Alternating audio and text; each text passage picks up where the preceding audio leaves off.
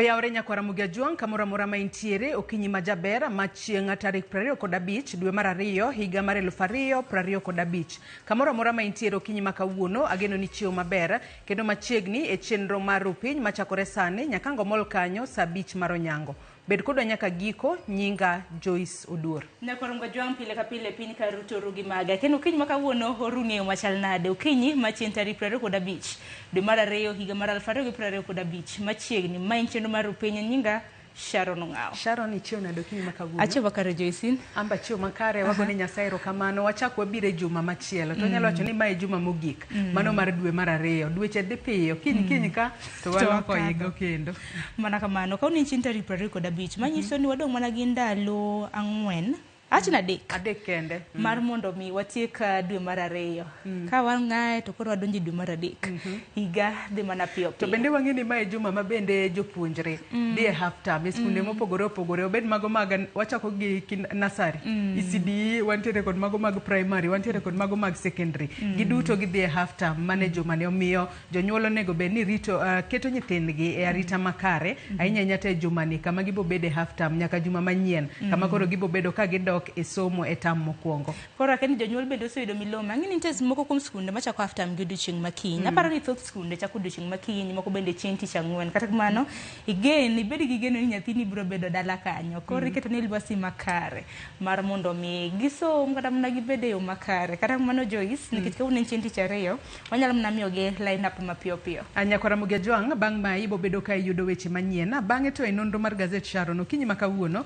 gazet mar Daily Nation kaachiel kod The Standard weche magimiyo pek anno ka beto opogore. Kawuono aparo ni gazet mar The Standard ema jopiny nyalo ringo kawahinya kalure kod thuon wach magiketo kacha kaachiel kod picha manitiere kacha gikete kanyo ni Raila caged. Mano kotudore kod limbe kata romo mane jatend piny William Ruto kod Raila Odinga obedo godo nyoro mano e kar jot mare e kaunti ma Mombasa. Nyalo bedo ni ODM adwa riwore kod UDA kosango matimore kata kamano ne giwacho ni gibo bedo ka gilero ne jo Kenya chung margi ahinya nyato e paw siasa e pacho kae. Taparo nja picha notimo makare nikech tipo makama aseneno ka dhi mbele mbui neno kana gimosore mapiyo to chal ka gima jo pichni kata mana jo mak picha nitie kaka na gitiyo tich makare kanyo. Achni mosruok makama en mano mar Jack Bada gi dholuo kiromo gi wado ting sani Jack Bada bwana. Jack Bada aparo ne en gima kare kata kamano warito winjal na lendo mabende ODM biro bedo ka chiwo nikech wang'eni mae bende dwe mabende gibiro bedo ka giingo higni 20.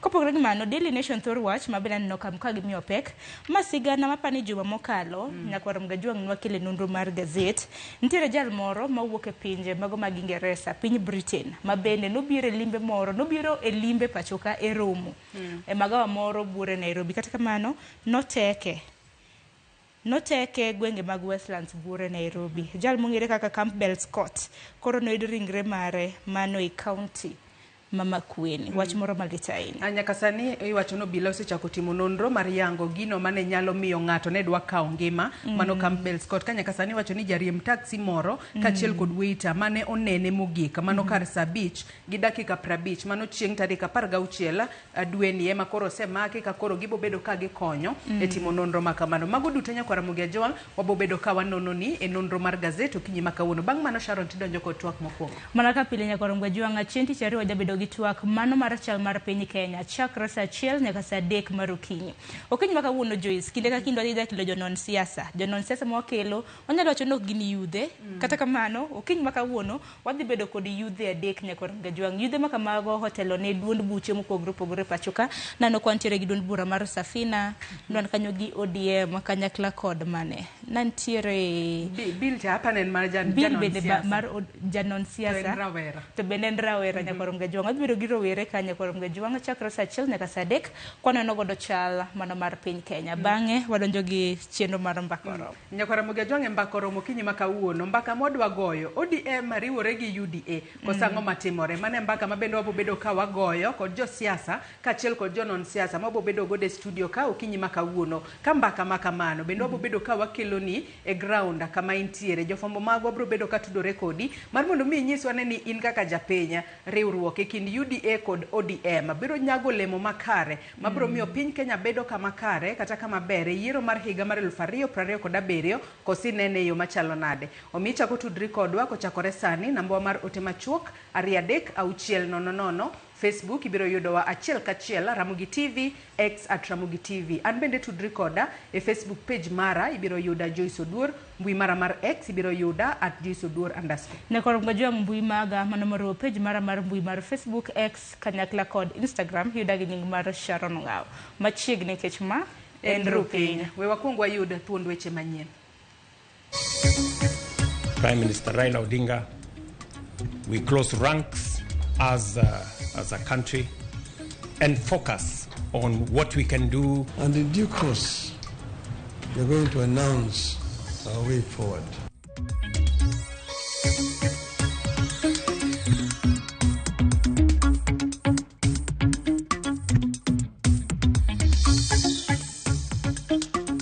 Private hospitals of Tigisha, Tuange, Kitunget in the Mondo, Ginis no register, the other Camora Mora, Shati, Kichopo, Tiko Nigibo Pogore. Anything that has been done here, we have paid. Hata mnaanza kuona marisiti mkononi.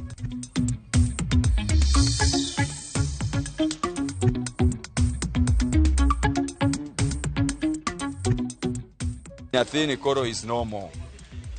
Omiyo wan wakao mana thuolo mar nyiso sirikal mondo otim uchunguzi maber mondo wang'e ni jok mage monego Fred.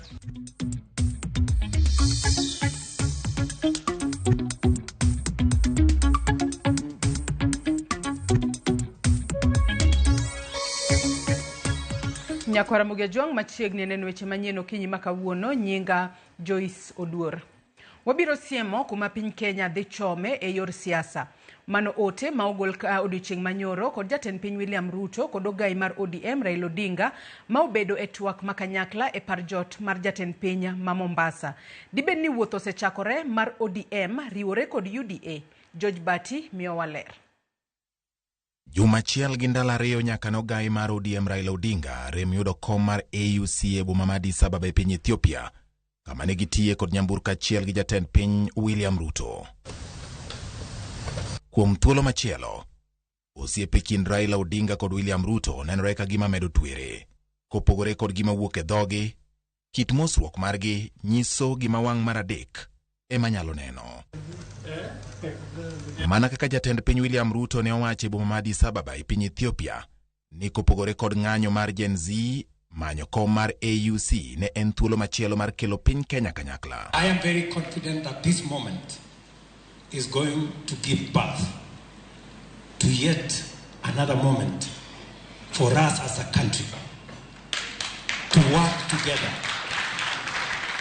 to build a new momentum for Kenya. E parjot mar jatend piny ma Mombasa, jatend piny kod ogai mar ODM Raila Odinga gi wach mawuok e dhogi medo nyiso singo mar chiwruok margi e neno ni Kenya obedo moriwore. This morning, as has been said, both by the DP and Prime Minister Raila Odinga, we close ranks as a country and focus on what we can do for Kenya, the necessary political capital that is required to move transformative programs in our country now exists courtesy of the broad-based government. Ewi penjo mosebedo ka gidore ka ODM nitie e sirikal kata oyo, Raila Odinga okoni odhi sumo paro mar jokanyo kendo biro chiwo yo ne jokanyo mage machiegni ni. More importantly, we are also available for Kenya. I'm back home here. I'm going to meet with my friends, my supporters, and I'm going to consult widely what's going on forward. And in due course, we're going to announce our way forward. Kata obedo ni onge wach ma achiel kachiel mowuok e dho jotelogo manyiso tiyo kanyakla e kind ODM kod UDA. Moko kuom gik mawang' mar adek mar fwambo neno gin moko kuom ranyisi ni iro dipo ka ok onyiso mana tie mar mach, to en ranyisi ni gimoro nyalo bet ni tedo.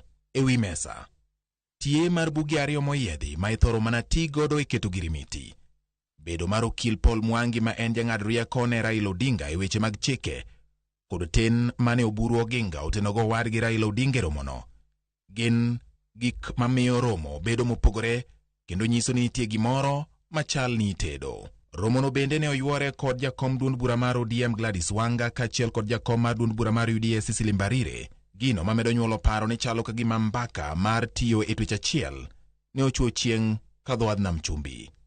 Ka gik matimore chal kod asere malewe siemo kamale nitie, wuodh 2027 chal mamedo mako mach ka wang' koro keti mar neno ka ODM biro riwore ayanga kendo siro William Ruto e yiero ma 2027 koso gibiro chung' kigin. George Bati, Ramogi TV. Romo mar ogai mar ODM Raila Odinga kod jatend piny Kenya William Ruto e kar jot mar jatend piny Kenya e kaunti ma Mombasa osekelo paro mopogore e kinde mamoko kuom jotend siasa makaluo wacho ni Ruto osenyiso osiep maber ne Odinga kod oganda luo duto. Jafambo marwa George Juma miyowa ler mar wachno. Bang' lek mar Raila Amolo Odinga mar bedo jakom mar Africa Union Commission kata AUC podhe pi, paro siwuok mopogore ka otende kod kama yor siasa mar Odinga koro chomo. Romo mar Odinga kod jatend piny Kenya William Ruto e kar jot mar jatend piny Kenya e kaunti ma Mombasa bende ne omedo kelo paro ma opogore. Piny for social stability dwaro jotelo ka bedo together. Ne nyaka beniga wacho weche manyalo konyo piny. Penjo maduong' ma joherago mag Odinga temo manyo duoko mare ento nyalo bedo ni romo mar Odinga kod Ruto temo nyiso kama yamb siasa koro chomo e pacho kae. And wang'eyo ni macha was a bold step mar ker mar chungi Raila Odinga sama koro ne wanyalo dware support. Ker obedo kodwa wan kode kanyakla nyaka 2027. Amolo uno ganda baba so chungie gi Ruto konye Ruto nyati koywa konye miye. Sipika mabunge la wananchi e kaunti ma Homa Bay Walter Opiyo wacho ni omor kod romo mar Odinga kaachiel kod Ruto ka omedo ni doher mondo koro Odinga kodhi mana nyime kod siasa ma pacho kae. Siasa ma Kenya ka to Raila mong'e kore kako wacho ni ubiro miyo ji line no okomi joluo kende ubiro miyo jo Kenya mpango. Jatend migao no mateke pacho kae Opiyo Wandayi wacho ni ok ginyal yie mondo Raila Odinga koro rekod jotelo kaka jalup jatend piny Kenya machon Rigathi Gachagua mowacho ni osebedo kaposo wechego mok ni kare. If that is the kind of ideology that Kalonzo wants Raila Amolo Odinga to associate with, then he is mistaken. Because we shall not allow that to happen. We shall not allow Baba Raila Amolo Odinga to be misused. Wandayi wacho ni kako oganda luo gisiango jogo moherogi kod mago moko herogi ka omedo ni kako oganda gidhi bet e piny owacho motele kod William Ruto kendo yiero mabiro bende gibet e piny owacho ma idhi losi. We now know our friends, our true friends, and we know those who don't mean well for us. We stay in government up to the end, and in the next election, we also plan to be in the next government. Wach makamae nosiko jubendo manyando Jared Okelo, mane wani jatend piny Kenya William Ruto, osenyiso osiep makare ne Odinga kaachiel kod oganda luo. I can confirm that President Ruto did what no any other person can do to you, including your blood brother. Ruto has exhibited true friendship, not just to Baba, but to my community. Odinga kinde romo mar jatend piny Kenya William Ruto e kaunti ma Mombasa ne wacho ni e kinde machiegni odhi golo chung' mare ka otenre kod siasa ma pacho kae. George Juma, Ramogi TV. Jatend piny Kenya William Ruto okoni winjruok mane gitimo gi ogai mar duond buch ODM Migosi Raila Odinga mar tiyo kanyakla kendo kelo ganda jo Kenya kanyakla podi biro dhi nyime maonge dok chien. Ruto mane loso e od bura ma Likoni Mombasa bang' sidho ayanga kar tiegruok mar tije lwedo midendo ni Likoni Technical and Vocational College okoni nyaka koro gitang' gi jogo manyayo siasa mag dhoudi mageto pogo ganda jo Kenya. En wach mane osir lwedo gi jalup jatend piny Kenya Kithure Kindiki kaachiel kod jatend migao mar chenro mag nama Hassan Joho. Moko kuom jotelo mane oyuoro e nyasi no bende obalo gi mane en jalup jatend piny Kenya Rigathi Gachagua magikoni temo pogo jo Kenya ka bende giseyo winjruok mayande nitiere e kind Migosi Raila Odinga kod Uhuru Kenyatta magikoni ne ok onyuolo lemo. Watu wa moja, watu ambao mambo yetu tunapanga tukiwa pamoja. Sasa mimi nataka niwaulize, mungetaka Mheshimiwa Rais waendelee kufanya kazi na Mheshimiwa Raila Odinga? Waendelee wasiendelee? Munaunga mkono broad-based government ya William Ruto na Raila Odinga? Sisi tuko ndani ya serikali sahihi, si ndio? Mnataka tutoke? Tutoke? Tukae hapa? Tukwame ndani? Na mimi kama gavana wao, hawa waliniajiri, mimi ni wa kwanza nitasema, yule anayeleta ukabila katika Kenya hii is a madman who deserves to go to a mental facility. Na tutakuwa na wewe sako kwa bako, Mheshimiwa Rais. Jatend migao mar arita Kipchumba Murkomen oyango ni jopiny Kenya moheo 20 mawuoka Tondong'anya e kar chung'od bura ma Turkana North onegi koda jonjore maga Dasanech mawuok e piny Ethiopia e monj manotimore odhiambo mar Ngeso. Kauloso e kinde limbe mare e gwenge makono mapodi ni kod liet kaluore kod monj makamano. Ochiko jotend arita mawuok e hoho maroka ka mondo otudre koda jotend arita mawuok e piny Ethiopia mondo bede romo kendo gineni ringre mar oganda jo Kenya manyocho negi oduok pacho ka achiel kod mwandu maggi. Cynthia Onyango miyo walera mar siganan. Banke to ayanga ni oganda jo Kenya maonegi e monj mayande otim kod jonjore mag Dasanech okelo lal mar ngima mar oganda moheo 20. Jatend migao mar arita Kipchumba Murkomen ma otimo limbe e gwenge makono ndalo achiel kende bang' monjno owacho ni lit kachiel kod luoro nitiere mar temo ng'eyo kaponi oganda duto mapod olal kendo pok ofweny kama nitiere ngima kata oyo. Nilihuzunika sana kusikia habari hiyo ya kwamba watu wetu wamepotea. Watu zaidi ya watu 20 saa hizi, hata zaidi ya 20 haijulikani penye walipo. Si hata kama wangekuwa wamepatikana, hata kama ni kusema wapo ama hawapo, ingekuwa ni afadhali. Lakini watu wanakaa na anxiety na waziwazi, hawajui kama wote wamekufa, kama kuna wale ambao wanaishi, na hiyo ndio ni chungu sana hata zaidi kwa sababu inatia watu waziwazi.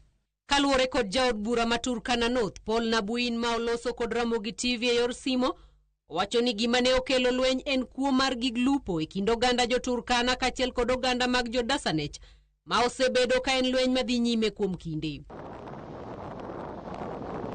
Oyango ni winjruok margi kod jochiw arita mawuok e piny Ethiopia odhiambo manyoro ne en ni gichiw ringre duto mar oganda mane onegi e monj makamano kachiel kod mwandu mane okwal. To nyaka sani onge ringre moro amora ma osechiw ka yiedhi 15, pikipiki achiel kachiel kod bunde 2 ema oseyudi to pok ochopo e lwet sirikal mar piny Kenya. E ote achiel onogo, jatend migao mar arita Kipchumba Murkomen ochiko jochiw arita madongo mawuok e gwenge mag hoho mar okak mondo ket ikruok mapiyo kendo tim tudruok kod jochiw arita mawuok e piny Ethiopia mondo jo Kenya ma onegi kod maondhi duoki e piny Kenya kata ka okalo yor keto winjruok makende mar pinje ma ong'ere kaka diplomasi. Mambo ya kutafuta wale ambao wamepotea, wao ambao wajapatikana, nimepatia orders regional commissioner wetu hapa. Mmeona regional commissioner wako hapa, tumekuja na yeye anatengeneza team kutoka kesho wakiongozwa na county commissioner, wataenda kuingia pale kuongea na ile serikali ya upande ule mpaka tukubaliane watu wetu ambao wamepotea wapatikane. Kipchumba bende wacho ni serikal dhi chako chenro mar keto kar yango oganda madonje piny Kenya kod mago mawuok e tong' mar piny Kenya kod piny Ethiopia mondo konye chenro mag chiwo arita kod ng'eyo jonjore mahinyo kelo kethruok mar arita e gwenge makono. Nitahakikisha kwamba tumeanza mipango ya kufungua hapa a border post ambayo tutajua nani amekuja Kenya, nani ametoka Kenya. Tumekubaliana mpaka hapo? Hiyo ndio itakuwa ni kitu moja nitaenda kuzingatia. Kaluore kod ywak mar jodak ma Todonyang kachiel kod oganda mar kaunti no ewi kwan mar nok mar jochiw arita kachiel kod koso bedo kod omenda ma oromo mar konyo chiwo arita, jatend migao mar arita Kipchumba Murkomen osingonegi ni ewi osara ma obila ma chiwo arita kono mong'ere kaka NPR yudo idhi migi omenda nyading'wen mar omenda ma giyudo gie sani. Nimeambiwa kwamba shida kubwa zaidi hapa ni kwamba tumeandika watu wa NPR na hawana ile uwezo ya kusaidia wananchi. Namna hiyo. Nimetoa amri leo. Mumenisikia? Nimetoa amri leo. Ile kidogo mlikuwa mnapatiwa iongezwe mara 4. Nyaka sani liet pod okwako gwenge makono ewi nek mar oganda ka sirikal bende koro keto mesa moyiedhi mar kawo nying oganda ma olal ma ichich nyalo bedo ni onegi kata ondhi e kinde monjno manotimre dier nam e kinde chenro mar timo lupo e otieno. Cynthia Onyango, Ramogi TV. Obile kaunti ma Homa Bay osechako timo nonro ewi nek mar jabodaboda moro ma ichich ni nyocha onegi kaito ojuang ringrene e otogoro mar Minyaga e tok chiro soko Mjinga e boma ma Homa Bay. Ringre Fred Abade ne oyudi gi johala kaleo ewi pi Minyaga mane e tok chirono bang' kane olala e giko dira mokalo. Jafambo marwa Ali Abich miyo waler mar wachno.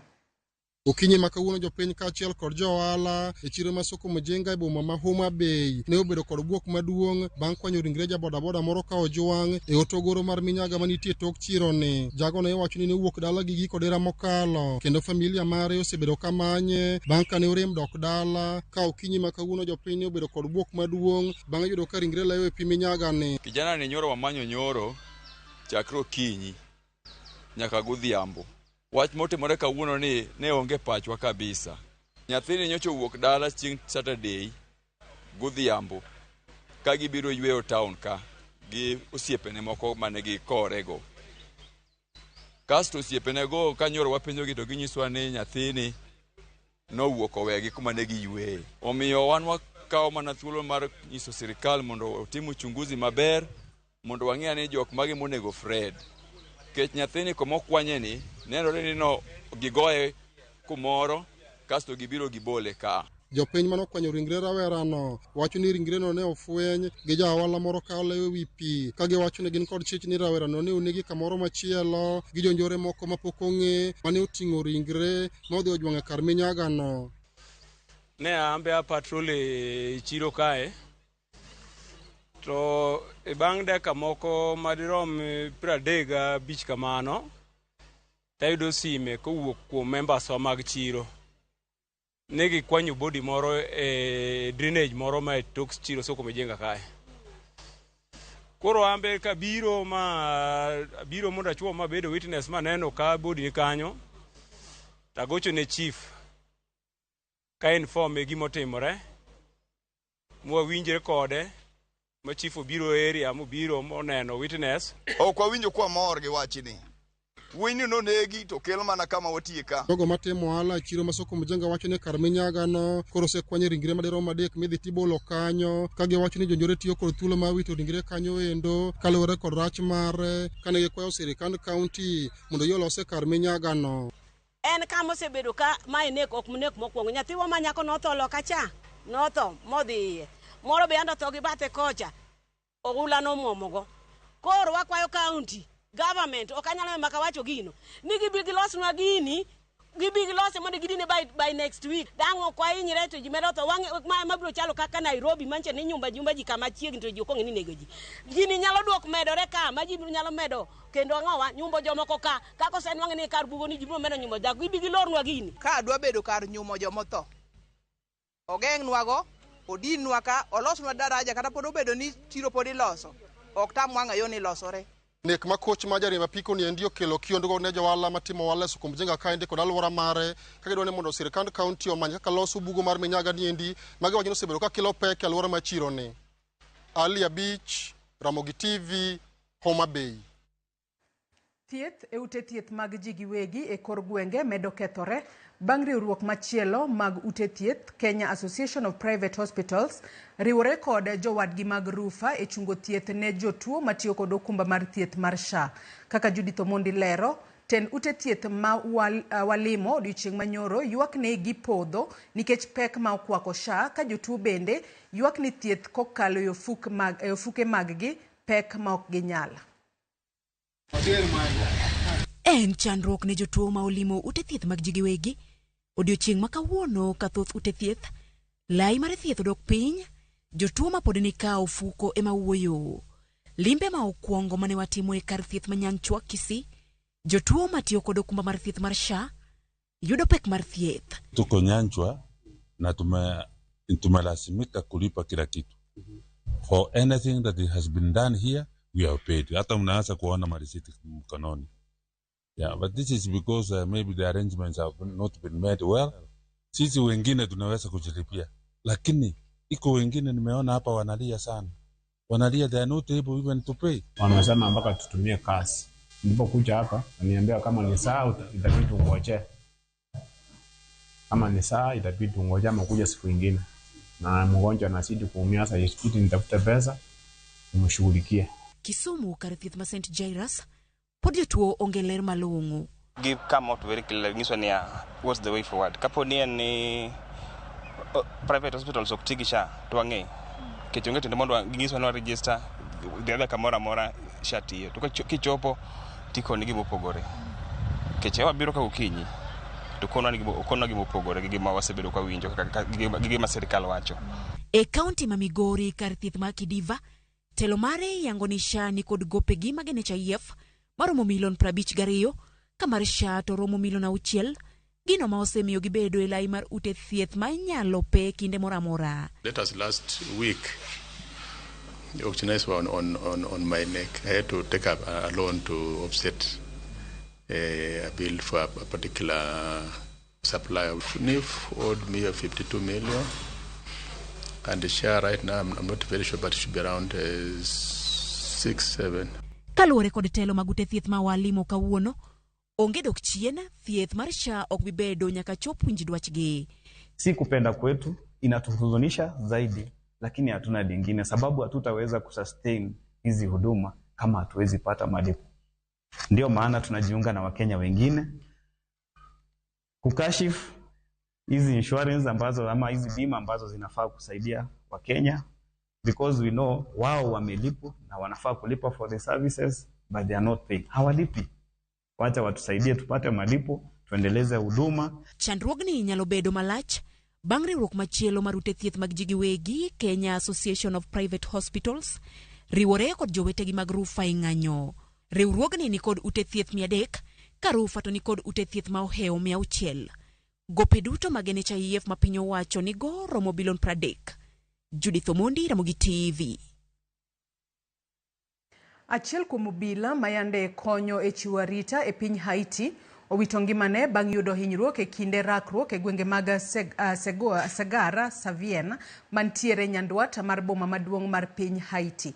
Kaluore kod ote makende mogol kod riwruok machiwo arita kwe e pinyno kokalo kuom komanda margi Godfrey Otunge, apisano ne oyudo hinyruok e kinde rakruok kendo bang'e ne oring kode gi kalapapla osuptal ma Aspen Level 2 kama nowite ngimane.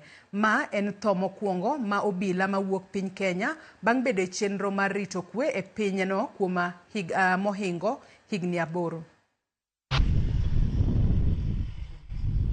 Na kijana ambaye amekuwa Haiti kwa muda ya miezi 6, na tulipokea kama familia, kama eneo tumepokea hiyo ujumbe ya huzuni sana. Nimesikia asubuhi yeye amefariki. Nimekutana na mkaidi na nimeoa yeye. Na kijana ni yangu. Naomba serikali aletwe hapa Kenya na mimi apate nafasi ya kuona sura yake, kuona ni yeye. Amekuwa busy, hakuwahi tena kupiga simu nyumbani, lakini tumekuwa tukiongea na yeye kwa message. And he's the only person who has a payslip with us today. This whole family is a big family, and so we look to him as a very close person and a very big helper.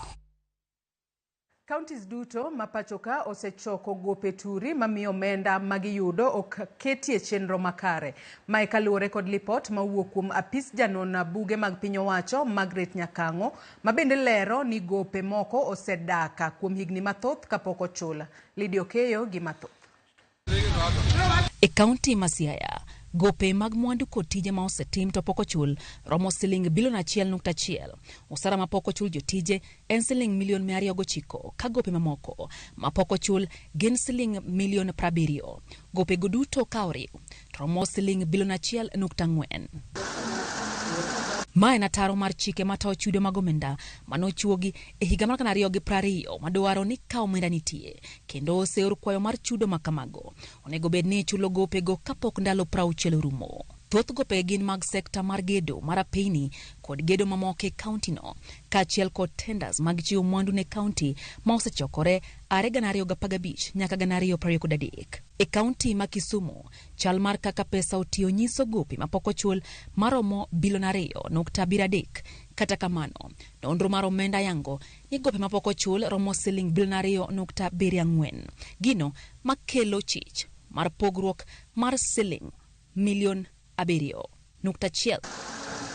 Bende Auditor General yango ni chenro mag chudo mano ochiw mondo mi otim negi nonro ne oweyo oko gope mag udi mag apise moko maromo siling milion 27.4. Ewi mano, nitie gope maromo siling bilion 1.4 mano winjo bed ni chulo kapok okadho tarik 30 dwe mar 6 2024. Ataro mar chike matayo omenda mag counties mano chuogi 2015 manyiso ni gope winjo bed ni omi pek kendo chul e samo winjore. E kaunti ma Homa Bay, nonro mar kaka omenda notiyo yango ni ntiere gope mapok ochul maromo milion 955 ka omenda gi omedre gi mane ok ochul 2027 nyaka 2023. E hiko omenda 2023-2024 gope mane ok ochul ne romo bilion 1.1. Gino makoro kelo kwan duto mag gope ma kaunti nigo nyaka bilion 2. Kata kamano, tend kaunti no chulo milion 861 kama koro keto gope mapok ochul e siling bilion 1.19. Auditor General wacho ni gope ma odong' mapok ochul go odhi ataro mar chike matayo chudo mag gope madwaro mondo mi chul gope go e samo winjore. E kaunti ma Migori, gope mapok ochul romo siling bilion 1.7. Mabang' gope maromo siling milion 722 nochul. Kata obedo ni sama no winjo chulgi ne osekadho. Gino ma Auditor General wacho ni odhi ataro mar chik madwaro mondo mi chul gope e sa mowinjore. Nyakwara Mugajwang' weche mabende donjonwa gi sani en kotudore kod ji 4 ma owito ngimagi kama moko 4 oring godo e kar thieth ma Muhoroni County Hospital bang' ka bas mano bas mar kambi mar Nyaugenya mane ochomo Nairobi tuomore giri e alwora ma Muhoroni mano kod trailer moro mano e gwengego mag Muhoroni e kaunti mano ma Kisumu. Ji 4 owito ngimagi ka joma moko 4 oring godo e kar thieth mano mar Muhoroni County Hospital. E masira mar apaya mano juko bas mar Nyaugenya mano tumore kod trailer e wang' apaya mano ma Nairobi kochomo Kisumu kochomo Nairobi mano tieno ma piny orugodo kawuono. Magi weche mabende pod waluonu odiochieng' ma kawuono kendo matut wobedo ka wamiyi mano e weche wa manyien mamoko mag odiochieng' ma kawuono. Be nang'eno bila bro bedo ka timo nonro mar yango ni ang'o mane nyalo bedo ni kata nyalo kelo masira makamano. Nyakwara Mugajwang' gi kanye mwachopo godo e giko mar weche manyien okinyi ma kawuono. Yiena mar mondo mi akaw mana yweyo madundo gi sani bang'e taduogo kod nonro mar gazet. Kik idhi mabor.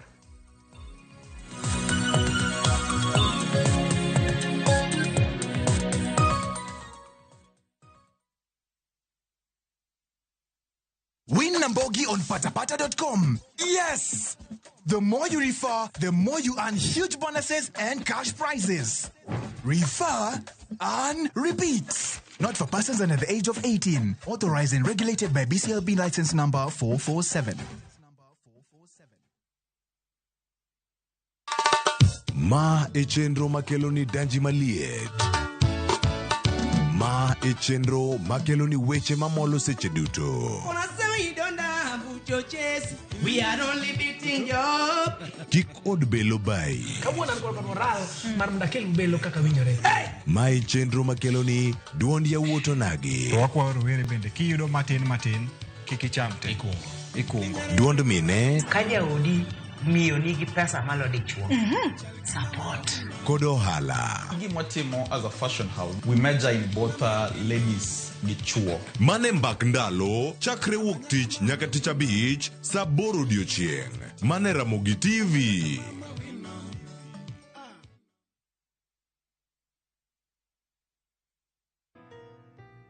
Babe, sijui nianzie wapi. But ukweli ni kuwa na kupenda tena sana. Nikiwa na wewe usikia nimekamilika. Kwa busu lako, kumbatio lako, aki nguvu niisha. Tabasamu lako hunimaliza. Sema tena nisikie kuwa unanipenda na hutoniacha kamwe. Nakupenda sana mpenzi. Dial *811 447# to get Nakupenda Mpenzi. Be isepenjorie sigendni mayudore kuonde ma waluongo ni pachowa. Kapuonjani nobiro nikech gwenyruok e kind owete. Riwri kodwa mondo wanon sigendni mabeyo mag kuonde ma wadakie. Nera nitie. Ninyuo kongo kacha niluongo ni kilap joko wili. Kochakore bombe madongo nyaka e gwenge ma iye. Otusenge en piny joimbo mar oganda kiluongo wasenge. Ng'e gigo mamiyo oganda ka oganda bedo mopogore. Nueng'o ma wan godo ka en mar kunyo goldi. Urudi. En kama ji duoge ji ok lal. Ng'e weche mane osekalo. Chon chande lweny nitie kor e gweng'. Rwako sigendni mag kuonde ma wadakie. Iwacho ni kibedo piny e kom kineno ng'ama lwete fuare kama mano nyiso ni jakano mulo ka pigo sechope bwo mesa. Ng'e gwengewa chieng' tich ariyo saa 3 otieno mana e Ramogi TV.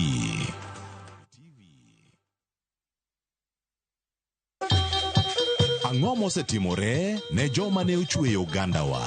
Adhi primary Kangonditi Primary School. Gin kanye sani? Amobilize kaler te, ne wago poro to gibiro wasombo kidi to watero kacha jite e secondary kacha. Waromo gi jodgi to wafwenyo sigandgi magimopondo. Siasa ka ng'amo ywaye maduong' katere siasa en Daniel Arap Moi. Ng'e ranyisi mabeyo mane giweyo. Ne japiny opogore kata ng'ama ne nie duond loch ne neno ni kopo ni Kenyatta dhi Tom okawie thuolo ni mondo tanwa pinyni kaluwore gi mwaseneno kuome. Ang'o magitimo sani? To kata kamano be pod gin kodwa. Nakedo ne wach sukari ma jobunge jonjo kod buot nochaka ne bwana sukari. Gin kanye kod Walter Nyambaga tich ang'wen saa 3 otieno mana e Ramogi TV.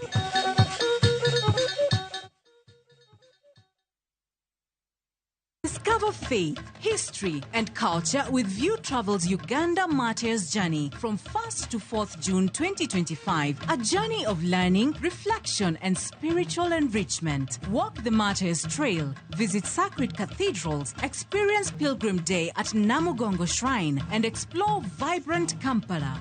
Starting from $925 per person sharing, tailored just for you. With View Travel, pilgrimage yako iko sorted. Book now and lipa pole pole. Visit viewtravel.com or call and WhatsApp 0703 254 254. View Travel. Dream. Explore. Discover.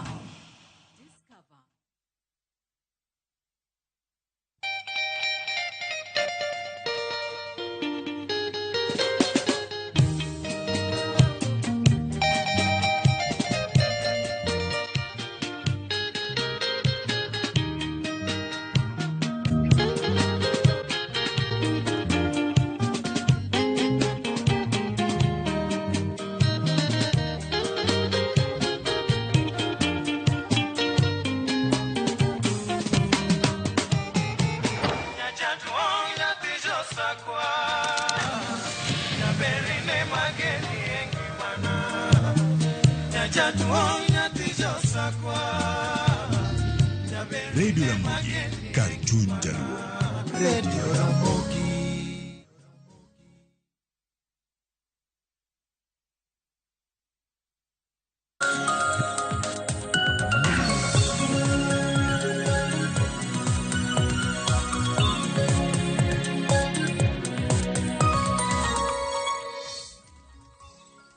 Jajuang dakika en 39 tok sa 12 mar okinyi. Anyisi ni wakaw mana yweyo madundo kae tabo bedo kaduogo kod nonro mar gazet. Antiere kae kod Raymond Jowi jafombo wadwa mar mondo mi wamisi so mar ng'eyo gigo mantiere gazet momori ibo bedo ka inyiewo tibedo piny isomo e yo makare. Oyawre Jowi chio nade okinyi makawuono?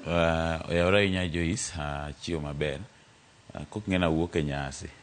Idhi e nyasi mane? Mar iluongo nang'o? Birthday. Mara. Mar nyuol. Matiende ni in mihia mayom. Koka yom. Ero kama na inya chio maber okaneno rach moro. Ok okwe maber. Kambi ka baneno ka gik moko swari. Yes. Ni happy belated birthday to you. Thank you so much. Awi maber e kinde makoro imedo higa achiel e higni ma intiere godo. Ni bana koro ni ng'ato no nyisa ni nyoro kar mondo orna message maber onyisa ni bana koro ing'e gima timore. The older you grow, the nearer the grave.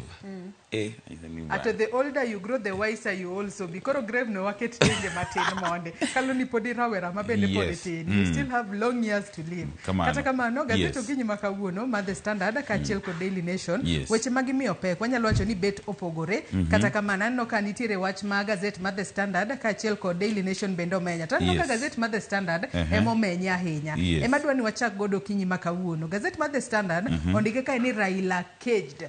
Nyalo bedo ni nitiere kuma okete Raila Odinga kalure kod romo mane nitiere godo kod jatend piny odiochieng' manyoro. Wang'e ni odiochieng' manyoro Raila Odinga ne oromo kod jatend piny Kenya William Ruto e kar jot mare mayudore e kaunti ma Mombasa. Kama koro malingling dieko ni nyalo bedo ni UDA dwa tiyo kod ODM kosang'o matimore. Kopogore kod mano weche mamoko be nanno komi pegi wacho kanyo ni lights out trash in. Mano kalure kod wanyalo wacho ni mana gwandruok moro matin. Mano bede kinda Kenya Power kod mago Nairobi County. Kama koro city jo kanjo mago mag Nairobi no ka yugi odhi wito oko maga pise mago maga Kenya Power kachiel kod weche mamoko mabendo meny. Kata kamano dono achak kod wach ni mar Raila caged. Onyalo bedo kaka gazet ni mar The Standard ondike kose gazet mar The Standard ne manyo mana dhok ma ka gindiko godo gazet kawuono to jopiny bro bedo ka ringo mar mondo mi onyiew gazet osomane matut. Jo kinde duto kata ka wamiyo ji nonro mar oboke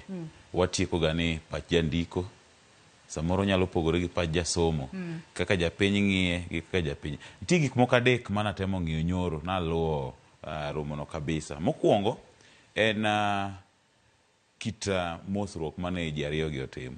Ok en moro ma kawaida. Ineno kano biro to lwedo omana kata oboke ni omake gi kaka ome ma kata ka ineno tipono to ineno ka en mosruok moro mane nigi wach.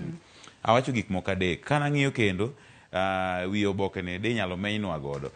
Ineno ka akeka nyakwara mugia jo nyalo nene makare. Ineno kit Jacobat mane migosi mano Raila Odinga jako godo bada jatend piny William Ruto. Wagoyo mos waonge kod gazet mano mar The Standard i newspaper kinyi makawuono. Kata kamano mane kit mosruoka mane gi mosore godo odiochieng' manyoro. Mano mokwongo kit mosruok. Mar ariyo gima natemo ng'iyo en jogo mane migosi Odinga wuotho godo. Kinde mane migosi Odinga timo mosruok gi ker mosedhi yweyo Uhuru Kenyatta no wuotho mana gi jaod bura mano Masuna Sunais mano migosi Junet Mohamed. Odiochieng' manyoro kane neno ne nitiere Gladys Wanga, ne nitiere gavana ma Mombasa, gavana machon, nitiere kweth mag jogo ma osebedo kowuotho godo. Kineno language kata wacho dhok ma jogo osebedo ka wacho gisebedo ka gisiro moves te mag migosi Odinga. Mar adek mana neno ne en oboke kata king'iyo oboke ni idhi neno ewi mesa kanyo nitiere gik machalo documents mano bedo signed. Mane nyalo bedo ni nitiere girimiti moro mane gichwe kopi manyoro. Kitieko mano bende idhi neno ka moko kuom jogo mano yuoro nitiere okil ma osebedo ka ochung' e lo migosi Odinga e wechege duto mosebedo kotimo kisiasa mano migosi Paul Mwangi. Embe ne en achiel kuom jogo ma bende noyudo nyaka thuolo mar goyo picha ka achiel kod ker gi migosi Odinga. Raila caged, gazet wacho kamano. Caged tiende nang'o? Samoro wacho en gono, ogoye gono kamoro. Nitie kaka odine makoro okonya kethni kama okonya wuok. Ana nyalo wacho ni samoro ma pach jandiko. Nikech king'iyo migosi Odinga adier sani kata ko wacho no weyo ker nikech ambe korka kora paro ni wach ni mar cage nyalo bedo ni oketi kama denya kama koro in iwuon ionge kata duol moro minyalo golo godo duol kata inyalo chiwo godo pachi moro mane tiende cage ambe kaka apare kata kamano kwa ng'iyo kit osiep kata kaka ne gibeto odiochieng' manyoro ok onyal bedo ni Raila oket kumoro makoro en duonde ok wachak wawinje weche mag siasa. Kuonge kata gini Joyce kaka gino osebedo katimore moko kuom jotelo manie kuma duond buch ODM mondo mi ng'eni Raila ok nya bedo cage kata ok nya diye kona madeny en ni Sifuna wacho dhok machielo, Nyong'o wacho dhok machielo, Orengo wacho dhok machielo, Mbadi wacho dhok machielo, kamano Wandayi wacho dhok machielo. Migosi Odinga matin obet kama onyalo dhi gi ng'ata samoro ka odhi matek gi kweth masire to onyalo wacho ni wan kwetho mar ODM Sifuna mosebedo ka wuoyo lowa wan waonge gini. Koro nyaka gie sani migosi Odinga en ng'ano ma inyalo wach ni en on demand ng'ata dware. Kata kamano natemo ng'iye kama katieko ni king'iyo kweth machielo nikech sani koro wan gi two coalitions kata pok olos gi ayanga to wan gi two coalitions. Coalition mokwongo en makorka ker, coalition mar ariyo en makorka manothich oko jalup ker mano migosi Rigathi Gachagua. Sani koro jo Kenya nyaka koro dhi chuno gi nyaka gi decide yiero either kor Rigathi Gachagua kata kor William Ruto gi migosi Raila Amolo Odinga. To gima dhi timore niya, migosi Odinga an kana ng'iye taneno ni migosi Odinga ni safe bedo gi ker Uhuru Kenyatta, bedo gi ker William Ruto nikech osemiye gik moko ariyo adek mineno. Migosi Rigathi Gachagua kano donje tele neno ywaruok kaachiel koda weche manosiko bedo kobayo ne migosi Odinga kata nyaka ne bed chop nyaka kama ne ithiche oko. Iyudo ka seyo mang'eny ni seyo migosi Raila Amolo Odinga kuom ne keto kweth mage mondo mino sir twagno. Nyaka gie sani anyalo wacho ni migosi Raila Amolo Odinga pod nigi thuolo mar go about turn ponono ni gik moko kodhi maber. But gima na omako wang' ahinya en kit obokgi nikech owacho ni machiegni ni odhi golo statement to be nanno ka wach makamano Jowi omi peke it gazet mar ang'wen mano mar gazedne mar Daily Nation mar The Standard okinyi makawuono to bende wachore ni toka dwaro mano mar Raila Odinga mar bedo jakom mar AUC nogore Luanda mano chieng' mane iluto ombulu mano ngeso ma tarik 20 mano mar en tarik 15 mano mar dweni nyaka sani koro nitiere jogo masiro lwedo mano Raila kaachiel kod Ruto gisebedo ka gisundo ni Raila Odinga koro nego bende donje sirikal mar William Ruto kaka prime minister. Jogo mosebedo ka chwalo duol makamano mago riwo both jo Kenya Kwanza, jogo mantiere Kenya Kwanza gi jogo manitiere ODM. Motingo kanyo Senate County Manandi Samson Cherargei, jaod bura ma Belgut mano Nelson Koech kaachiel kod jaod bura mano ma county mano jaod bura ma Homa Bay Town mano Peter Kaloma. Gine magisebedo ka giwacho ni riwruok e kind Ruto kaachiel kod Raila ahinya to yiero mar higa mar 2027 nyalo seche moko loso sirikal moro motegno manyalo chwalo piny Kenya mbele. Ingeni kapok wadhi kata wach mar loso sirikal mamanyonda kata riwruok onego wakuong wayiere ni to be en gima ber duoko erokamano ne migosi William Ruto kuom gima notimo kata kamichung'e owuon be feel kata be iwinjo e chunyi ni notimo gima nowinjore be nosire gi chuny maler. Apani mane gima koro medo keto sib nikech kata migosi Raila Amolo Odinga nowacho ni en adier oyie gi support mane William Ruto miye ni mar no chung kode kendo no yie kata ji noneno nikech adier ji mang'eny kata mane ok sir migosi Odinga to wacho ni adier support mane William Ruto miye ne ber no moro ji. Kora pani mano mise mar osiep magiloso kata kamano we wang'i ni to obok mane ni ewi mesa nikech kata king'iyo ite mar ang'wen ina koro obogo koro ginena yanga ewi mesa kanyo nitiere achiel sama mano dhi ne kwethni gi mano dhi ne kwethni. Higa ni wasechodo donjo dwe mar 2 kwachopo dwe mar 8 wadonjo higa mar 2026 ema dhi bedo climax mar election.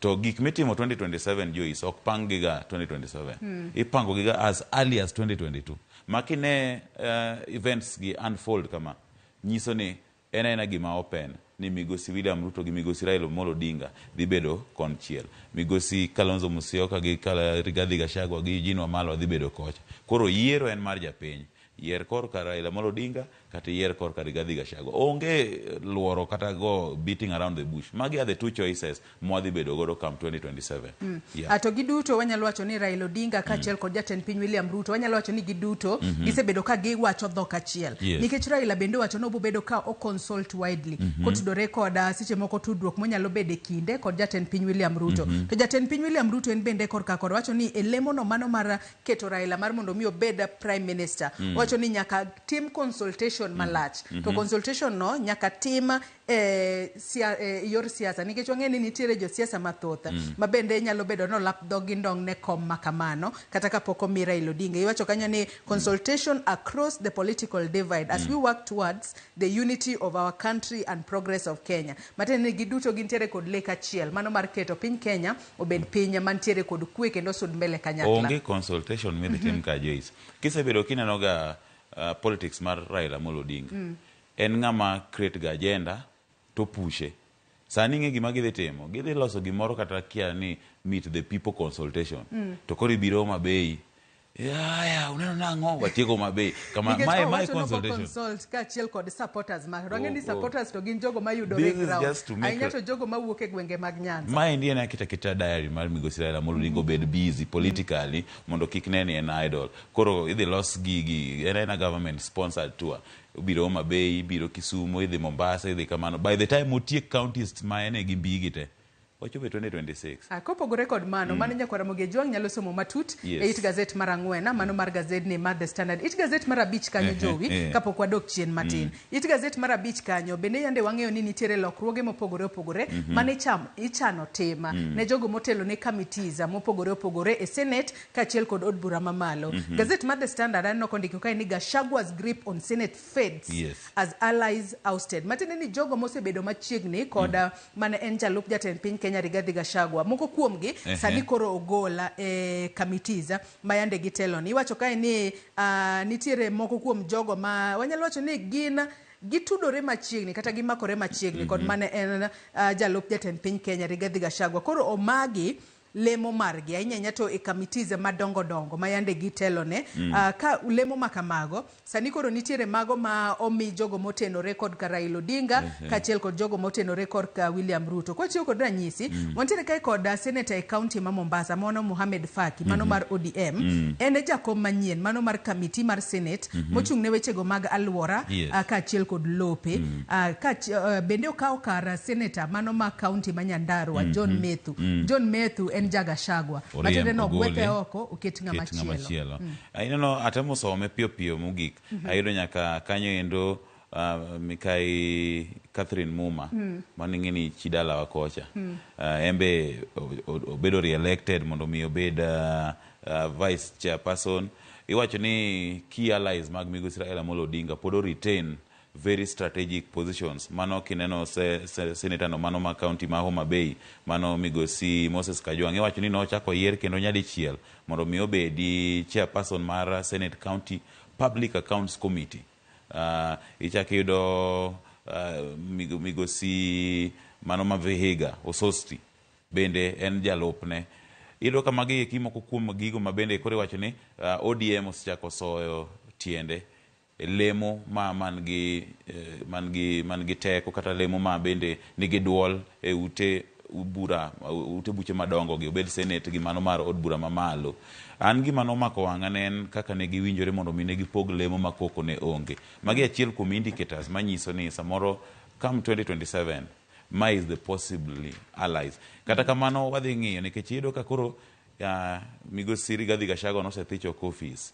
onge koda teko mara pisi joge mabende ne onyalo tiyogo nikech ng'eni nyalo tiyo gi jogi mondo mi sabotage tich mabende dhi mbele iye kanyo endo iyudo ka nyaka sani jogego bende osechak pudho oko achiel kachiel kigole committees mochuno ahinya nikech iyudo ka committees gi bende maloso chike to bende ma draft nyaka budget maloso proposals te ma gi bills mikele od bura so long as ionge gi duole committees gi iyudo ka onge gimoro amora minyalo influence e od bura maendi nyiso ni ka wachop 2027 to jogi duto mag mosebedo ka siro Migosi Rigathi Gachagua gidhi bede koyo kata kamano ino ka Migosi Rigathi Gachagua nose statement moro sechako lagore gwenge mag masawa mar piny Kenya ni ok ochuno nyaka itim dongruok as long as in gi jo Mount Kenya ibiro yieri kendo koro wadhi ng'iyo possibly nikech apani koro nyaka gie sani ne giseamua either lose position tidong relevant e gweng' miaye koro mane ema pani en ohala migo kaendi nikech kitamuri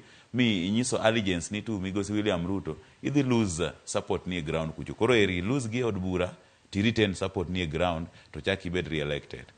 Aya kopogore kod mago nyakwara moge juang nyalo somo it gazeta mano marabicha kabendi wacho ni tudruok makamano e kind Ruto kachiel kod Raila geto mar mondo mi koro mi gibed kod duola inya to obede Senate kata e od bura mamalo kaluore kod tudruok makare mosebedo kwaneno e kind jatend piny kod William Ruto. It gazet mar ariyo jowi yuaruok mosebedo e kind kambi makeyo teko sitime pacho kae kod 10 county mano ma county ma Nairobi kae ondiki kae ni Bills War Kenya Power demands 3 billion mano kuwuok kuom 10 county ma Nairobi. Kata kamano City Hall delivers garbage. Mano kutudore koda kaka 10 county ma Nairobi odiochieng' manyoro ne waneno ka koro gikawo yugi kaachiel kod taka gidhi wito oko mano mag apise mag Kenya Power. To bende liekore ni kopogore kod wito yugi mbele mar apisi ma kamago. Bende ni gitero loche manitiere kod yugi e alwora mano mar apise mag Kenya Power. Gino mano miyo kata jotije moko nok nyal bedo e apise gi kaluwore kod tik marach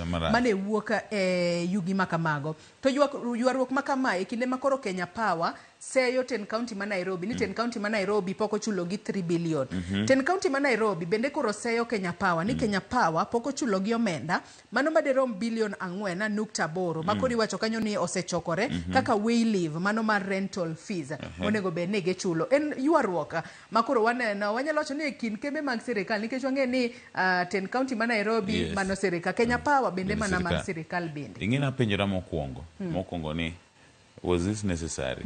Be no chuno ni nyaka ne gitim kama. Nikech dong misemo moro wacho ni fahali wawili wakipigana. Ni nyasi dongi. Akoro nyasi gin jotije matiyo apise ma kamago. Then bende wacho ni gi kizungu moro be wacho ni two wrongs does not make a right. Ingena neno gini nyoro weche manyien kaini ma akunga nyera. Gima ne gitimo ni at the end of the day ngama bro choke pod mana jo county 10 county ma Nairobi ma bodok choke nikech the moment ma Kenya Power bo wacho ni koro ok choke alora ma kanyo endo bro affect nyaka joma kadho gi joma timo kamano. Accumulation mar bills okang'eyo kaka inyalo tim mondo mi iluongo nang'o bills ma kunore malach gi mondo mi koro ng'i kaka iduoko gi piny. Ma endio kosebedo ka timore kata ne 10 county ma Nairobi kende. Inyalo paro kata kidhi kata county ma Kisumu kata county mora iyudo ka samoro pi lal to ka pi oselal kuom thuolo malach to kiwinjo reason momiyo pi olal tinyisi ni Kenya Power ng'ado stima nikech bills accumulate. Apani gima chandwa mokwongo nyocha watimo nonro mar oboke ka gi Sharon to ne wayudo ka migosi William Ruto nodhi o launch chako keto mise mag biro keto kambi sola pacho kaindi. Apani gima chando piny Kenya mokwongo en monopoly. Bedo ni Kenya Power onge japiem mora. Ena monopoly o enjoy monopoly. Ko yudo ka samoro gi ng'ama nyalo keto gi tesre mondo mi ginyiso gi kelo bills go onge. Yudo ka samoro ji complain achio end month kadhi chulo bill ta yudo ka gini koro chikore mokadho. Apani bende nyaka ne mondo mi gima chalo kama timre ywaruok moko masuku samoro kidwa ket Kenya Power mondo mi ogol ler kaka osebedo ka choko bills samoro onge. Apani nitiere bende kaka Kenya Power bende koro nego gonyo ng'ong mondo ng'iyane nikech onge kaka pile ka pile sector mora ywago piling of bills kowuok e Kenya Power. Kadhi joka pi bills ni malo, kabire Kenya County bill ni malo mar stima ena stima ni kabisa. Gima hinyowa kabisa en mana monopoly oonge competitor.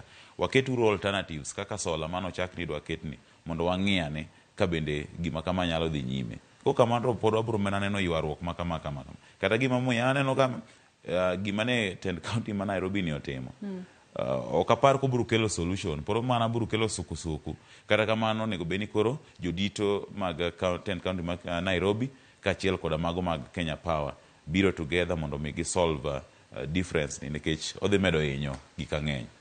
Kopogore kod mano adwano dhi it gazet mar adek mano mar gazet ne mar The Standard mana mapiyo it gazet mar adek kae koro wach kae kaka ote mag kuyo kachiel kod leta koro dhine familia mano mar jafwambo mar Auma Njoroge Mwaura man lendo e od fwambo mano mar KTN makoro nowito ngimane ko jahigni 74 iwacho ni no bang' tuore mana matin to nowito ngimane e osuptal moro mano Nairobi Hospital tok kane osetimne bero mana tok tuoruok matin ahinya. Wambe ne wamedo mana chwalo ote maga kuyo kachiel kod lit ne familia wede kachiel kod osiepe mag Njoroge Mwaura jafwambo matoklo makoro nowito ngimane ko jahigni 74 Josip ma inyalo paro magi moko kuom wenge manomiyo ji nohero weche mag fwambo kabisa. Iparo ka gichako weche gi mag lendo en kachiel kod Aluyi Otieno ma bende ne en jafwambo marwa kaendi Julie Gishuru kinde ma pod ne gine od fwambo ma koro owach kaendi ni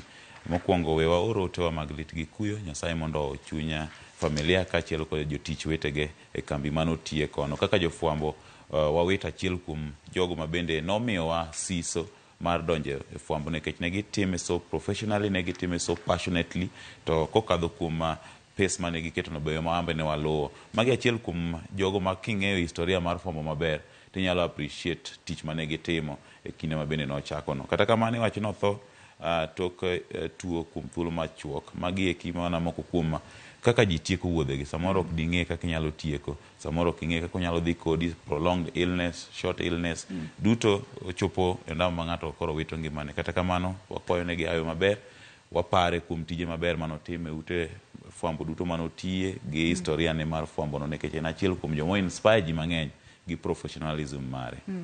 Aya, adwa ni wang'iane waket tengi gazet mar The Standard. Kata kamano nitiere machinglo moro, kata katun moro momako wang'e gazet mar The Standard onogo jogi. It gazet mar 12, mano mar gazet mar The Standard. Wagoyo mos nyaka Ramogi Ajwang', ok inyal neno machinglo makamano. Kata kamano kinyalo mana ng'iye kae. Machinglo makamano, nyaka Ramogi Ajwang' ok nyal nene yo makare. Tang'eyo ni en mana kotudore kod tiyo kanyakla e kind jatend piny William Ruto kaachiel kod ogai mar ODM, mano Raila Odinga. Ano kondik bathego ni watch this space. To kamachielo Raila bende ng'at tipo machalo mar Raila Molo Odinga wacho kanya ni I'll be talking again. To ochalo ng'amo so mfuko. Amechinglo ni ng'e chieng' moro abiro bedo achiel kuom jogoro gi nikech ginatimo kane ane high school omoraga en creativity of the malo kabisa. Koro watch the pace. Ng'i kaka wadhini ondamo mwago mano migo Israel Amolo Odinga wachne mano ogolo nyoro ok wach wadonge. Haya, king'iyo to maendi ker William Ruto, I'll be talking again. To say I'll be talking again no to already ene ofuku mar ker William Ruto. Gima jama chinglo ni temo wacho ni nyaka kama wachopeni William Ruto nekech iyudo ka kweth machielo cha ne gombo mondo migo Israel Odinga riwre kodgi kane gia AU. Duto ne gigolo statement, ing'ama ber, itetea ji bikoni. To migosi Raila Amolo Odinga be koduogo to wacho ni mayanga bra. Yan jogi te samoro mama timos to koro gibedo young brothers. Gima jama chinglo temo wacho ni nyaka kama wachopeni. Ene mfuko.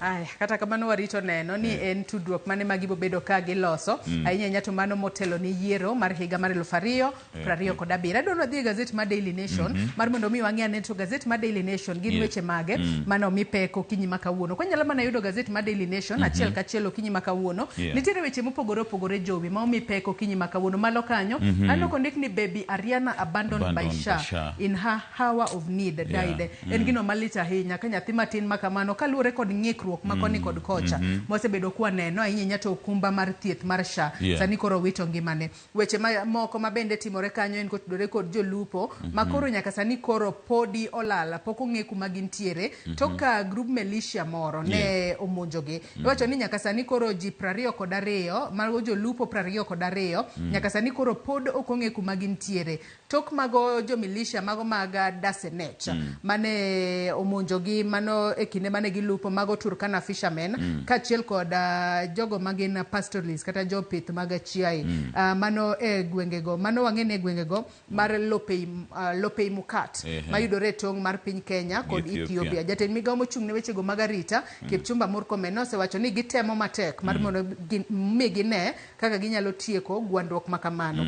Wach machielo mabende adwa wang'e e gazet mar Daily Nation okinyi makawuono ang'eni wach mar Ruto Raila show of unity waselidhe e gazet mar The Standard kaloni ni The Standard omiye peko kinyi makawuono. Nitiere wach moro kae makor kakora jowi kaneno ka koro okete it gazet mokuongo e gazede ma pacho kae to nyalo kata miyo jogo mawuok e pinje maoko luor mar bire pacho kae. Who wanted the Briton dead? Mano kutudore kod japinyno mar British moyang nyinge kaka Campbell Scott mane oyud ringre mare mano bungu mano bungu more e county mama Makueni ka iwacho ni nonene mugika e boma ma Nairobi kae tarik 16 dwe mar 2 mano mahigani to nobiro mane pacho kae ne romo moro ng'ama ne dwaro mar mondo mi otho magiko ne onege.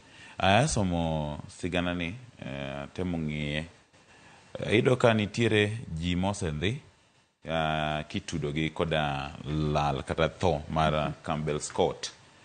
Mokuongo en jariembo driver ma iwacho ni nokawe e kinde ma bende nodonjo pacho kaendi kaachiel koda waiter mar kar math kama ne bende odhi ywe. Ok ang'eyo ni de bed ni gete mondo mi ne yud mwandu ne owuon koso ne nitiere ywaruok e kind kambi kata kama notiye. Atemo ng'e nikech iyudo ka nyaka gi sani jomosendhigi iyudo ka gine mane gichoro tudruok mondo mi ne ndhi Migosi Scott. Nikech nyaka sani wacho ni jomosendhi en mana jariemb taxi kaachiel kod waiter. Tiwacho ni jariemb taxi no ema noting'e mogik. Kaluwore ni kata kaka nosendhi jariemb taxi no wacho ni noting'e mogik kotere ir jago moro kata ka gidhi ka ne giwuok e magawa moro kod jago moro mane giloso godo osiepa kama ne gitoe ngona kata seche moko ne giwuoya. Bang'e ja taxi no nowacho ni nogole kanyo botere kar dak mano ma pipeline bore Nairobi kae. Kaluwore kod nonro ma nyaka sani koro osetim kod obila iwacho ni nitiere locations kata gwenge 4 mano Nairobi, Machakos kaachiel kod Makueni ma koro oseyange kata osefuare ni gin moko kuom kuonde mano nene mogik mano moriwo Westlands, Pipeline, Mlolongo kaachiel kod Makongo. To ringre mare oyud e Machakos mane bungu ma Makongo mayudore gwengo mag Machakos. Aneno wuodhe ni nikech gini en ng'ama nobiro tije official kata kamano kisedonje boma ma Nairobi ok nya wacho ni to nowuotho kuonde gi nango nikech ng'ato ok nya bedo limited mondo mi kik odhi kagi kata kik oloso osiep. Tapani mana gimi wacho no ni onyalo bedo security scare ne welo ma samoro deher mar biro timo limbe pacho kaendi. Kata kamano apani nyaka gie sani jogo moseket kata mosendhi machiegni mondo mi koro tim kod gi nonro mondo mi ging'e. Kata kamano penjo ma ji penjore to ninyalo nege ang'o ma demi nege, ang'o ma ne en go malich kokadho e migawo manobiro mondo mi otine kata kuonde manodhi limbe gi, ang'o ma ne en go malich. Koso samoro ji paro kaparo ni en foreigner mobiro nigi pesa inyalo timne ang'o gang'o. An atemo mana ng'iyo mondo mi gi narrow down to the cause of murder. Nikech iyudo ka kumodhi oyude ochako odhi oyude mana chowote imachako se ibungu mabe oyude mana gi joma ne kwayo. Ng'at mobiro pacho kaendi e official duty security ne mokwongo nego bed nang'o. Be nitiere pend chik kata any clause ma allow gi to have either government security kata private security mondo mi ka gibire tije gi to samo kata odhi idho kata nyamburko ni to bede kata gi private security. Emo mineno kata ka private security firms gi nitiere inyalo kawa just a private ma ing'e ng'ani in case gimoro time to en ng'ama responsible en private company mano hire ne security mondo mi wabedi no kata ka josiasa wagi be samoro kata ka dhi kuonde ma gidhi time campaign to gido ka gikawo jo rit moko ariyo adek moko apani personal security mwaso for foreigners mabiro for official duties onego ketnegi kata chik mar piny Kenya ni wamiyo chik mondo mi kubiro pacho kaendi en mandatory ni mondo mi ikaw private security kata government security manto yie ne ano kata ntiere clause mo yie ni nyalo hire police inyalo hire gach police mondo mi beda safe alternative. To ka bende ko sirikal ma pacho kaendi oketo ni oyie kata en chik moro ma yie ni kiki ibed e limbe mokadho ndalo kata dek kionge private security mondo be mano be nyalo bedo achiel kuom yore manyalo kelo tijene jorit ma private pacho kaendi mondo mi cases ainagi debe ni en kata gi private security to iyudo ka kuonde mowuothe gi te iyudo ka koro ng'acha chiwo nonro ne wadhi ka to iyudo ka gik ma kama inyalo geng'. Kaluwore kod obila ma ochung' ne timo nonro ma kamano giwacho ni ne giyudo ringre mano mar Campbell Scott kosechako towo ka bende iwacho ni ringre ma kamano ne nitiere kod hinyruok e lwete matiende ni nyalo bedo ni ne osande kata nobedo tortured kapod onege. To kopogore kod mano ringre mare bende ne oket e gunia miwacho kanyo ni agani baga ma bende ne nitiere kod mano pineapples e iye ka bende iwacho ni nyalo bedo ni jogo manonege ne oketo pineapple kata mananas e bag makamano mar mondo mi e kinde ma kata koro gidhi wito ringre mare to koro police kata koro mokodgi to yango ni ginyalo mana bedo jous mananas kata kama ne en gino malit ahinya ka koro japinya ma oko inego e pacho kae yo ma ok ne kare. Wageno ni bobed ka itimo nonro matuta kendo ifwenyo adiera ni ng'a mane nyalo bedo ni dwaro mar mondo mi onegi japinya mar British no makoro ne onegi kendo iwacho ni nochopo mane pacho kae chieng' tarik 15 dwe mar 2 mano mahiga ni kama bende ne oikore mano ne product launch mano at JW Marriott mano odiochienge 4 mano tok kano sechope pacho kae mano bedo hawi marach ni tarik 16 ema koro ne okawe ngimane. Jowi adwa dhi it gazet mar 2 adwa ni weche makamago Nyakwara Mugejwang nyalo somo it gazet mar 3 mano mar gazet ni mar Daily Nation. Adwa dhi it gazet mar 2 mano mar gazet ni mar Daily Nation. It gazet mar 2 kae wach kae ni 4 more Supreme judges secure orders against JAC. Kanya kasani koro iwacho kae ni jong'ad buche 4 mago mag duong' mogik e pacho kae. Nyaka sani koro iwacho ni oseyud chik mawuok kuom JAC ma mondo mi kik golgi oko e apisi. Wang'eni nitiere wanyalo wacho ni ketho mopogore opogore mosebed ka idonjo god ne jong'ad buche mano ma edo maduong' mogik ma pacho kae.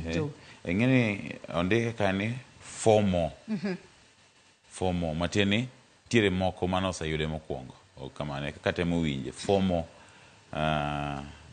to gini contradict statement mano gol gi jalup ker Migosi Kithure Kindiki. No wacho ni golo oko e apisi jong'ad buche madito e doho ma Supreme ok en gir siasa, en gimoyie nyaka ne chik.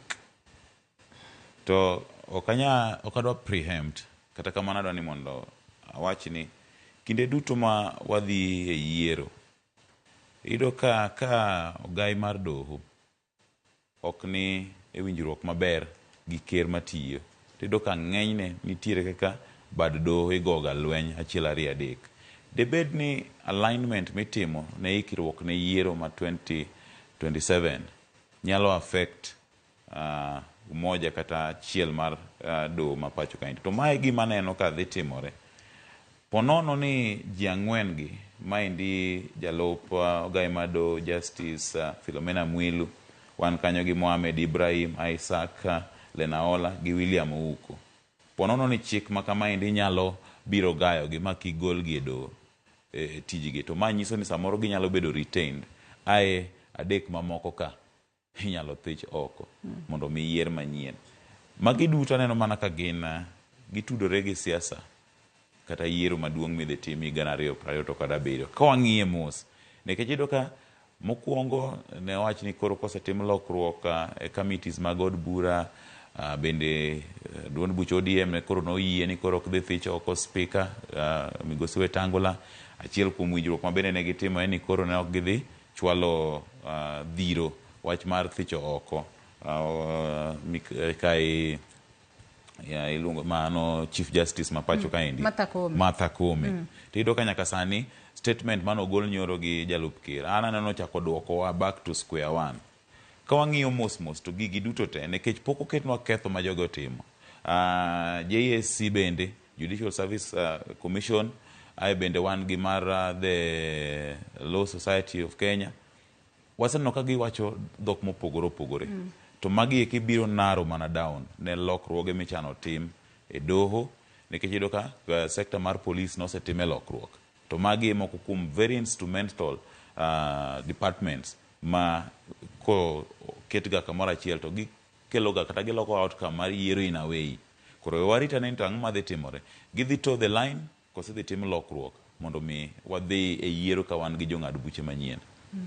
Haya, wach makamano Nyakwara Mugejwang inyalo somo it gazet mar 2 to bathe kanyo Jowi bende neno ka nitiere obila achiel ma japiny Kenya ma kuom hawi maracha ne owito ngimane e kinde ma wang'eyo ni nitiere obila mane owuok e pacho kae mar mondo mi odhi okonye e keto kwe e pinyno mar Haiti kama osebedo koda tulo kata osebedo koda nok mar arita e kinde mokalo chien. Ndikanye ni Kenyan officer killed during operation in Haiti. Apa ni nyaka gie sani wanyalo wacho ni obila wa mano dhi piny Haiti osetimo maber. Nikech iyudo ka cases mag lalo ngima kata ok gibed reported but chieng' moro neno nyaka tipo moro mane olak e mbui ka moko kuom polise gi ne wuoyo ka gimoso anyuola gi osiepe gi kendo ne gitiyo gi dhok ma jo kuonde ma giwuoke joma wuok gwenge mag Masawa ne tiyo gi dhoge, joma ne wuok e gwenge ma Kaluo bende ne tiyo gi dhoge. Apani ma achiel kuom gigo ma bende sirikal notimo mondo mi ne gi duog that public confidence ira jo arita kwe mawuok e pacho kama samoro dhi ga oko mondo mi odhi otim ang'owa, odhi oket kwe pinje gi maoko. Kata kamano gima ne gidhi timo, ne gidhi keto arita kwe, matieni ne gidhi kama kwe onge. Iyudo kata ka kinde mabende ne gidhi Haiti, jatend kweth mobalo mano niluongo ni barbecue. Kata kaka nowuoyo, statement manowacho, ne en ng'at mane osetiego kwethne mondo mi ne gidhi girakre. Koro apani nyaka gi sani kata ka wayudo report mar achiel kuom monegi, yes, en lit gi kuyo, but wago ni Nyasaye erokamano ni majority ngimagi osebedo preserved. De waher mana lamo negi ni kinde duto magikelo kwe piny Haiti, ngimagi mondo Nyasaye oriti, nikech at the end of the day gisetemo mondo mi idhi oko, idhi rakri gi jolweny piny ma wan gi yietho.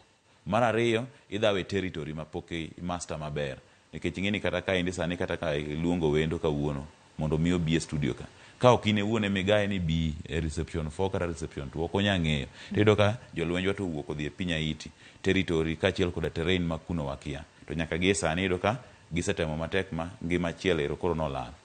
Pod wamedo mana puoyogi, wajiwogi, walemonegi mondo mi gitiek mission gino maber, giduog pacho kaka gingima. Kata kamano ne family manowit achiel kuom gini, walemonegi, wao chunygi kendo wariwore kodgi e kuyo.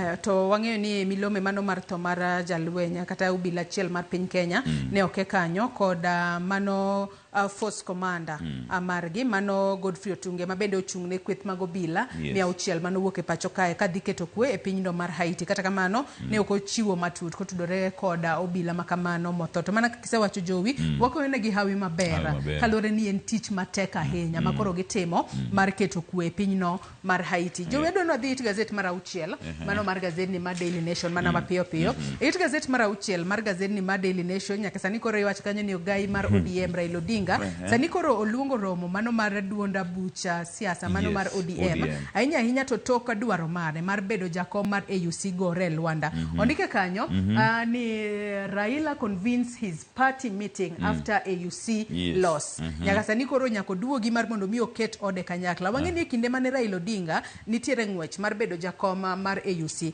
ne oketo governor county ma Kisumu mana Nyang' Nyong'o mar mondo mi obed acting party leader mano dwe mar 10 higa mokalo. Ng'eni penjo ma jopiny nyalo bedo ni penjore sani koro ene ma koro dwa dok e komno mar bedo jakom mar ODM o take charge mar mondo mi one kaka onyalo medo chwalo duond bura mar ODM ahinya to ne siasa mabiro mbele. Kani neno gino odiochieng' manyoro toka mosruok kata romo manotim e kar jot mar ker e gwengo mag Nam Chumbi, tok ma migosi Raila Amolo Odinga wuok Nam Chumbi, ng'eni landing point ne mokwongo ne kanyo Olande County ma Kisumu odhiambo manyoro.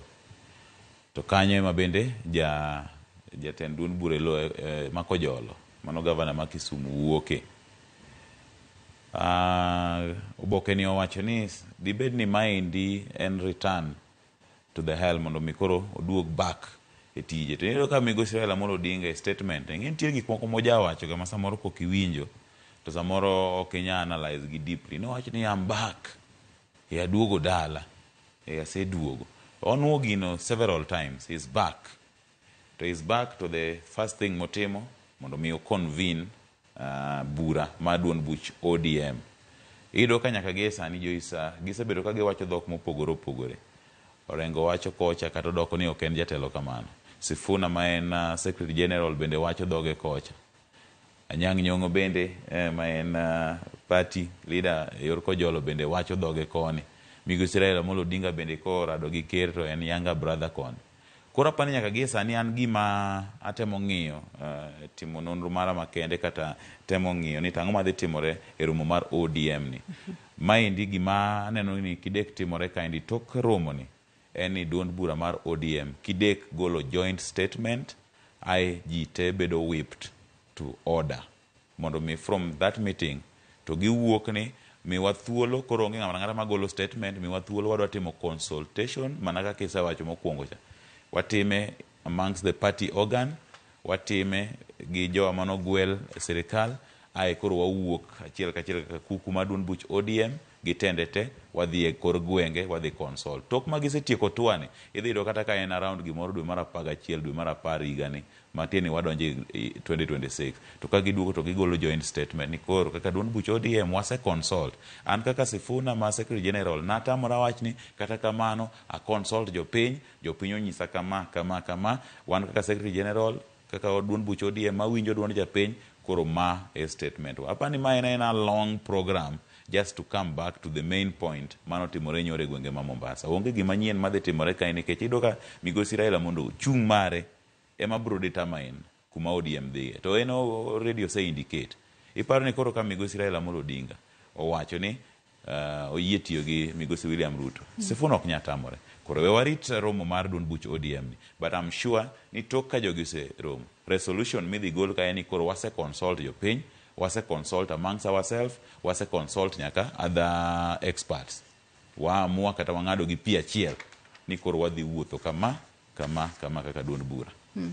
Haya, adon wadhi it gazet mar 10 mano mar gazet ni mar Daily Nation. Kaluwore ni en achiel kuom weche mane gazet omenyo kinyi makawuono kaka okumba manyien mar thietha mano mar SHA mosebedo kod ng'ikruok makoni kod kocha.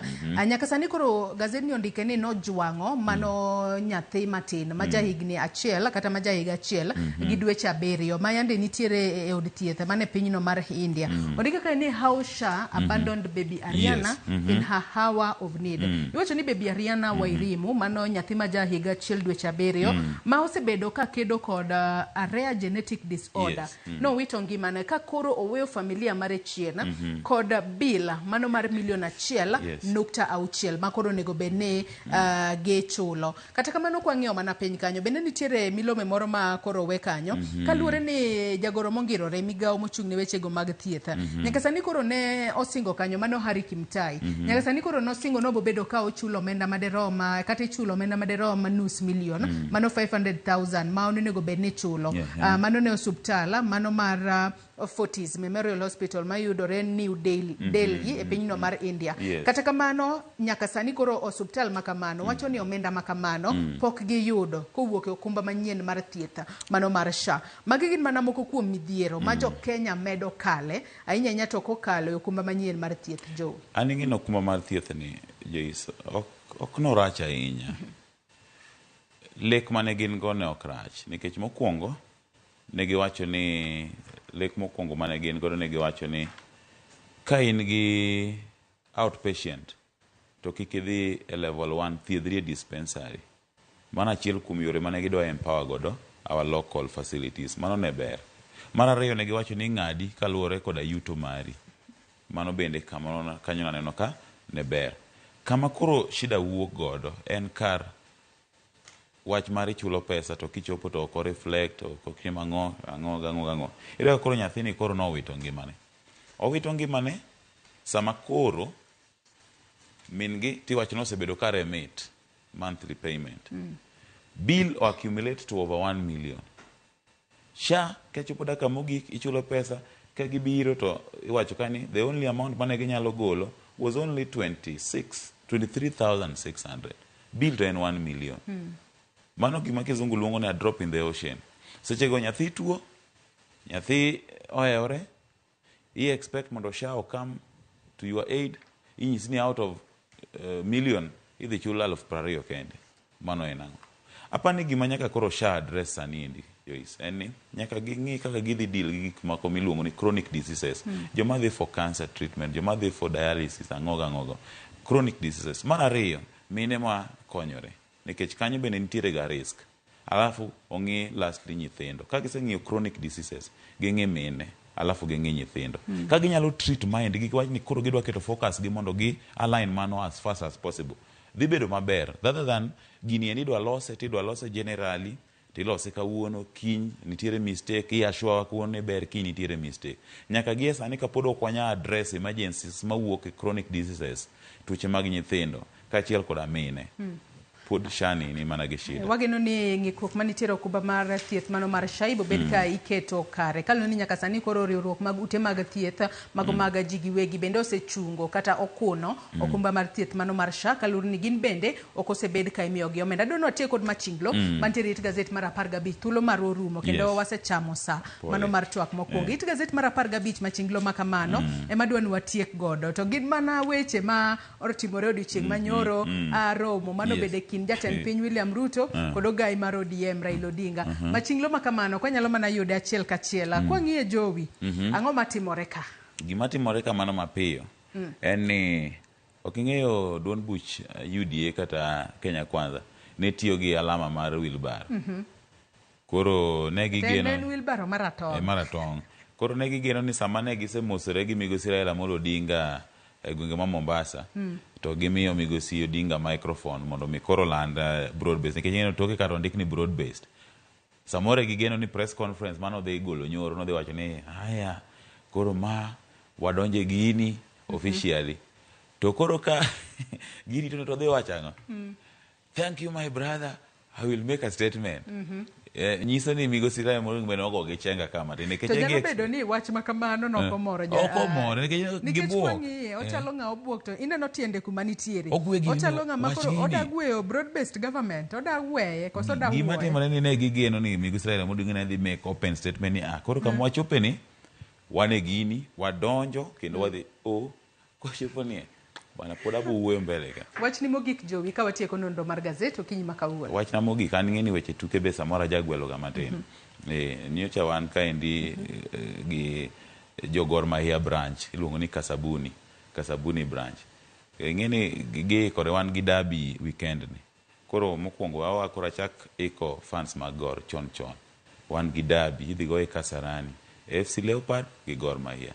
Kasabuni branch ntiere kaka wacho ni traveling fans teko donjo to gidhi rwako gi Nairobi kaendi. Waikre uru johera mag weche tuke duto kochakore juma ni wawachuru mana weche opira wa rai uru ma fans mondo for the first time wadhi launch Kasarani Stadium toka no se Lore for Innovation wadhi uru kuno kata in chieng' no agweli dhi ne opira live and direct. Adhi temo erokamana inya Raymond Jowi konka uthulo mari okinyi makawuono ibi walid gazet momori nya kora moge jwang e kind The Standard kod Daily Nation inyalo dhi nyiewo tibedo piny somo e yo makare. Yiena mar mondo mi akaw yoyo madundo gi sani twak mabiro bang' mae en twak mokwongo e wi chal mar Kenya mibiro bed ka itayo kod nyawadwa Sharon Ong'aw. Kik idhi mabor.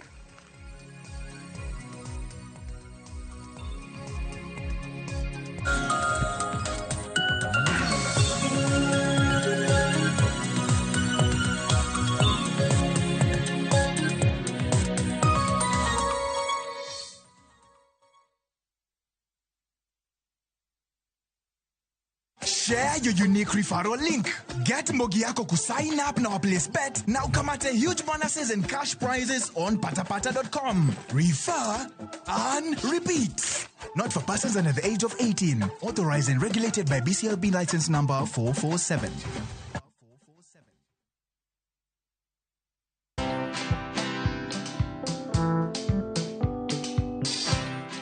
My brother, chekini story fulani la penjuzi mtani record manze.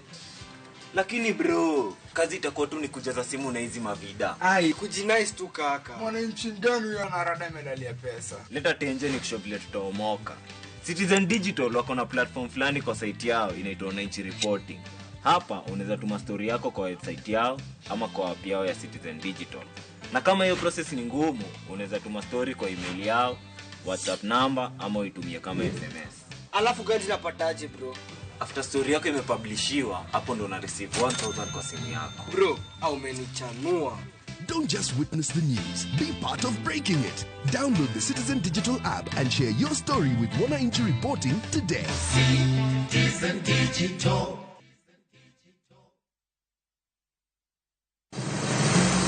Be isepenjorie sigendni mayudore kuonde ma waluongo ni pachowa. Kapuonjani nobiro nikech gwenyruok e kind owete. Riwri kodwa mondo wanon sigendni mabeyo mag kuonde ma wadakie.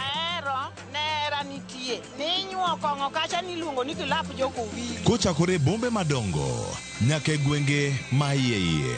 Otusenge en pinjo imbo mar oganda iluongo wasenge. Ng'e gigo mamiyo oganda ka oganda bedo mopogore. Nueng'o ma wan godo ka en mar kunyo gogi. Urudi. En kama ji duoge ji ok lal. Ng'e weche mane osekalo. Chon chande lweny nitie kor gweng'. Rwako sigendni mag kuonde ma wadakie. Iwacho ni kibedo piny e kom, kineno ng'ama lwete fuare kama, mano nyiso ni jakano mulo ka pi osechopo e bwo mesa. Ng'e gwengewa chieng' tich ariyo saa 3 otieno mana e Ramogi TV.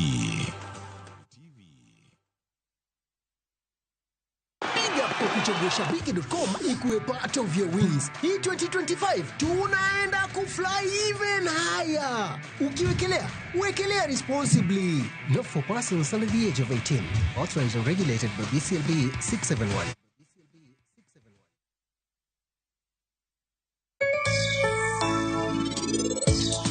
Penj laktar kokalo Ramogi TV ngima en mwandu iluonga ni Ruth Otieno kendo en ga morna mar bedo kod odiechieng' kod odiechieng'.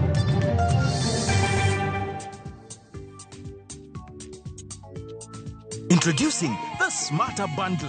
Dial *544# or visit My Airtel app. Airtel Smarter Bundle. Browse, chat, call. Airtel Money. Airtel, a reason to imagine.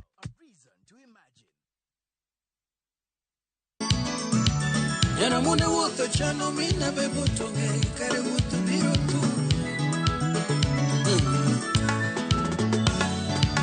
Kare no chenga kendi ma to kare no chenga nyumi ma Lea aliko kare no chenga kendi.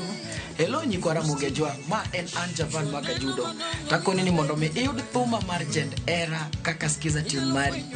Di mana star 860 star 417 # to parni Ramogi TV e od jothumbe duto.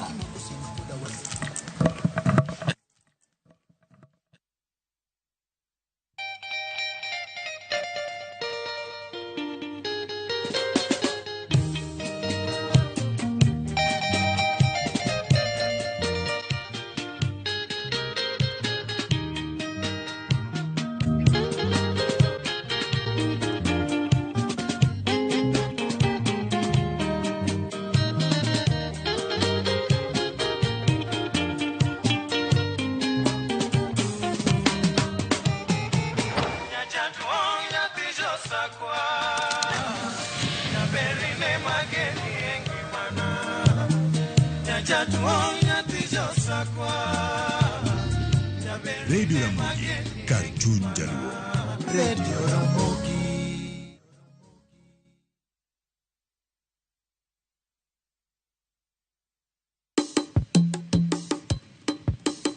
Shukran.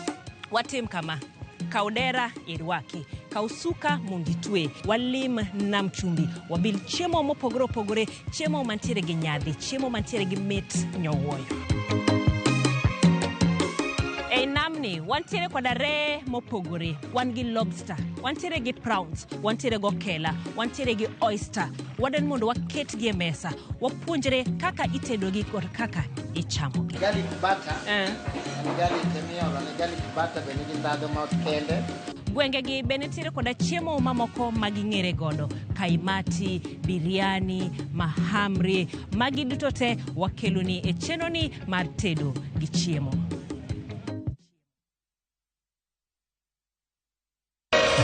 Kwa Ramogi. Regulation okodhi through gimiluongo ni public participation. Be ikori mar donjo matut e weche madongo e Ugandawa. Mibadhi ma wuok e NTSA ng'eny seriously. I have to say this. Wanono weche siasa kod weche mamulo ngima jopiny. Sama gigo nyaka japur. Nikech japur ni obro puro kande ni otere kare. Buch jopiny en kama wamiyo pek paro kachiel kod nonro ma intiere godo. Wan gi chike mabeyo matayo gigi waduto te. Ok diang wachnya every time ka ng'ato dwaro to waloko chike. Nyinga Trevor Ombija jandingo panga jo nyakach dendo nombija taya nyakwar guoko cha pesa. Wanere kendo. Tich adek ka tich adek, saa 3 otieno, mana e Ramogi TV.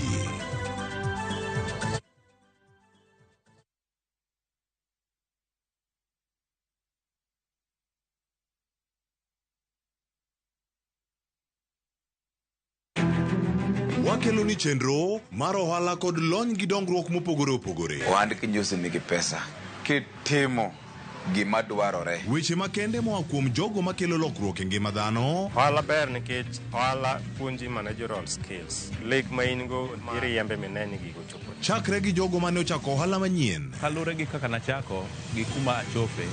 Ohala ni en ohala maber. Nyaka jotelo molony e timo ohala. Akwa jodala wate odogi ohala. Ne pek mane gikalie.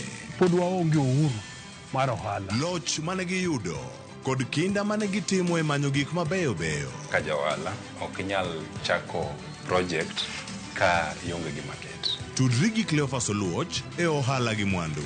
Tich ang'wen ka tich ang'wen chakre saa 1:45 otieno.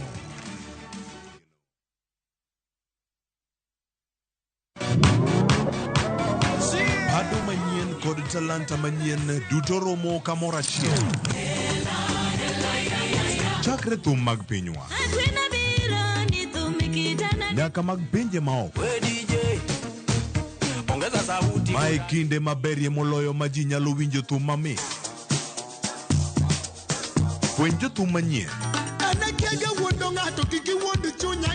kendo tim nyasi ne jothum muhero. Mae en ndiri mar jothum kod kit thumbe duto. Pado manyien wuok tich nyaka tich abich saa 5 onyango.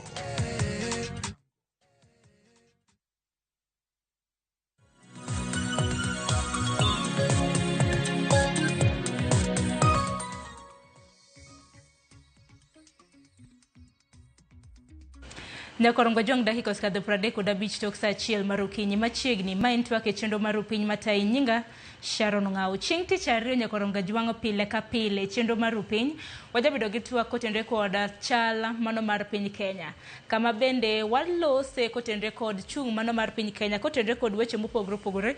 Omiyo kiny ma kawuono wabiro bedo kwa mulo weche motenre kod siasa, weche motenre kod kotenre kod chal mar kweth, chal mar arita kanyakla kod chal mar thieth e pacho kae. To bende kiny ma kawuono mana kaka nosenyisi motelo wantiere gi rowere ma bende wuok e duond od buche mopogore opogore ma bende obiro bedo kwa nono godo chal mar piny Kenya.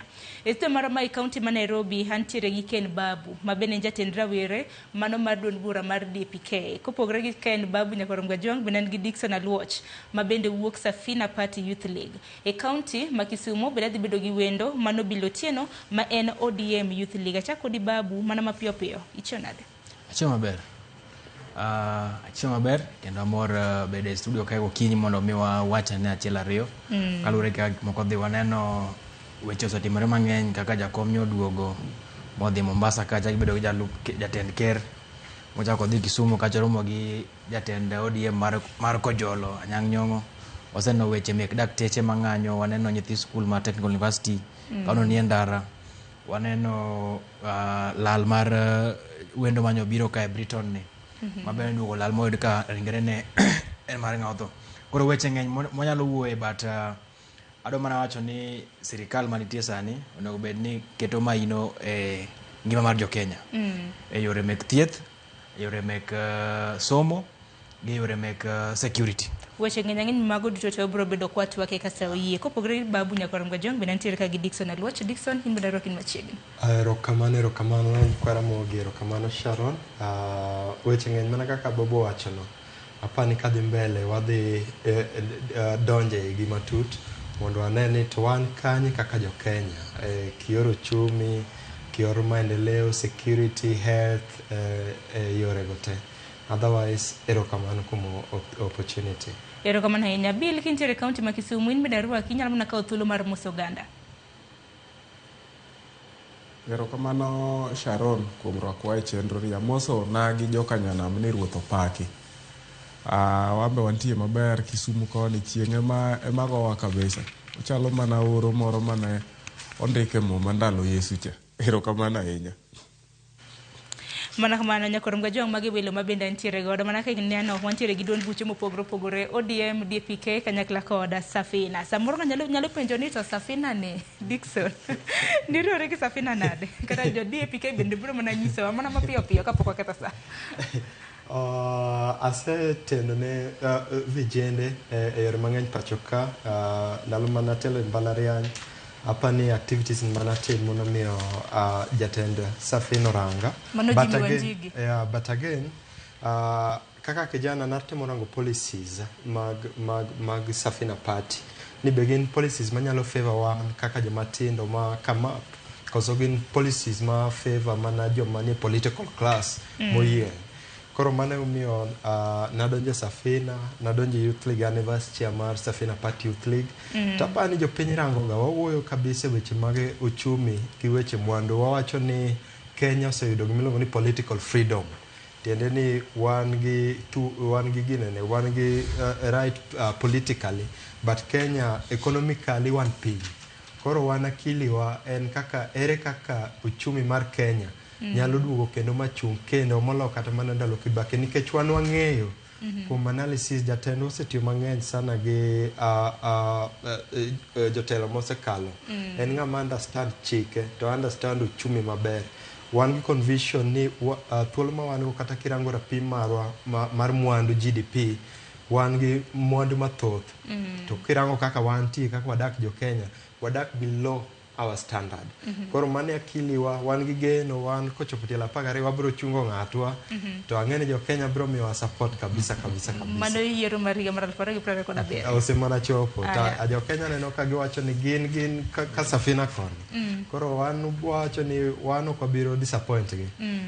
Erokamano ahinya. Babu, himbe nitiere DPK naneno ka uyango log tich mar headquarters mar manyien. Nwayango log tich marwa Karen. Nwawuok Kilimani kae. Koro kacha pap duong'. To kaka nineno chiemo nwayango log tich no ne wan gi welo mopogre opogre. Ne wan gi kacha gi mane jatend jalup jatend piny Rigathi Gachagua. Ne wan gi Kalonzo Musyoka kod welo mamoko. To gima dang' awache ni kaka piny nitie sani, aneno ka ji mang'eny, jok mantie sirikal mang'eny temo gayo oganda ni kidek bedo ni jatend piny masani nigi nafas mar duogo e telo higa mar 27. But adwa mana wach ni jatend piny masani nowuok e telo chieng' mano yie mondo polise onek vijende ndara. Mane chieng' mano wacho ni bwana ndago bada piny ok adwa gini kendo. Kech jok manege ndara go mago vijende ma deno mi nafas mage mane jok mane kao piny in the near future. To nogolo polise mondo dhi onek jogo manyiso ni nobedo gi paro mar nego future mar piny ni. Koro en konyal wacho mang'eny sani, but embo ng'eyo kuma bede ni gini osebage. Ema miyo ka ncho wuok odhi Northeastern odhi wacho ni bwana ID ni koro nyaka registration wagol mondo mi jogi o register. Otemo loso namba mar Northeastern cha mondo replace go namba mar Mlima. Mong'eyo maber ni Mlima konyal yudo sani koro lead tok jakom. Oketho nyingi jakom, omiyo vijende koro ok dwa winjo wach jakom. To en emo ketho nyingi jakom kuom vijende. Kechido komakre gi jakom ni koro jakom kiweya to gine dhi bag. To gima dang' wacha nyakwaro ng'ato pod pime, but nyalo nitiere nyalo weye. To kowe to en odhi mana dala. Bende wantiere gi Bill Otieno, bende nitiere duond bura mar ODM kaka Youth League. To Bill, ing'eni duond bura mar ODM en achiel kuom duond buche ma bende to nowacho ni osebede pacho ka. Ang'eni dweni duond bura mar ODM rwako higni 20. In koro itelo ne wing mane? Ang'eni itelo ne rowere to koro sekta mane? Ane Youth League mar chama iluongo ni ODM Youth League. ODM nigi wings adek. Wan gi mainstream, wan gi Youth League, to bende wan gi Women League. Koro ane Youth League and asebedo member mar chama sani koro higni mang'eny, nikech asebedo youth leader e constituencies mopogore, and sani pod wan e chama kanyo, and an life member mar ODM party. Awinjo kang'e ni mano ne en Ken koso ne en Dickson ma wacho ni jatendwa ma party leader marwa Raila Amolo Odinga ni rowere oweyo, rowere ok winj wachne. Rowere ok winj wach party leader Raila Odinga nade. To Raila Odinga ni emo konyo weche kata ka koro Gen Z ne dhi gi piny marach. Ing'e ni gima nobiro kata mana mar Gen Z cha ne ok en dhana mane nyalo chungo force manosebedo cha. Joka nobiro matek, and ne nitie revolution moro mane dhi timore e piny. Neno ka ne jatendwa Raila Amolo Odinga odonjo mondo okony ker kanye mane weche gi ochumi. Koro adwa na tamra wachno kabisa. Mondo awach ni Raila Odinga pod nigi following maduong' ahinya. And majority mag joma tindo mang'eny luwo Raila Amolo Odinga to gi chama mar ODM. Youth League mar ODM ema nigi members mang'eny e Kenya mangima. Parties mabiro gi gin mana makoka chako, but the largest political party in Kenya sani en ODM, kendo wan kende e official opposition, Sharon. Mana kamana winjo kanyo ka koro bilo yango ni gine official opposition kata kamana bilimbe na roki ni machiegni chenro na koro mgojo mweto sebedo kati morodi chimanyoro naneno kanyo ka jatend piny kanyakla koda migosi Raila Amolo Odinga beneno rado mano e gwenge mag Nam Chumbi. Oganda bende pinyo ni dikoro bed ni gidwaro tiyo kanyakla koso nango nitiere sigana mabende bati olosonwa adwaro mar mondo mi wawinj mapiyo piyo bang'e wadonje twaka kachiel. Juma chiel gi ndalo 2 nyaka nogai mar ODM Raila Odinga rem yudo kom mar AUC e boma ma Addis Ababa e piny Ethiopia, kama ne gitiye kod nyamburko achiel gi jatend piny William Ruto. Kuom thuolo machielo, osiepe kind Raila Odinga kod William Ruto nenore ka gima medo twere, kopogore kod gima wuok e dhogi. Kit mosruok margi nyiso gima wang' mar adek ema nyalo neno. Mana kaka jatend piny William Ruto ne owacho e boma ma Addis Ababa e piny Ethiopia ni kopogore kod ng'anyo mar Gen Z, manyo kom mar AUC ne en thuolo machielo mar kelo piny Kenya kanyakla. I am very confident that this moment is going to give birth to yet another moment for us as a country to work together to build a new momentum for Kenya. E par jot mar jatend piny ma Mombasa, jatend piny kod ogai mar ODM Raila Odinga gi wach mawuok e dhogi medo nyiso singo mar chiwruok margi e neno ni Kenya obedo moriwore. This morning, as has been said both by the DP and Prime Minister Raila Odinga, we close ranks as a country and focus on what we can do for Kenya, the necessary political capital that is required to move transformative programs in our country now exists courtesy of the broad-based government. Ewi penjo mosebedo kagidore ka ODM nitie e sirikal kata oyo, Raila Odinga okoni odhi sumo paro mar jokanyo kendo biro chiwo yo ne jokanyo mage machiegni ni. More importantly, we are also available for Kenya. I'm back home here. I'm going to meet with my friends, my supporters, and I'm going to consult widely what's going on forward. And in due course, we're going to announce our way forward. Kata obedo ni onge wach machiel kachiel mowuok e dho jotelogo manyiso tiyo kanyakla e kind ODM kod UDA. Moko kuom gik mawang' mar adek mar fwambo neno gin moko kuom ranyisi ni iro dipoka ok onyiso mana tie mar mach, to en ranyisi ni gimoro nyalo bet ni tedo. Ewi mesa, tie mar bugi ariyo moyiedhi ma ithoro mana ti godo e keto girimiti.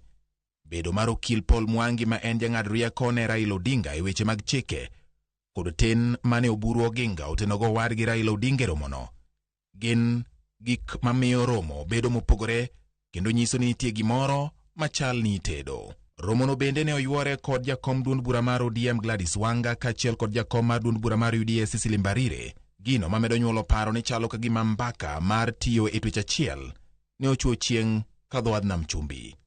Ka gik matimore chal kod asere malewe siemo kamale nitie, wuodh 2027 chal mamedo mako mach ka wang' koro keti mar neno ka ODM biro riwore ayanga kendo siro William Ruto e yiero ma 2027 koso gibiro chung' kigin. Baba Mas, karibu sana. George Bati, Ramogi TV. Nyakorongo jong manoromo manotimre odiochieng' manyoro, Joyce Oduor ne nyiso okinyi ni kit mosruok makama niluongo ni Jack Bada. Achaka ne kod Dickson, Raila kanyakla kod William Ruto jatend piny tiyo kanyakla. Gima timre en ma apani Raila wacho kanyo maler ni chung' mare pok owacho lakini opromise ji ni obro wacho mbele, lakini wan kaka wang'eyo sani nitie gima liethore ni broad base nyalo medo yawre. Koro Raila nigi options ariyo. En gi option meeting mar State House no. State House en kar jopiny. Koro wanyalo assume ni samoro kaka nyocha ne ng'atwa manwagolo ne dhogo nothothorio obiro maybe obiro engage gi jo Kenya through State House mano ok rach, lakini wan kaka wacho kaka jomatindo ni nitie ji ariyo. Nitie joma nie political class mosebedo siasa kuom higni 30, 50 to gisebedo ka gibedo recycled to kitabu ma jopiny wakne pile pile nitie ya to nitie group moro ma jopiny ma rango interest mag jopiny to giwinjo ywak jopiny to gitemo fight ne jopiny. Koro Raila nigi options ariyogo. Onyalo chagua donje broad based government nikech ang'e ni kodhi obchungi Ruto nyalo miya ambassadors mang'eny. Nyocha owenyo ni PS dwa bedo recycled ya onyalo yudo PS, onyalo yudo ambassadors to mano biro konyo tend bura mar ODM ya kata onyalo amua mondo bi side mar jopiny ni ya lakini gima nyaka wang'e gi sani side mar jopiny to goro mane side mar jopiny nikech jopiny ODM ok sani ok favor jopiny. Ambassadors kata mana PS ka ODM oyudo mago pogre jogi machiemo ok jopiny. Iwinjo gima tim nikech jopiny ywak health sector gi ywak ni piny, agricultural sector ni piny, economy market magik moko ni piny kabisa. Lakini gima nyaka wang'e ni sani kwa pimo Raila Odinga gi Ruto, Raila ni mbele Ruto nikech Raila nigi kura sani mang'eny molo Ruto. 2022 Ruto ne nigi 7.2 million votes ya to block manogone jomanogone Ruto kura mang'eny ne gin jo Mount Kenya. To Mount Kenya sani wa assume ni around 4 million nogochone. Jogo sani ose withdraw themselves, all of them, yeah? Sani ogi support Ruto. Mateni out of 7.2, Ruto dongi 3.2 million. 3.2 million, revolution mo nyocho timre chien kae, ma wijo piny nyocho yaure kabisa. Niti jo ma osegolo trust give from the political class. Wawach ni gin kata mana 1 million plus Gen Z magin independent, yeah? Ineno ka Ruto sani oonge kura. Kirango Raila, yeah? Ka Raila odhi side mar jopiny, awach ni joma nogocho ne Raila nigi 6.9 million. Out of this 6.9 million votes mane Raila oyudo, kidhi kaluo, most of ji manogocho ne at that time, pod support, yeah? Kobiro gi policies mag favor jopiny gi, most of ji mang'eny kabisa biro dhi on his side, iwinjo. Tiende ni sani Raila duong' kata molo Ruto. Dongijo ni pod osumo paro kendo biro bedo kochuyo makare na johera magi nikech oganda osebedo ka penjo ni which way Raila chomo kani. Ng'eny jopiny osepenjo which way Raila nikech they are hoping and praying ni Raila kik join side cha, yeah? Gigombo ni Raila hapa ni nyocha kata mane kana Raila rem. Ji mang'eny kabisa everywhere, Eldoret, Kisumo, ne wacho ni wan walemo ne baba mondo yude nikech koro baba ok oyudo, akwayo ni duogi join wa, yeah? Tapa ni rem mar Raila nyochu neno respond ji moko no luor kata ni Raila kodhi to ng'ani koro dhi diowa nikech onge ng'ama nigi kogno marom gi kok Raila manyalo siemo ng'ani, iwinjo. Koro wan walemo to an ang'eyo ni Raila ko amua no dwa join side mar jopiny to biro bedo kata mana the most competent candidate nikech Ruto to ose disappoint a lot of people. To trust and loyalty of his supporters has been withdrawn. Sharon sama trust ngato lose trust kuomi okonyal regain kendo. To kata kirango globally, Ruto nyocho bedo ranked as the most corrupt leader. To joma somo siasa kata kanirango luar mar Raila mar Yusini, giwacho ni kata kura mane Raila oyudogo noyuda kien ok nikech attachment mare gi Ruto. Koro Ruto ni en a failure to wan walemo ni Raila kik join side no o join side mar jopiny. Akeni Bill di wach nango nikech Bill kano chako chenro makama ni wacho ni un kaka ODM ni wacho ni kendo ni yango ni ODM en official opposition party to kendo opposition bendo waseneno kaka gitiyo kanyakla gi sirikal weche mag broad based winjo kanyo Dickson wacho ni chal ka gima koro broad based ni nyalo bedo broader inyalo yare. Akeni ndi wach nango kotenre kod mosruok e kind jatend piny nti chono wach mana odiochieng' manyoro mar Jakabada mana wachono kanyakla kod singo mar tiyo kanyakla di wach nango pod ne opposition adier. Awinjo ka Dickson ywak ahinya Safina Party oywak owacho ni Raila Amolo Odinga onego bede side mar jopiny. Koro ambe ok wang'e ni side mar jopiny ni en mane nikech side mar jopiny ma ODM osebedo anene. Ing'eyo gik moseketo chama mar ODM obedo motegno. ODM osebedo chama ma fight ne jopiny, osebedo ko fight ne ratiro mar jopiny, and mane gima en identified with. Ko chakore chon ka no chakre ne ODM chaki wasebedo kwa fight wan mo bedo voice of the voiceless e Kenya mangima, and to kamachielo kendo joka Dickson chak wacho ni kendo gigombo ni Raila kik join Ruto nikech ko join Ruto to gi feel no position dhi tho. At the same time gichagi wacho ni Raila en weak. Adwa wacho ni Raila ni side mar jopiny. Weche mag ma wachore kaka nyoro ne otimore Mombasa ka ne party leader marwa oduoge piny mar Kenya, mana kaka ni chako Sharon, mana gima ni wacho cha ODM en party kien to en opposition. Sani en official opposition. Ineno kata ka minority leader both the two houses gin jo ODM nikech we are the majority. Kuonde go teka koro ki iwe chama kendgi kiwere gi weche mag coalitions. Party mar ODM mana kaka nonyisu chien kacha bende dhi bedo mana gi presidential candidate mare. Ka nitiere winjruok moro mabiro bedo gi party mora mora nikech chama sama dhano dhi yiero to chama te nyaka Safina nyaka DAP-K naneno koseriwore gi Rigathi party mapok ong'e ni obiro gi party mane. Chama mar ODM bende nigi ratiro mar riwruok gi chama mora mora at the right time. Sano podi wang'e ni ka wadonjo gimoro dwe mar 8 dwe mar 12 kata mana sama koro wasechopeni inya chako winjo ka jomoko loso kona moro cha kona moro ni ODM kaka party nigi ratiro mar riwruok gi chama mora mora ma gi feel ni ideas gi ideals gi vision gi en achiel mondo gi steer ahead the government. But gima dwa nyisi Sharon kata gima dwa nyiso nagi ni chama mar ODM dhi bede serikal mabiro 2027 to wadhi bede e maber, odhi bede fully e government mabiro kata ka en riwruok gi jomoko kata ka ODM no ema dhi golo president. As at now to wane official opposition, wane mwawuone jopiny joma ne watero e serikal mana kaka ne party leader marwa wacho ne wamiyo gi experts. Piny no chung marach mana kaka na wacho chien kacha jo Gen Z mane dwa kelo lokruok e piny Kenya ka gik moko ne ok dhi maber. Tineno ka ne gidhiro jatend piny ma gikete kona ma jatendwa mar ODM ema nobiro makoro rescue piny. Debe ni noko rescue piny to ok wang'eyo kama de Kenya ne nitiere sani.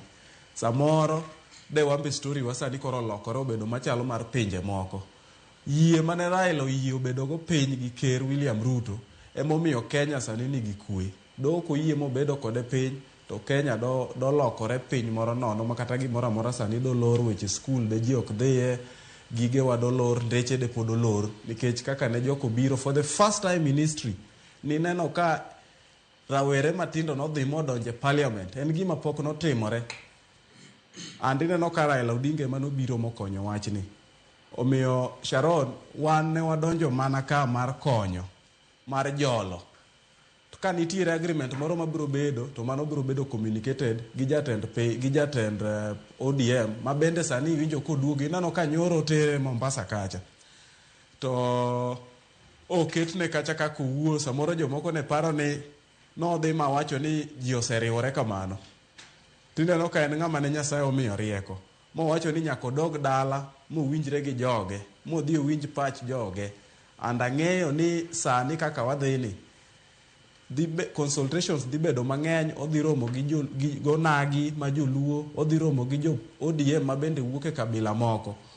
Consult, kose consult, obro timo gima jopiny onyise. Mana kaka ne Dickson wacho kacha, wuodwa ma Jasafina Party.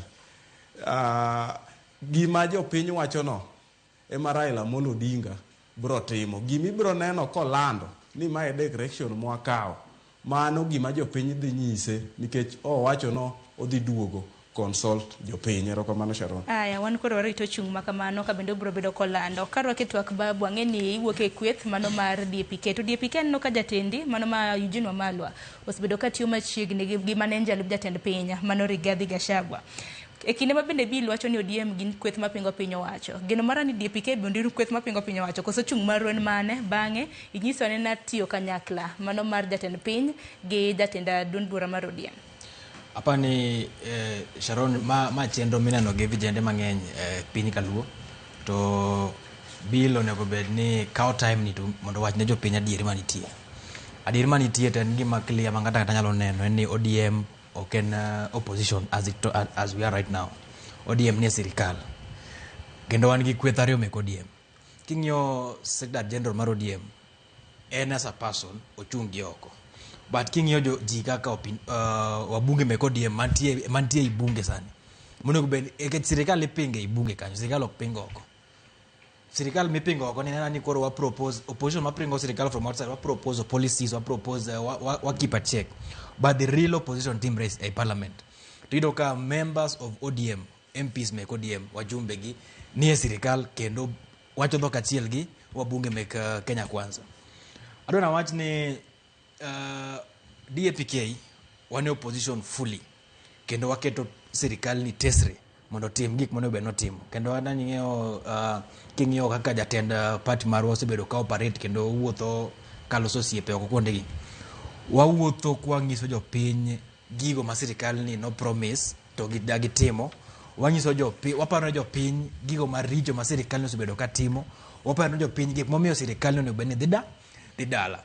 Adona wach ni king'iyo relationship mar jakom kachiel gi jatend piny. En relationship ma jatend piny o depend kuom jakom mondo sekiwa second term. Jakom ok depend kuom bwana ni mondo sekiwa anything. Kech ka jakom ne depend kuom yie mondo sekiwa anything, then jakom no be en AUC chairman san. To mismanagement mar jatend piny in terms of foreign policies and diplomatic relations emanyo miyo jakom lose komcha. Kech 22 votes kamana ko wadonyo 22 votes ma jakom yudo ka. Maka no yudo out of his personal relationship gi presidents mako kocha. Kech kinyo presidents manyo gocho jakom kata manye wuotho gi jakom machiegni mako siepege. Ok nati gi jok mane gocho ne jakom kech koro. In fact an kuma beti ashugo kata jatend piny ma Kenya kanyo ko gocho jakom. Achich an gi chich moro an gi to ni bwana nyaka bed achich ni bwana nyaka bed nyogo kuje chao. Kech bwana ni ngat moro ma tek amini bwana ni tek. King'iyo ko osebedo cooperate kanyo otimo manifesto mare kane o campaign. No wacho gik mang'eny mabeyo. Lakini sani king'iyo mos kako implement gigege. Iro ka sirikal ni odhi oko mar gik mane giwacho. Ng'ia ne Sharon sani school education system osekethi. Adona wach kuma bete kani nyathi ma janyuol ne ok nyal raise siling 300 kadhi mbele. Wach ne mar somo Kenya ka sani en wach midaya daya. Winjo maber. Basari ok en gimoro minyalo rely on ni mondo mipuonj nyathi from high school nyaka university. Winjo maber. King'iyo health sector. Jo dekteje sani sama wuoni ne gine ng'anyo niche machiegni ka to pod gipango dhi ng'anyo moko. Interns ok chuli. To make jok matiyo tich mang'eny. Kidhi e hospital sani nurses kendo interns make joma timo tije mang'eny. To gin makendo ok chulgi. King'iyo nyithi university sani universities iloro. Moi no selori. Tuk sani technical university sani dhi lori. Wadhi kama pole pole mabadhi tamo 2027. Wan gi universities mang'eny molore piny ka. Then nyiso ni seche magige timore kama to sirikal State House timiyo budget mar 1.2 billion mar renovation. Kori tamori penjorin between health sector, weche thieth, weche somo gi weche security mar jopiny kod renovate state house ere gima lich, ere gima nobe ni bedo prioritized. Koro bwana ni en bwana moro ma jatend piny kaka kintie sani osechunguza moyudo ka gigi bage mana kana wacho. To ng'ato achiel moparo ni nyalo mako lwete ma miye telo mar ariyo en Raila Amolo Odinga. To Raila Amolo Odinga senyoro ni bwana ando gini wadhi abed piny a consult. Ke jakom ng'ama osebedo ka winjo pach jopiny. Obiro to wacho ni bwana watimru nang'o. Ibro no ka kiny machiegni ibodo ko timo romo Kondele kacha, budo dogo timo romo Kamukunji ka, budo ko timo romo Jakaranda kacha. To koluongo romo gi tinyo mana ko wacho ni bwana gicha liye to konya bede iye. Jopiny wacho ni wadhi kama. To ka jakom odhi e side ma jopiny. To boy the president jatend piny en wach ne mar second term rumo gi kanyo. To pod ka jakom support. Pod jakom nyalo mana miye a quarter of what jakom nigo. Ke jite mani ke jakom gi believe jakom ok gi believe en ngat ma jakom kelo. Koro isete jakom ni debe kata jakom onge debe. To ka jakom onge debe to ngata ngara modhi kelo no kelo no bwana ni ok nyal dhi kumoro amora. Bwana ni dala. Ji wacho ni siji Kalonzo and soft Kenya Eugene and soft Kenya. Kibaki was softer than the two. In fact Kibaki by the time Kibaki got accident nobody knew ni Kibaki nyalo tero bwana Chadala nyalo kao presidency. But we had Kibaki as a president. Kuro Ruto is not an exception. Ruto nyaka dhi dala. Nyaka dhi dala. Ng'eyo nitie chenro moro mabiro bang'e to ng'eni nitie mafans gi biro biro ka. Biro wacho ne jopiny no Ruto nyaka dhi dala. Nikech gik mosetimo to gik ma pod omedo timo. To setango ne jopiny ni is not intentionally interested mondo mi oger piny ni. En osechamo monyalo chamo, oseyawo yie mochamo monyalo chamo. Koro nyaka dhi dala, odhi obomi tiyo dala. Mano kaluwore kod chung mari mano kaka youth league mano mar DPK mano chung mar vijende mar DPK wan waramo ni bwana nyaka dhi dala mondo mi nyathi kijana ma Kenya odhi school mondo mi kijana Kenya ka oyud thieth mondo mi kijana Kenya ka oyud security mondo mi kijana Kenya ka oyud employment jatend piny mani office sani nyaka dhi dala. Kapok wadhi thor wach machielo Dickson bed ni yudo seyo kowuok kuom bil kaluwore gi seyo ma isebedo kiseyo godo Raila samoro mana kinyalo mana duoko nyingi mapiyo piyo kapok wadhi thor wach machielo. Number one, Bill wacho ni Raila ne geng'o revolution mar jomage to jogi ne fach ne ang'o ma Gen Z ne dwaro, ang'o ma vijende ne dwaro. Ang'iso ka ji pile kendo achako kawacho ni waonge time sani okwane kinde mane wagore mondo ayud political freedom mano nitie. Yang babu Ken Babu owacho gik ma affect vijende. Wan kane wabiro kaka vijende kane wachunge Gen Z. Nodwaro ni finance bill 2023 obe drop down. Ma any person mane biro in contradict to that mano ne ng'ama consider our own enemy iwinjo. Koro mano gima nyaka wang'e to kendo awacho ni sani gik mang'eny oselokre kabisa. Ideologies mag ji kata mar joma dongo the way they are reasoning now oselokre. Magi okinde manwa reason as psychophants. Ni so long as ni wan ng'ane mani mbele kia ng'ane awinjo ka bill gi kiwacho ni keni joluo nyocho yudo sirikal kia ni joluo ni chien pile. Adang'iso joluo ni kata mana ndalo Uhuru Kenyatta ne wan gi ministers adek. Ng'ama notelo ne bunde Kenya keluongo ni Recho Mamo ne Nyasakwa Bondo. Ng'ama notelo ne somo niluongo ni George Magoha ne Wuod Siaya. Ng'ama ji kaka Tuju Giki ne gin minister kaendi. Ok en the first time ma koro ni ng'ani komiwa kombe mokari adek ni koro nyaka walame ahinya ni omiwa kombe. Number 2, gima bil gikyo nego ng'e ni joluo kaka gin jo Kenya. Joluo gin taxpayers, yeah? It is within our right. Ok en privilege mora amora ni komiwa kom ni koro nego beni wagore piny wala moruto. 2023 Sharon, around January, yawuoyi ni golo Nyalenda Kondele e udi at the order of William Ruto as the president. Jadi manonegi, yeah? En wuoro mane ma kata mana jo wetewa mane telo no breadwinners. Onegi onge in ng'at biro goli e odi negi nikech stand, yeah? Raila against the impunitive government at that time. Iwinjo. Omiyo vijende makalunya kwa ya urwiwa. Nikech wan makor at least wan mwadhi mbele kata kisomo wan mawiwa yaure wan mwase fwenyo kuma weche diowago. Wan joma the old dogs ma gin puppets mag Raila joka gin gi tijegi iwinjo. Joka makamu gigi komiel Raila liete gin ka gidhi alisi nyamigi gimoro matin. To in kaka vijana Sani nyoro cha waneno ka principal mag secondary school ywak ni capitation onge gikia kata koro kaka giyude tin. Uchumi ginene finance bill mar 2025 ne obiro gi a lot of taxes. To sani ka ema joma nie payroll pay slip gi sani ema ywak gur kamano. Ruto can never be a best option. Ruto and Ngamabedo ranked worldwide as the most corrupt leader. He was the second in the whole globe as number 2 second leader. Yeah.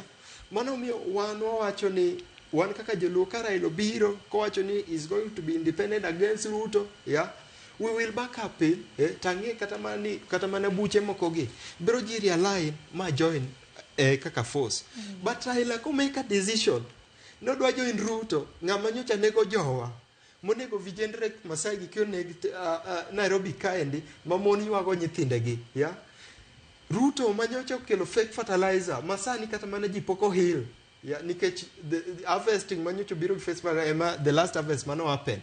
Masani nikech ji nego ji. Ruta chiel manyocha yanyo joluo manyocha wuotho kaluo manyocha dio joluo. Seyo to koro ng'eny.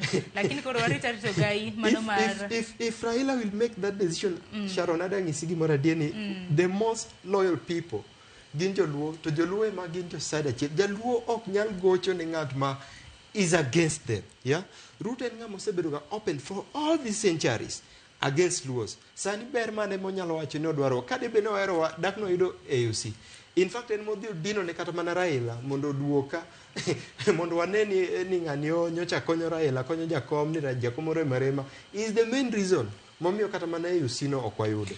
We warita ina vijende kaka bill gi nyaka ya wigi mondo kik wawuondru jowetewa. Kinde chok ma we have to change the way we are reasoning as a people. Angeni paro to pogore ma bende oganda bende pod somo bende wang'eni hogai mano mar ODM Raila Odinga bende mana kaka no selando diche manyoro nyakwaram gajwang wacho no biro bedo kosomo paro kuom ji mopogore johera mage e kinde mamoko mano mar mondo mi oyangnwa chung mare lendo ma bende pod warito nyakwaram gajwang no ote magi med orogi e lai mago magote machoka rede ka uchiel nono mbui mago mago ganda mano moriwo Facebook kanyakla kod YouTube bende biro ni achiel kachiel ichiwo paro ma bende ntiere godo koluore kod thor weche montiere godo abro bedo kasomoge kwa dhi nyime gi twak makama kokamano yiena mar mon miaka yueyo bange waduogo koda moko kuom weche kata na thor weche mopogore ma bende wantiere godo.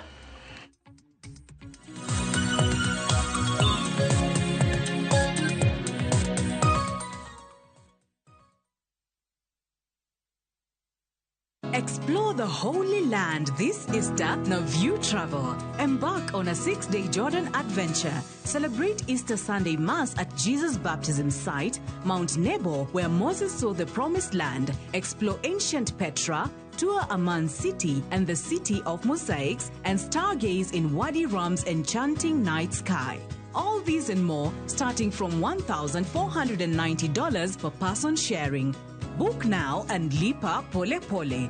Visit viewtravel.com or call and WhatsApp 0703 254 254.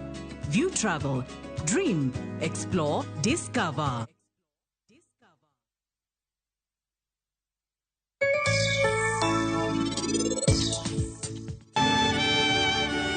Chal kagima iniluwa. Anie tipo mari seher. Ere kaka nyalo bedo mabor? Omiyo anadwa penji kaponi iniyie koda seher. Grand prize won! Win big with the WRC Safari Rally 2025. Revisha and feel the roar! Love is a beautiful thing, and this February, View Sasa is all about love. Watch Boy Child Under Siege as Ochi and Linda get ready to eat a nicely prepared meal. Kuna mtu ameita zimamoto? Of course, Mr. Firefighter.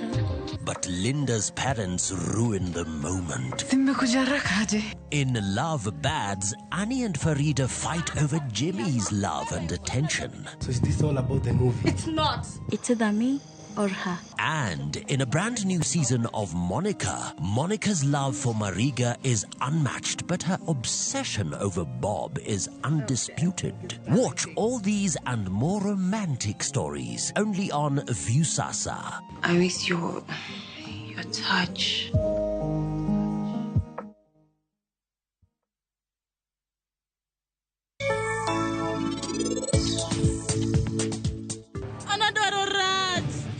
Kushi, an abiro timo gimoro. An ang'e mibiro timo. Awacho neno tim gimo neno ni kare kae. Koro in ng'ano kae mondo inikwara tero. Ang'o midwa gani riembo mtoka to kine miriembo? An kayo kadwa neno kokale gima rach to bende kadwa neno pi wang'e. Okanyal kale gigi te. Anawinjo kasiol gi tembe gi Nyasacha. Magi gin wuoche mag Sarab. En orwako giga sama en odwa ng'ado bura. To Param, mai koro en ting' mari nikech in wuoyi maduong' e dalani to bende in gimoro amora kae. Indulge in the moment with every spoonful of Delamere real fruit yogurt.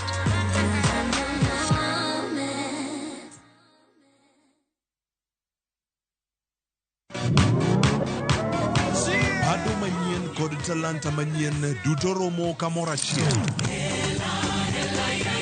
Chakre thum mag pinywa nyaka mag pinje maoko. Mae kinde maberie moloyo ma ji nyalo winjo thum mamit. Puonj jothum manyien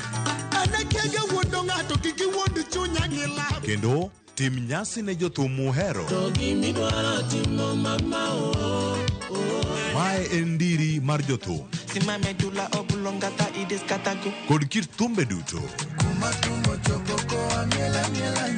Pado manyien wuok tich nyaka tich abich saa 5 onyango.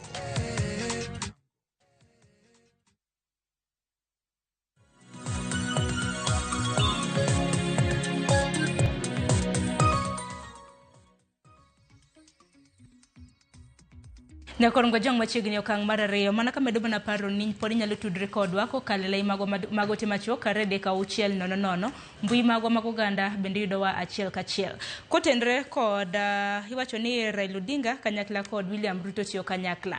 Nyaoda Cleophas Oluoch dhi bedo kod welo chakre saa 3 nyaka saa 5 mar onyango. Gibiro bedo ka ginono bedni ODM gi UDA biro bedo kariwore mano mar tiyo kanyakla gintiere kod welo. Kata kamano kwadhi nyime gi thor wach machielo Manenjal Jatend Piny Nyakorom Gajwang' Rigathi Gachagua bende osebedo ka funo weche mopogore ma bende seyo osebedo kata mana kobio seyo ne piny owacho mapacho ka nentiere e kaunti mano ma Meru. Bende nitiere wach ma bende noyango ni samoro na nitiere kaka idwaro riembo gai mano mar doho mapacho ka mano Martha Koome. Nitiere report ma bende jafombo marwa mano Walter Nyambaga notimonwa mana kinyalo ketnwa report mano mar Walter Nyambaga kotenre kod seyo ma bende Manenjal Jatend Piny no seyo godo mana en jalup Jatend Piny ma bende osebedo ka seyo godo sirikal mapacho kae. Wawinjan. Jalup Jatend Piny machon Rigathi Gachagua much Mombasa kendo. Rigathi okoni osefwenyo ni nitiere chenro mar thulo oko gai mar doho Martha Koome okia pisi Jatend Piny William Ruto emotelie. Kolose kanisa mar St. Joseph's KK Guru mar AIPCA e kar chung od bura mai Gembe North e kaunti ma Meru. Gachagua koni biro luongo oganda ndara e kendo bago ng'anyo manyal gidi pacho ka mar kwedo golo Martha Koome kokoni sirikand William Ruto medo chiego kama lit mar oganda ma Mount Kenya. Alikuja na Biblia tukafikiria ni Mkristo mtu mzuri. Alitudanganya hapo kudanganya. Tukamchagua. Kufika pale ametumia hiyo kitu kumaliza watu wa Mount Kenya. Ameanza na Rigathi Gachagua amemfukuza. Akarudi akafukuza Mebeka. Sasa amepanga jama ya kumfukuza Martha Koome. Gachagua koni Martha Koome estani pedo ya PC oko kamwanda kalure kod chung mare. Sasa Martha Koome anafukuzwa. Senator wa Meru ananyamaza. MPs wote 10 wananyamaza. Anapigana na mama rais, ulipigana na mimi Rigathi Gachagua, mimi ni mwanaume. Wachana na Martha Koome ni mwanamke. Bora unapigana na wanawake. Can you fight your fellow men? Si ndio? Apigana na wanaume? Wachana na huyu mama. Huyu mama akifukuzwa nipige filimbi mtoke kwa barabara. Mtatoka au mtatoka? Sasa wamepinga njama. Wiki ijayo Monday wanataka kumuondoa Martha Koome. Walitaka kumuondoa wakati Rigiji alikuwa kwa kiti. Rigiji akakataa. Ekindeno bende jalup Jatend Piny Kithure Kindiki yudre madiny e buche moro kod jo od bura kar jot mare ma Karen e kama ne orudhe jo od bura mag counties kod kit Kamasia e wi wach omenda mar met bilie. Na ati watu naitwa pale Karen. Ya hakuna haja wewe kuita watu Nairobi. Kuja hapa iende uongee na watu hapa kwa ground. Si ndio? Ile mambo nafanyika pale ni uongo mtupu. Unapanga watu masaa 5 kuwadanganya. Alafu unawalipa shilingi 5,000 kwa kusikiza uongo. Gachagua okoni dondo buche modhi losi dwe mar 5 dhi bedo kod jo od bura maromo 120 e sirikal mabiro. Unajua watu walikuwa wakifikiria ati wakinifukuza nitaenda peke yangu. Nilitoka na watu wao. Nimetoka UDA hamjatoka. Wangapi wametoka UDA, wangapi wametoka UDA? Yes. Na kwa hivyo tumeunda chama yetu ya Mlima Kenya na Wakenya wengine. Na ni gari mpya na iko tayari. Na injini inamwaga maji kwa vile iko sawa.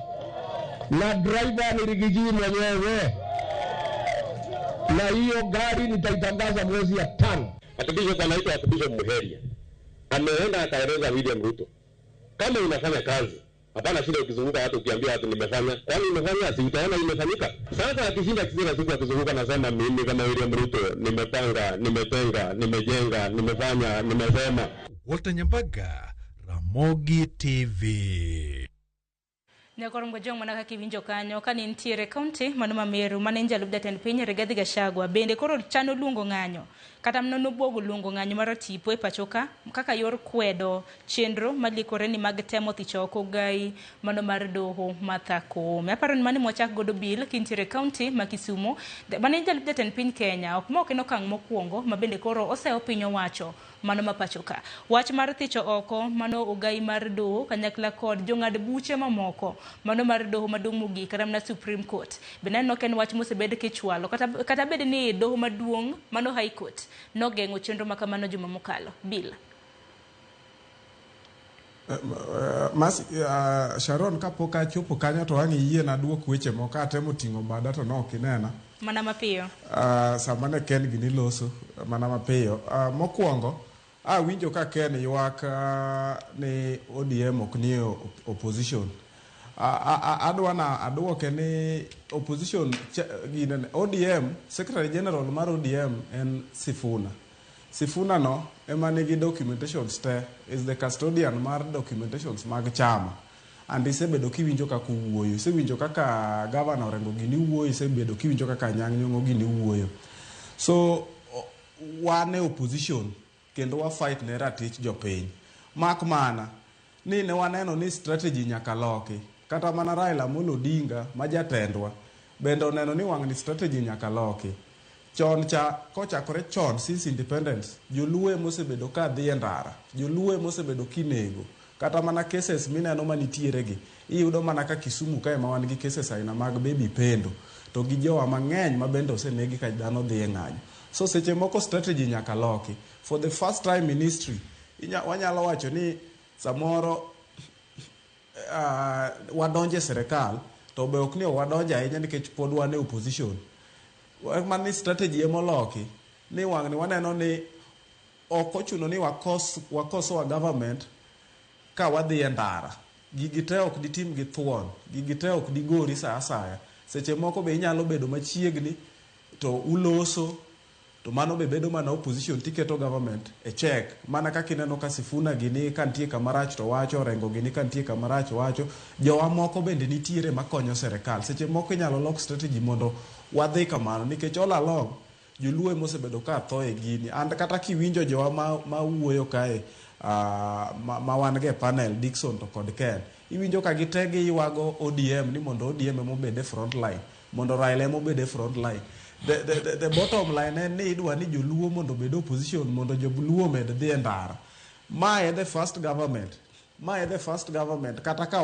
wasedonje iye kamano mae serikal mokwongo mwaneno minister waneno CS mar finance karwaka mae ango waneno attorney general ne wan gi lawyers malich kaka agwenge kodhek gini ese Mutieno gini to pok ne waneno attorney general mwabedo go korwa koni so government ni beto keto jowa ahinya e iye ma koro wabro mana loso kata ka wan opposition kamano to wabro loso kantie kamarach tiloso, but wambe wan mana e opposition to kendo wakonyo serikal tich.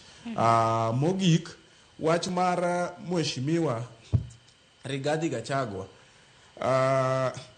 an gi challenge ahinya e weche mag Rigathi, ande momiyo atamora gi weche mag Safina Party gi DAP-K, nikech gin party moko makelo tribalism e piny.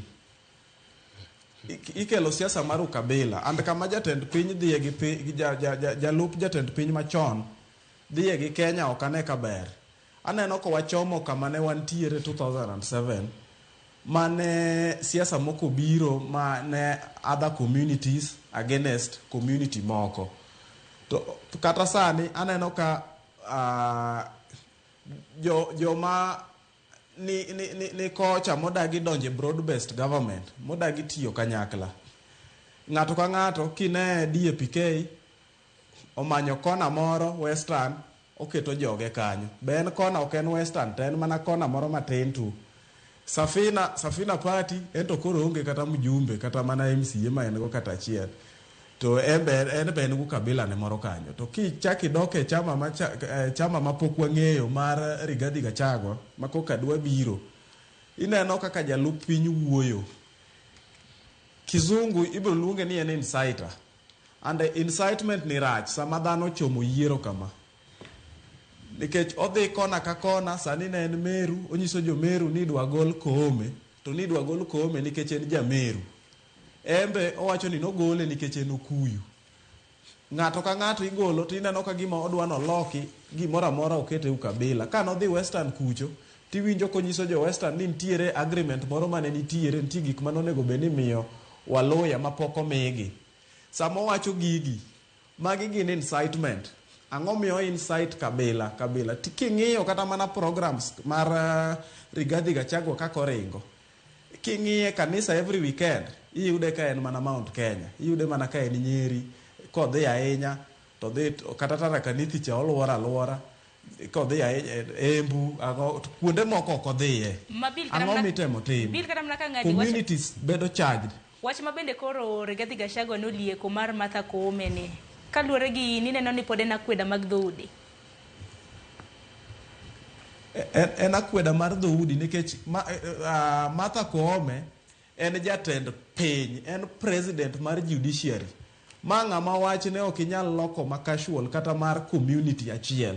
Ma en president mar the entire judiciary mar Kenya mangima. Kidwa wacho wach ne ahinya ni idwa ni wuogi Kenya mangima, tidhi Nairobi kacha ti address press, to kidhi dala gi Koome ti wacho ni ane idwa gole nikech en jameru. Mano itemo incite jopiny, nikech bing'e ni seche moko ng'ato samoro inyalo bed ni idwa gol nikech osene gimoro marach kuome. Ok nyal bedo ni kata ka samoro ng'ato en corrupt kata en incompetent in one way or another e tije. Kakoro idwa gole, an kaka bilo tieno kawuono koketa kata mana PS, koketa kata mana CS, tatimo makosa moro, to kidwa gola tibiri wacho ni igola nikech an jaluo. Mano incite community mar joluo against joma tiyo. So aneno ka en gima nyalo duoko wa 2007 kech incitement no ok ber. Erokamano ahinya. Samoro ne Nyikorom Gajwang' samoro ma bende kia wach motenre kod Martha Koome ni Nyikorom Gajwang'.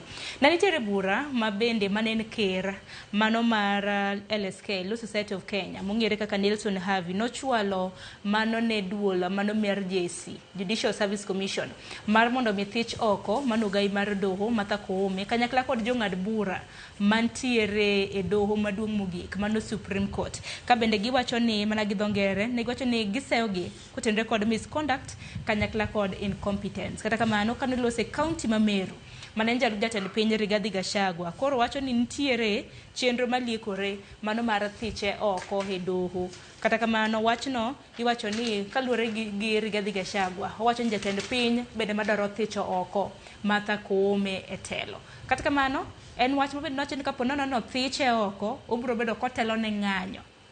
To bende ni winjo kata nakoseo jodak mano ma Meru kapo nono thiche oko bende gibiro bedo ka giwuok oko e lela. Aparo ni babu in bende arwake twak makamano. Bende winjo ka Bill wacho ni una DAP-K kanyakla kod Safina Party ng'anyo ma joluo onge en ng'anyo ma ok nya tiyo. Aya, awinj pachi bende baba. I think mana kana wacho bil nyaka bed kong'eyo ni chenro mwan godo Kenya en chenro ma serious ma ineno gi Kenya mzima. Moso inene gi ogandawa kendo vijende matindo mawuok Luo Nyanza. Ok en about ng'anyo, ok en about ng'ama ng'anyo. It's about ang'o miyo ng'anyo. To ka bill ok nyal understand ni the economic situation of this country is so bad for any young person to survive, then it, I don't think ni otimo the right thing in the political space.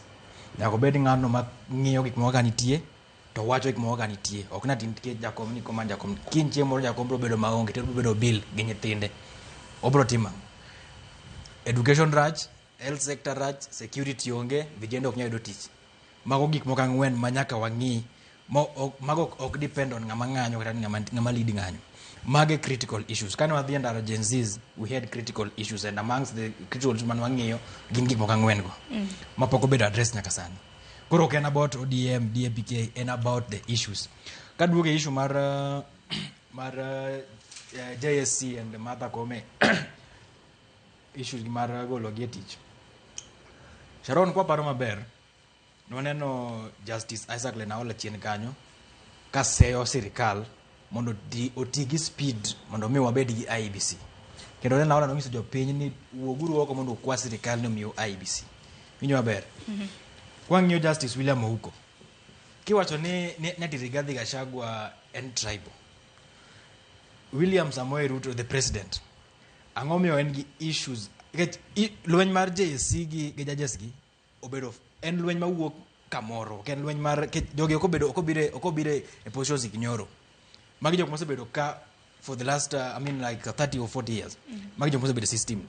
En ang'o masani eka koro JSC realize ni jogi are incompetent, jogi nigi integrity issues. King'yo lweny ma Justice Koome, Chief Justice Martha Koome goyo, en lweny mar kuma giaye. To Rigathi Gachagua ka nowache no, the presidency kaka nitie sani, ido ka sani jalup ker wuok Tharaka, to jatend piny mana ka Rigathi nowacho, ok adwa na adhi through the corners. Jatend piny okawo lweny gi jo Mount Kenya, to kokawo lweny gi owadu tichako protect owadu, we are not practicing nepotism. I protect mana ngat gima inyo. Maino okinene kaka ena kwede mag dhoudi. Ok ena kwede mar dhoudi. Jatend piny mar Kenya, manen jatend piny Rigathi Gachagua defend mana family amare. Mana kaka baba yalo defend family mare ka gimoro bire. To end within his rights mondo speak for Martha Koome. Ket Martha Koome bedo attacked to wuok kono. In fact, the person mono be ni penjo maswali gi en Kithure Kindiki. Nikech manen jalup jatend piny wacho ni plans kata mana chenro mar thicho oko Martha Koome na nitiere kata mana kapok nothiche oko e apisi. Dog no wacho ni nyowacho nyore kanyo timo interview moro ni magi gik manosewinjo. Inyo ber. To sama kori kelo ang'o miyo noko time that time. Kan en plan mosebedo this time gine time nite. And then king'iyo gigi te nani Sharon kata ko wagolo wach mar tribal and everything. Magik mitimo nikech koro wachiegni donjo elections e yiero manyien mabiro godo ni to mana aduoki mana nyisi the presidency kata Kenya Kwanza regime giseng'iyo magiyudo ni gionge legitimacy gi jopiny. Giseng'iyo magiyudo ni onge anyway ma Kenya nyalo dhi e debe mago tik ni Kenya Kwanza duoge second term. Giseng'iyo magiyudo ni onge. Koro the only way magidwa ni mondo retain go power is to ensure ni institutions mono bene gin independent obedo dismantled, yani gibedo weekend. Wagol ngani waket ng'atwa, wagol ngani yes sir minjo cha. Idwaro yes sir cha kumora mora. Idwaro ni yes obede IBC, yes obede parliament, yes obede judiciary. Mondo mi sama jo piny osetamore ni sirikal ni okwadwa kwa mi second term to gitiyo gi other institutions mondo mi gi maintain themselves. Lweny ni ok en lweny mar Martha Koome as a person. Ma lweny jo Kenya. Moko no bende wenere gi jikende. Ma lweny mono bende kata mana wadwa kama ni Safina gi vijende te nyaka bilino ono bende donje. Nikech ma lweny maka Kenya Kwanza succeed. To ko bi interfere to Kenya Kwanza gi Martha Koome kende. Or the interfere with the entire country. To kama interfere gi Kenya mzima, to interfere gi generation mabiro. Winyo ber. Kenya Kwanza oseng'iyo magido ni there is no way kata mana bili mawuono there is no way my bro ko ne William Samoei Ruto kura mo duoge second term. Ang'eni yiero to poko kayo yiero te niga mar 2027 weche nyalo lokore diere ka kata kamano Dickson Karwaki twak bendo ang'eno gai mar doho Mathakomo oseyudore akire kike nono ka Januar mano dwe mokwongo mar higa ni noneno ka rita mare bende nomae bang'e ochako duokne ka bendi lieko ni jogo eko mabende nosebedo ka rite kata na bodyguards mage nanego beni miyo promotion moko bende nanego beni tiego itimo negi training koro nakere kike makoni kod kocha kata kamano doho to nosethicho oko dwaro mano mar timo negi mar thicho gi okia pisi en kanyakla kod jong'ad buche wetege. Number one wakwonga clear negi moro njo Kabilo wacho ni Safina Party tribal gimada wacho ni joma support Tend Ruto joluo ma support Tend wawo in that side though okada ga wo ni kia jaluo kia ng'ang'a ka Ruto ken tribal adier samoro revoke PS madhi bed appointed manyien nikech ageni ma en mana plan mar broad based government oriembe nyaka jomotel ne migao madongo mang'eny gi around 65 more than gin Kalenjins mondo dot meritocracy kata mana rapim mar skills kata mana puodhruok gi ng'ato kalure gi monya kelo mondo kete te nyaka piny kuma mwalo nitie. Number 2 nyocha waneno kendo hapa ni gazet manyoro kawuono ma the status comptroller Ole Mitito ne ni od bura katetea ne pesturi monego beni the state house Sirikand Ruto so long as ni in give voice manyalo fight ibed ng'ama ongela ibed ng'ama thin mamless masa moro katune iloso mondo mi ineni gibiro magimai koro mano stand ma wan ok obugowa kaka jo Kenya gikalago no expect ni the moment ma judiciary obedo independent nikech kowe Mathakomo ten motelo ne judiciary so long as ni judiciary okao kar chung mare wuon moko bed swayed with external factors kata mana soya nyaka goe makosebet ji adima ni sirikal makata osemeny no kwelo tokno to de kiwuok oko kichako go sirikal Ruto ni tilawi ni kwelo imaki teri do koro mago kadi magen gik manyien omiyo wawacho ni waseng'eyo ni sani ng'ata ni threat so long as ni chwacha dier iwacho ni inside ma jopiny in idwaro economy to economy oseingo Ruto you are an enemy of these people to nyaka gi fight koro mago gik manomol mago gik manorapan nyo anyarao kata mana chien kanyo kuom order mar president nikech president manyagolo order chien matin ne gidhi magi kalo nyaka kiewo magi kata mana en jatend piny mar Kenya security mare gik mapok notimrega e history moramora mar Kenya kaendi koro mago gik ma ok gin welo jakom ndalo moro apane ne gilawo magidhi awacho kata mana nek mane timre Kisumo etc koro mago gik manomol emomiyo da wacho ne vijende ni in fact kwa mara ne vijende okona beni wa reason kata mana the basis of the political parties ni DAP Safina kia ODM kia etc waranguru policies wan kaka vijende let us speak for ourselves wawuru ne wan wawegi nikech wan ma wan gi gaps mang'eny wan ma onge tije wan makata shifshani ka affect deadly nyocha USA do withdraw hapa ni Kenya is in panic nyocha rango kata mana counties kaka ni vijende kata ma onyuol gi tuoche gi gin masani ma gin gi wasiwasi moloyo matin wan ma vijende wan gi tabu molo the political class mosebete siasa kumigni 30 igni 50 wan kinde ma waweru reason ni ajaluo ken Kikuyu aja Kisii aja etc sama nyathi jaluo ok dhi sikul sama sirikal ok nyal miyoji ok nyal support somo mar piny ibed nyathi jaluo ibed nyathi Kisii ibed nyathi Bandu gigi affect wa wate sama tich onge ma jok market onge bed bill masani aneno kare en psycho fund owacho ni one tribal ni Raila nokonyo wan okelo revolution any person mano biro na wawe is our enemy kaka vijende wang'e ni one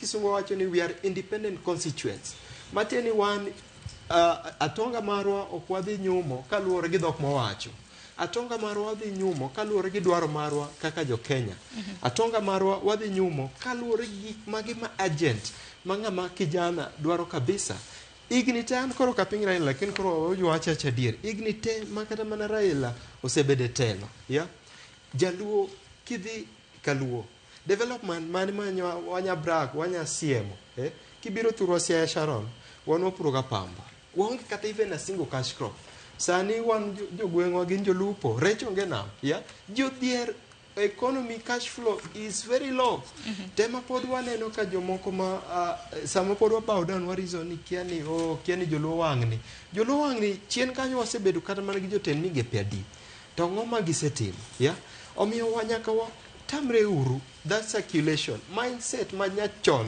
meaning enano ni rowere nek beni timango nikech ata malo mathoth ahinya joluto ombulu gin rowere pacho kae mindset mane mineno ni rowere nek beni bedo godo nyaka warangru nikech ji mang'eny to osewuok ni biro ya anyiso ga ji pile ni youths wan waonge aggressive gi political power wadwaro mana change in the political system ta change of the political system obro timre yo mane warangu policies mag ji ya ng'ama sani dwa miwa policies ni kia Kenya kintinga nwagore ne uru kia ni nwatima ngo okay we appreciate ya lakini sani agency ni wadwa dhi sikul ya wadwa ni chiemo obine jonyuolo e mesa wadwa ni cash flow o flow mana kaka osebedo ka flow kata mana pinje ma oko ginyalore Kenya nigi mwandu buora ya policies ng'ama nigi policies mar uchumi understand nyocha party leader Masafina party ne wacho kabisa ni kata mana gope mang'eny nitie gope mag bandia gope makarafu kisungu wacho ni odious debt gin gope moko manol they all gi Saudi Arabia to gidhi donjo kwatare in a personal account ka gibiro ka to wachulo gi through shuru ya to wakwamo pile nikech wachulo gi mokwane iwacho ni no ni go matimo kama to kirango to taxes bedo medre to nanindo kata mna mijiero manokwa ko Jimmy Wanjigi payslip ni medo nogoe kabisa kana wacho wechego payslip ni medo bedo shaken ya the moment kiwacho wechegi koro vijeni nyaka wa step back nyaka waranguru ni koro kadhi mbele chakre sani ya policies mage ma line to ana ajiwo jotendwa ma are fighting against this government manyanyasa jopiny chopo kinde makoro nyaka ji riwre nikech Sharon kwa paro chien kacha ndalo Moi ya mano 94 Moi neni no yombo Kibaki number 2 with less than 300 million votes to kirango joma nochung tetete kiri okura manogonegi 69% of Kenyans voted against Moi, but Moi won anyway. Nikech jo Kenya mang'eny nobedo divided, yeah. Kinde ochopo ma that political greed, yeah. Nyaka olware piny, nyaka jiriwre, obed Matiang'i, obed Kianga, nyaka jirang ni policies makama ema ginewa. Jo mose chung ko bing ni 50 pile gisebede limelight. Jogo nyakoro tengre oko, yeah. Mondo wachakuru waranga neni to jowa mabiro gi policies makama kwa backup gi kama gigi wanyalo yudo gonyruok marwa omiyo mano that's the mindset ma vijende nyaka bed go sani mindset mane kiani inonagi in Kikuyu no wadhi school puonjo gimiro ni integration tapa ni ngata mokalo through a school system nyaka form 4 ong'eyo gima integration en ya ni chopo kuma nyaka wawedho wachien chopo nyaka wawe kumwa chien chopo kuma interest of our nation ma stability economic stability bedo mbele omiyo this age group marwa wan kaka jomatindo that is the mind monego beni wango to ji kaka bill ang'eni maybe kuonde magin go nitie kaka nitie but eber if we reason as one mondo kiko bed nitie jomoko ma drag jowa chien akeni bile bonyere pradek akeni pachena enango ko tendre kod seo makamago nikech kamana ka kinjo kaka jowete uloso wacho ni koro sani ok nek beni nyoni ibuoke duond bura mane nek ng'eni kaka rawera intiere gi police karamna policies wacha ng'oko kanyo awinjo twak maber Sharon and jowago loso maber gima duong' monego ng'i kaka koro wach mantiere ma koro idwa gol Martha Koome ni nikech okine ka giywak ni ok wan issues oriented tiyudo ka gimbe gionge facts nikech onego bed ni ng'iyo ni to ka kawuono idwa gol ng'ato ofis onego kaka Kenya as a country onego wawuoge wach mar ng'iyo ni ng'ato ae kabila mane igole nikech oja kabila ni igole nikech olando kata rateng to wang'i ni ang'o momiyo igole igole notim ang'o, issue 1 en ang'o, number 1 otim ang'o, number 2 en ang'o, to number 3 en ang'o. To wang'iyo gigi te ni ere gimomiyo igolo ng'ato. Ok iwach ni igole nikech jatend piny osebedo ka golo ji, igole nikech sani nitie broad based government. Ok en kamano. Onego bed ni wang'iyo facts, wang'iyo issues momiyo igolo ng'ato. E weche mag ndara and everything, ji biro mana wacho dwaro Raila opposition, idwaro Raila odhi e ndara, idwaro joluo odhi e ndara. Thoth ne jogi osebedo ka dhirowa, osebed kidhiro ODM wadhi ure ndara, ijo ka jo DAPK wadhi ure ndara, Safina ODM wadhi ure ndara. Kisedhi e ndara tiyudo ka ODM ema nie ndara kucho kende. Wan sani kaka ODM waloko strategy, wadwaro ni wawuoyo kaka piny, wago mbaka nikech kar chakruok wach nitie to piny igero kod mbaka. Seche moko gimoro amora ok nyal tim gi confrontation. Ka wasedhiro gini from 1963 wasebedo kwa dhi gi confrontation, wang'ni ok waloke strategy, wang'iyane ni ka watiyo gi strategy moro ka dipon wanyalo yudo duoko mopogore gi duoko mwasebedo kwa yudo chien kacha. Koro wambe waloko strategy, wambe kaka joma tindo mag ODM ok wawach ni serikal dhi maber, ok wawach ni policies manitiere kata mana kaka piny kaka economy ni wawach ni koro economy ber, ni gimoro amora ber. Gik moko ok dhi maber, and the truth en ni the trust ma jo piny noketo kuom ker cha oonge, bet olal. Koro wan ne wabiro mondo wakony nikech piny ne kethore,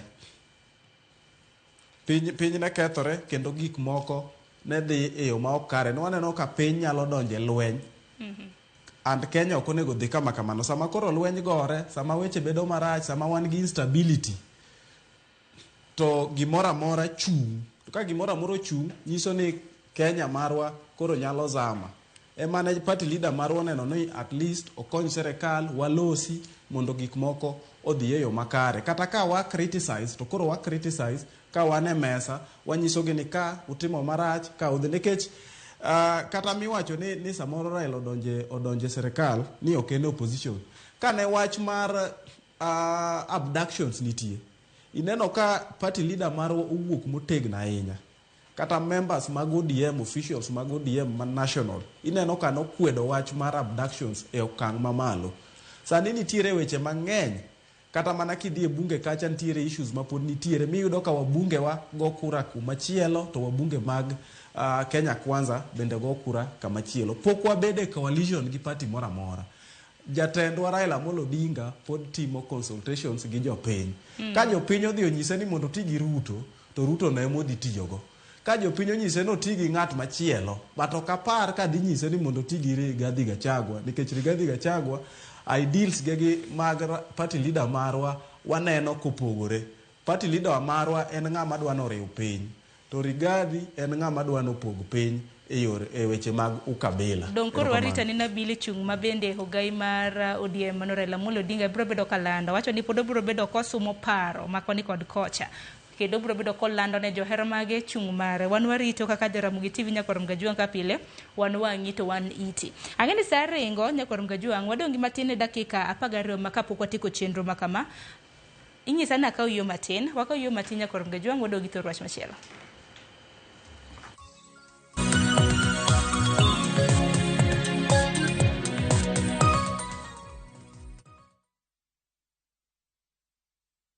Introducing the Pasapata Referral Bonanza. Here's the deal. Share your unique referral link, get Mbogi yako ku sign up na Bless Bets. Alafu, earn huge bonuses na cash prizes just like that. Yes! The more you refer, the more you earn. Now sisahau, we have exciting games that will win you millions in seconds. Unangoja? Win na Mbogi na patapata.com. Refer, earn, repeat. Not for persons under the age of 18. Authorized and regulated by BCLP license number 447. Okwar Ramogi. Regulation okodhi through gimiluongo ni public participation. Be ikori mar donjo matut e weche madongo e Uganda wa. Ribadhi ma wuok e NTSA ng'eny seriously. I have to say this. Wanono weche siasa kod weche mamulongi ma jopiny. Sama gigo nyaka japur. Nikech japur ni obro puro kande ni otere kare. Buch jopiny en kama wamiyo pek paro kachiel kod nonro ma intiere godo. Wan gi chike mabeyo matayo gigi waduto te. Ok diang wachnya every time ka ng'ato dwaro to waloko chike. Nyinga Trevor Ombija jandingo panga jonyakach dendo nombija taya nyakwar guok kocha pesa. Wanere kendo. Tich adek ka tich adek, sa adek otieno, mana e Ramogi TV.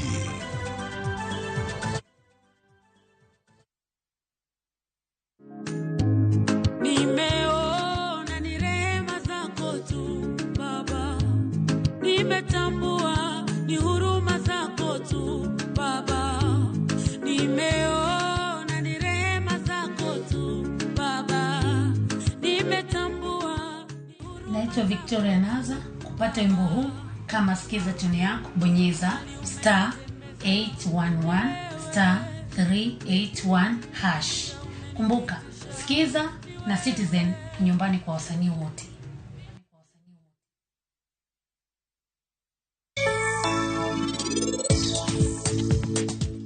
Anadwaro rat. Ikide ukushi. Anabiro timo gimoro. Anang'emi biro timo. Awacho neno tim gimo neno ni kare kai. Koro in ng'ano kae mondo inikwara tero. Ang'o midwa gane riembo mtoka to kine miriembo? An kayo kadwa neno kokale gi marach to bendo kadwa neno pi wang'e. Okanyal kale gi gite. Anawinjo kasiol gi tembe gi Nyasacha. Magi gin wuoche mag Sarab. Enorwako giga sama enodwa ng'ado bura.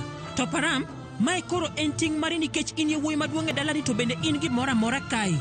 Indulge in the moment. Every spoonful, Delamere real fruit yogurt.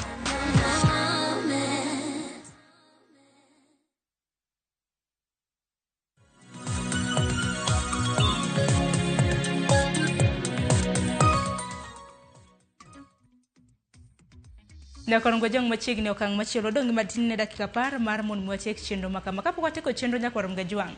Nyakwang'e na chal mar piny Kenya kotenre kod weche mago motenre kod thieth. Nyaka sani wang'e ni nitiere riwruok mago mag ute thieth mag ji giwegi mong'ere kaka Rufa manyaka chakre odiochieng' manyoro ne gichungo chiwo thieth ne jotuo matiyo kod okumba mar thieth mano mar SHA. Manyiso ni kidhi od thieth mano mar ji ng'ato wuon kata mana ji giwegi mong'ere kaka private hospital tintiere kod okumba mano mar SHA ok bimi thieth kaluwore kod gope mabende kumbani nitiere godo ne ute mag thieth mag ji giwegi. Nitiere report mabende nyawadwa Judith Omondi notimo adar mar mondo mi awinji bang'e abro bedo ka winjo kuom jonon siasa mabende nitiere godo kiny makawuono.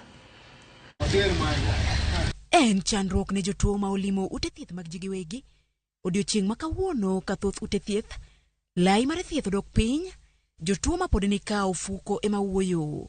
Limbe ma okuongo mane watimo e kar thieth manyanchwa Kisii, jotuo matiyo kod okumba mar thieth mar SHA yudo pek mar thieth. Tuko Nyanchwa na tumelazimika kulipa kila kitu. For anything that has been done here, we have paid. Hata mnaanza kuona marisiti mkononi. Yeah, but this is because maybe the arrangements have not been made well. Sisi wengine tunaweza kujilipia. Lakini iko wengine nimeona hapa wanalia sana. Wanalia they are not able even to pay. Wamesema mpaka tutumie kasi. Nilipokuja hapa niambia kama ni saa itabidi ungoje. Kama ni saa itabidi ungoje ama kuja siku nyingine.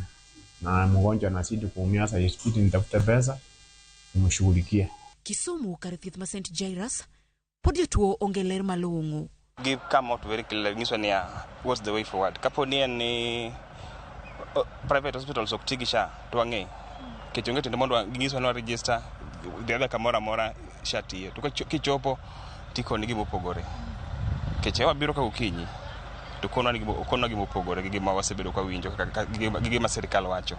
E county ma Migori kar thieth ma Kidiva telo mare yangonisha ni kod gope gi magene NHIF maromo $52 kamar SHA to romo $6 gino ma osemiyo gibedo e lai mar ute thieth ma inyalo pe kinde moramora. Let us last week the oxygenators were on my neck. I had to take up a loan to offset a bill for a particular supply of NIF owed me 52 million.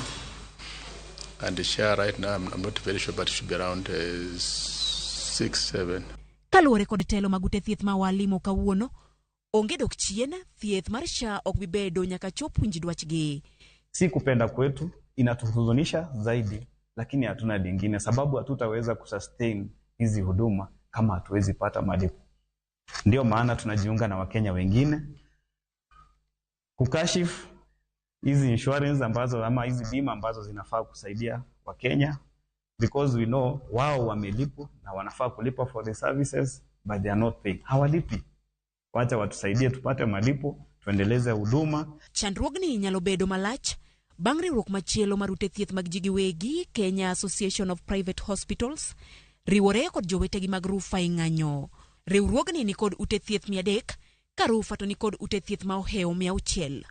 Gope duto mag NHIF ma piny owacho ni go romo bilion 30. Judith Omondi, Ramogi TV. Nyakorongo jongi winjo kanyo giwacho ni onge dok chien. Odiochieng' ma kawuono en odiochieng' mar 2. Kapo nono ni nitiere ute mag thieth mag ji giwegi, be nyalo bedo ni somonwa paro ka bende giyie mano mar tiyo kod okumba mano mar SHA. Iwinjo kanyo ka ute thieth mag ji giwegi wacho ni gipodho nikech pek ma okwako SHA. Jotuo korka korgi bende wacho ni giywak ni thieth kokalo e ofuke mag gi giwegi bende miyogi pek mokadho. Babu, achaka na kodi kaluwore kod midhiero mokwako okumba mano mar SHA. Sharon, en gima ber ni koro gini biro out clear ni actually SHA ok ti. Keche kane wilo SHA from kane wilo NHIF kelo SHA, nabedo kat na wacho ni gini biro bedo problem maduong'. Kech the system takes time to adjust. But NHIF ne nigi pesa make ji already. Tido ni pesa noko bedo transferred to SHA accounts. Iwinjo maber. Ndono wacho gini kani gini biro gemo shida. But jokmanie serikal, jokmanie government at that time, waziri mar health Nakumincha, no wuok oko monyiso jo Kenya ni SHA biro tiyo. Kendo SHA gisepango maber kendo kila kitu ni sawa. But koro sane no kimwantie. Jo piny ok nyal yudo thieth.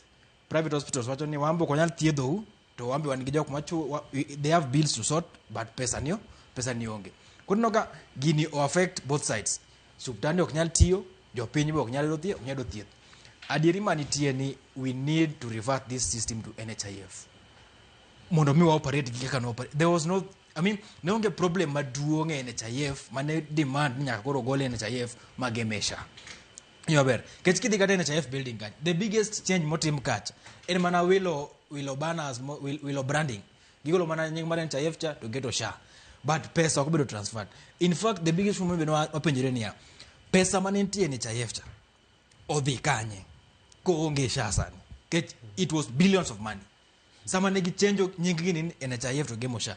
Pesa mane nitie NHIF cha no dhi kanye. Ngamo chamo pesa ni eno fuk nga kech ko onge accounts make SHA. Miso ni odhi ofuk ngato.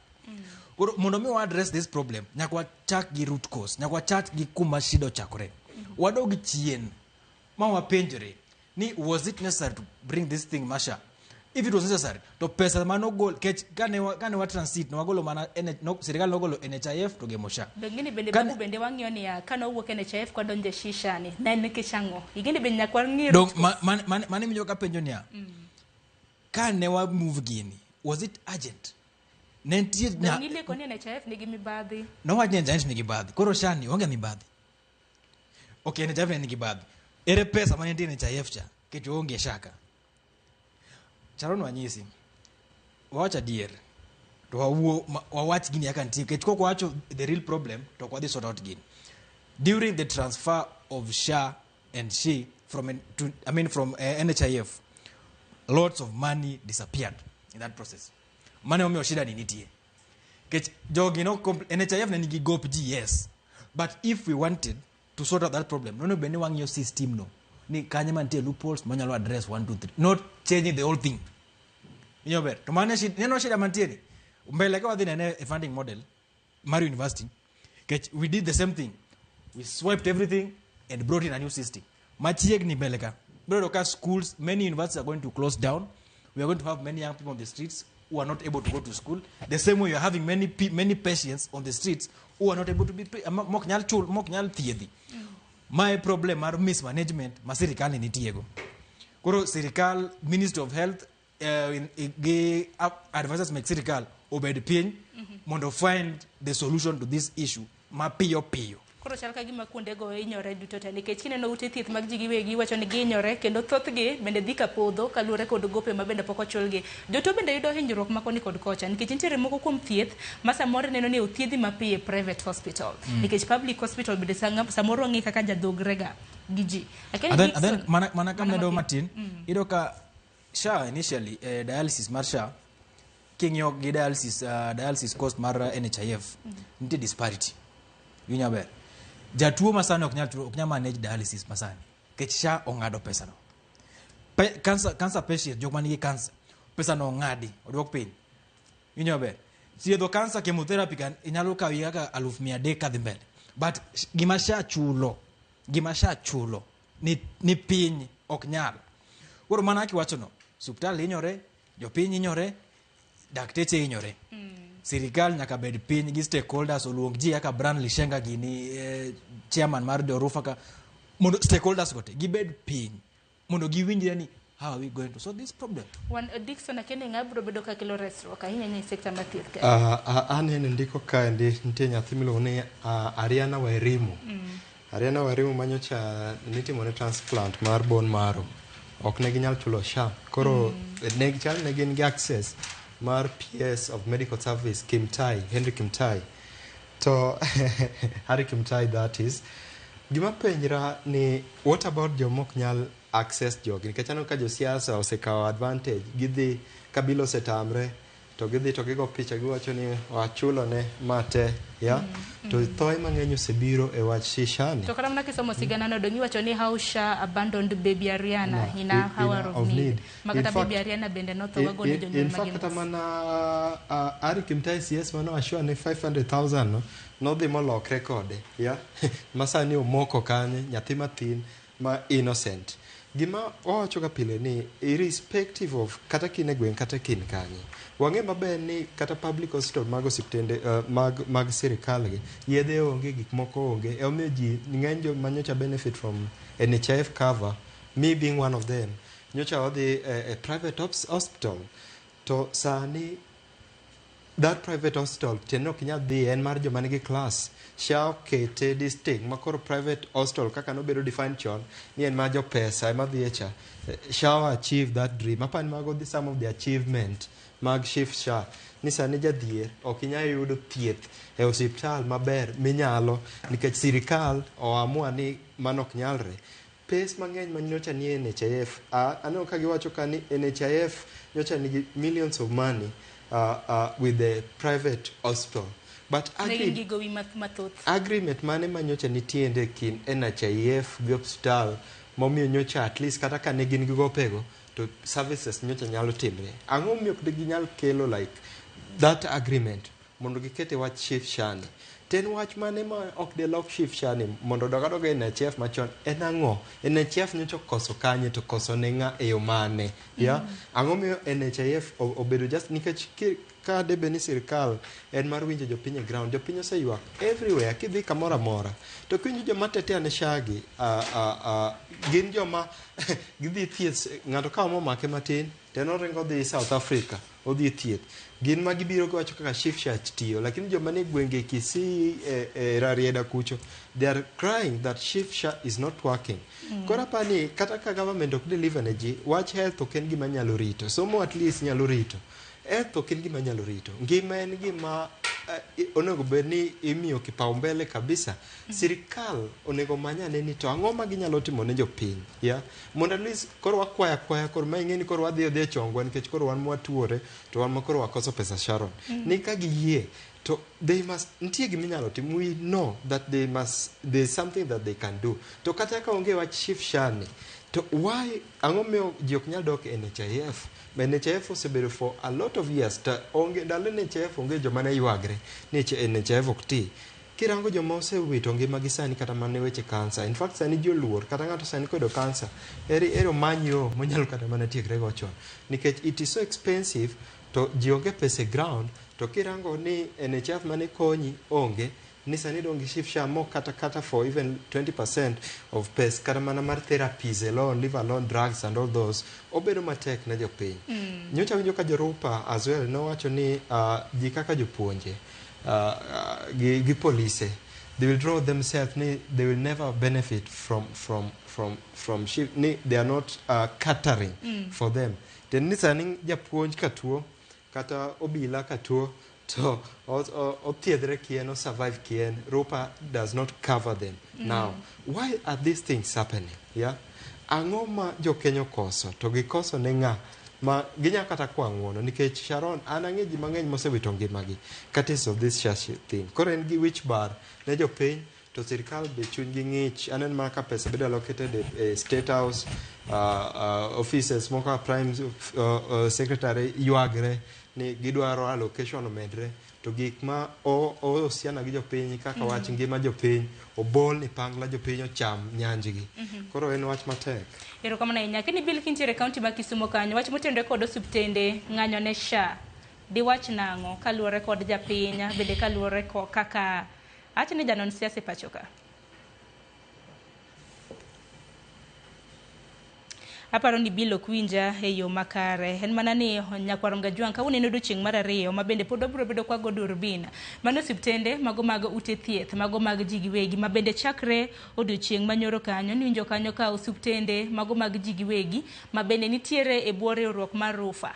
Nowacho ni ok gibi dok chien, ka bende giwacho ni ok gibi yie thieth moro amora ne jatuo ma bende biro bedo ka dhi kod okumba mano mar SHA.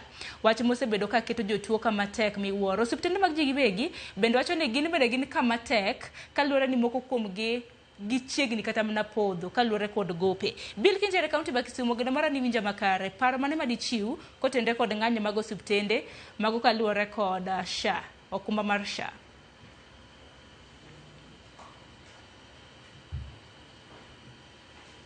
Nenore ni ok owinja. Babu penjo mana nyalo bedo ni nyalo bedo ni biro bedo ka resowa nikech kiwinjo kata mana jatend migawo mar thieth mano Deborah Mulongo, en bende wacho ni adiera nitiere ng'ikruok ma koni kod kocha e okumba mar SHA. Aparo ni gimonego watim mana kana wacho ni sama nikelo SHA ni adier manitie ni sirikal notimo gini garaka mang'eny, nok gi consult stakeholders. Get stakeholders to ng'eny ka including jok matuo go be gin stakeholders e gini. Iro ka chairman mar Rufa wacho ni seche mane timo gigi noko manye pachgi yo malong'o mondo mi gimbe gitim assessment, and then the speed at which gin notime piyo manyiso ni nitie gimoro manopande iye manokwaneno. Koro the only way mwanyalo dogo solution to this thing en ni sirikal o convince stakeholders gibed piny, jogo malwetgi manigi lwede gini te gibed piny mondo ging'ini weak links ni kanye to problem mose identify mar pesa di payments gi wanyalo timogi, wanyalo sort gi out nadi, and how can we bail out these institutions mondo mi SHA ni ka gin sis ni gidwa dongi SHA mondo mi SHA ni obed gimoro manyalo address issues mek jopiny. To mogik mamuhimu sana, nitie pesa manentie NHIF mar wananchi during the transfer and the change of SHA ni pesa ni noko bedo transferred, emomiyo pod wan gi bulk maduong' ni. Pesa ni be ging'i sirikal owuoge maler mondo nyise jopiny ni pesa no dhi kany koso noti kode wicho NHIF building right. I mean magi questions kwa chiwo answers ne questions go sirikal ko convene mo chiwo answers ne questions ok wadhi dok mogalaji. Sharon magi marach kech kata sawuono anaya bedo matuo to kabido thieth inyo ber to gima nyien okelo maduong' ni ka PS nyalo wacho ni nyathi mana example mochiwo ni jasiasa nyalo wacho ni donje hospital no ma chulo bill 1 2 3. Gima onego bed ni wapenjore ni ng'at manie gweng' kacha maonge gi connection ma jasiasa ng'ano dhi tho instantly mondo nye hospital ni SHA okelapse tho. Nyalo dhi hospital ni tuo ni malaria lakini kotang' ni bill mondo bed ni chulo vis-a-vis gima SHA onego bed ni mi. That is enough. Postmortem bro golo ni bwana ni nyolo war motho nikech SHA. Aya. Bill inyisa ni winje kaunti ma Kisumu. Bill into paro mane madichiw kaluwore kod ng'anyo mago mag osiptende mag ji giwegi kaluwore kod okumba mar SHA? Mos mitambo na okethore matin. Koro wach SHA ni awinjo kaka jolony mane kanyo bendo wuoyo. Mokwongo problem manitiere maduong' e SHA shida maduong' en ni ne public participation ok oket moromo mar mondo government ne consult, Ministry of Health ne consult gi jokanyo jolony bende weche mag thieth mosebedo kanyo for a long time, kata mana jopiny mondo ging'e ni pach jopiny ni kanye. Naneno ka Ken owacho wach mar funding. Nitiere problem maduong' and ma is the underlying issue e wach mar shani, and emomiyo SHIF sani koro ineno kalwar. Kaka oket contributions ne ji opogore, iyudo ka nitie ng'ama chulo nyaka joma nie private sector, ka koro iweri gi jo payslip. Thoth joma ne fund NHIF machon cha ne gin jo payslip, to kod joma ne nie private sector mane o maintain chulo siling 500 cha dwe ka dwe.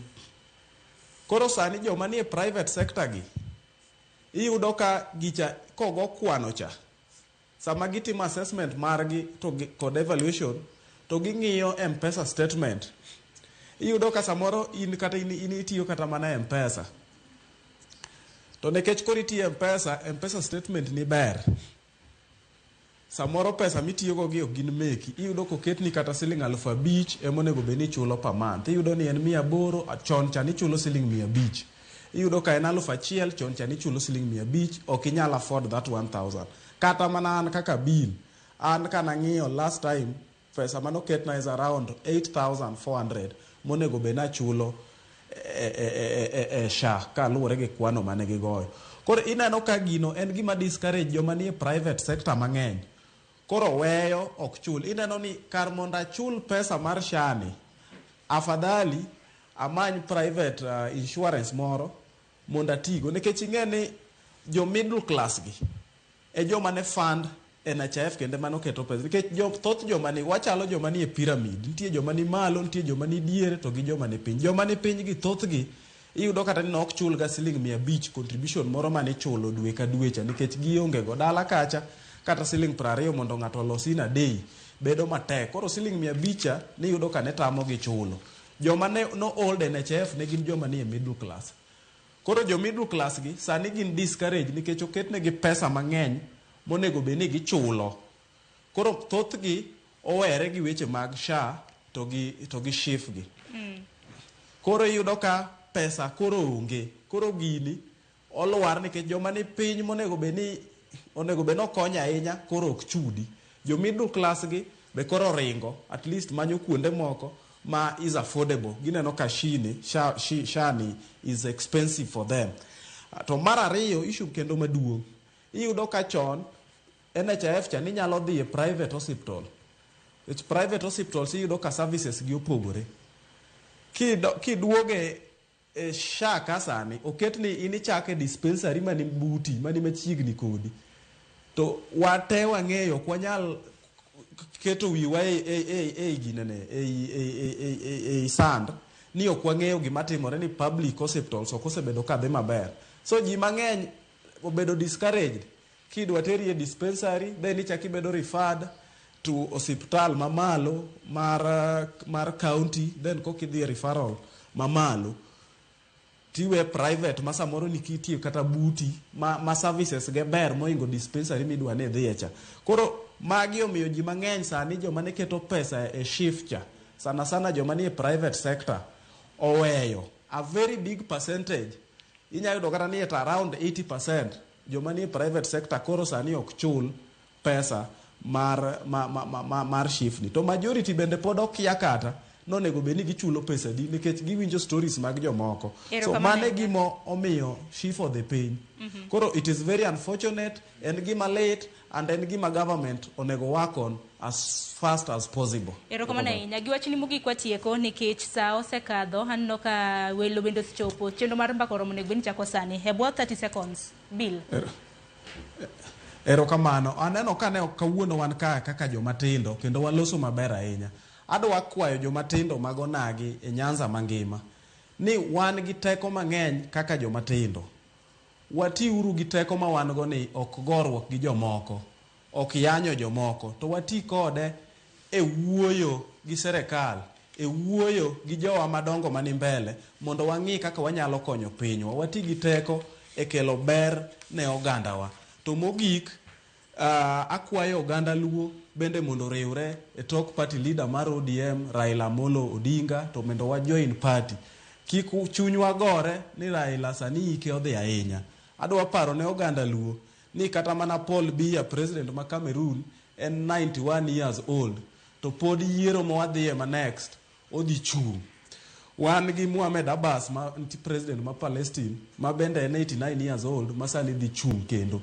Omiyo Raila Amolo Odinga pod en ng'ama tin. Kik chunywa tho kaka oganda luo ma e jatendwa mosebedo kotelonwa, osebedo kadhi kodwa maber kochakore chien kacha to waseneno kaka osebedo ko fight nwa. Mogi atakwayo oganda luo ni wajoin uru chama mar ODM mondo wabed uru jokanyo nikech riwruok e teko. Ka wan e ot achiel kaka koro ODM koka wabedo gi teko mar bargaining gimoro amora ka wadwaro kaka oganda luo. To ka wakere to wabro bagni kaka kuonde moko mwasebedo kwaneno ka bagni. Riwruokwa mar joluo mar bedo ot achiel ni e tekowa. Erokamano ahinya Bill, giwinjo yo makare. Mano Bill Otieno mawuok e ODM Youth League. Un bende Ken Babu gi Dickson. Doneno ka koro waseketho sa. Achako di Dickson, 30 seconds wachni mogik. Gima nyalo nyiso oganda luo yudhe jomatindo ni nyaka koro waranguru waneno wa Chief Shano ok en gima affect joma nigo joma osebet e siasa kuom higni 50, 60, 80. Kinde osechopo ma koro a unity nyaka bed a unity of purpose. Ni kibe nyalo bedo ma tuo sani kata mana fair manyalo goli materi Russia ga kan kinu yo mera rida nyalo tami. Koro one unity wa en unity mag riembo joma tuono wa health wa, joma dio sombwa, joma dio ratichwa. Koro we should decolonize our mind mondo kik wa reason in the line of tribe. And sani awacho kanyo chon ni okwa wan gi political freedom. Shida ma wan go en economic stability. Kwelo ng'eny Kenya, corruption odhuro. Koro kata kwa rango tiela pagariyo kochopo waranguru policies, economic policies to mane mwalande safina kocha. Erokamano ahinya. Aneno kupako ruadhu Ken kitieko. Erokamano Sharon. Adwa na wach ni sirikal ma wan godo sani osemess up gi education system mar vijende, health sector, security and osechangia sana to the unemployment rate mar vijana. Adwa na ng'is vijende ni wakao kura mani maduong' kech lweny te mwasegoyo bro rume debe. Wakao kura kwa dwani waduok sirikal mar Kenya Kwanza regime mitelo negi jaduong' William Samoei Ruto dala to wadhi duoke mane debe. Gimbe giseng'eyo ni debe kacha to ng'adhi go negi ombulu ongi. Emomiyo gitemo manipulate all institutionals mondo mi giduoge power through backdoor. Vijende kauro ombulu. Sirikal mar Kenya Kwanza waduoko dala at the ballot.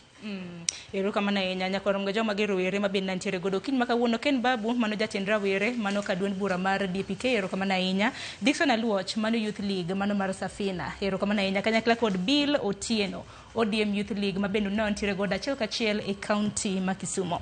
Dakika oskadha 15 tok saa 3 mar okinyi gi kanyo bende makelo we giko mar chenro mar Upeny mabiro en chenro mar mbaka oromo. Nyawadwa Cleophas Aluoch bendo bago twak ahinya nyaka luore kod dwaro mano mar ODM gi UDA tiyo kanyakla.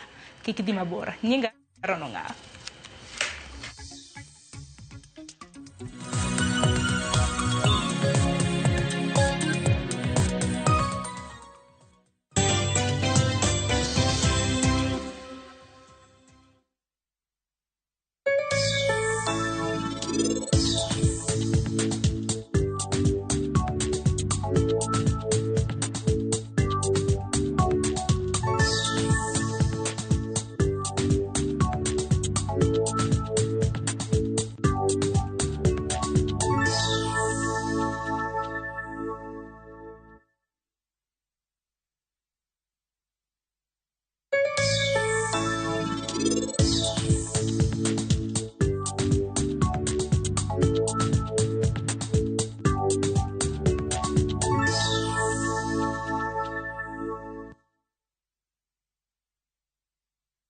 Discover the magic of Turkey na View Travel. Cruise Istanbul's sparkling Bosphorus, savor authentic Turkish cuisine, explore rich history on Byzantine and Ottoman tours, glide on Bursa's cable car and soak in Cappadocia's captivating valleys. Your 5-night Turkish escape includes flights, transfers and unforgettable adventures in Istanbul and Cappadocia from $1,443 per person sharing. Angukia deals Moto na View Travel. Book now, lipa pole pole. Visit viewtravel.com or call and WhatsApp 0703-254-254.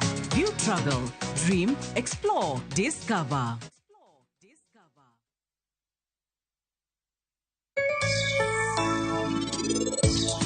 Penj laktar ko kalera mugi TV ngima en mwandu ilungani Ruth Otieno kende nga morna mar bedo kod odiechieng kod odiechieng.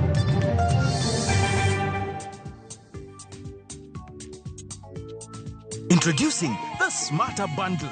Dial *544# or visit my Airtel app. Airtel Smarter Bundle. Browse, chat, call. Airtel Money.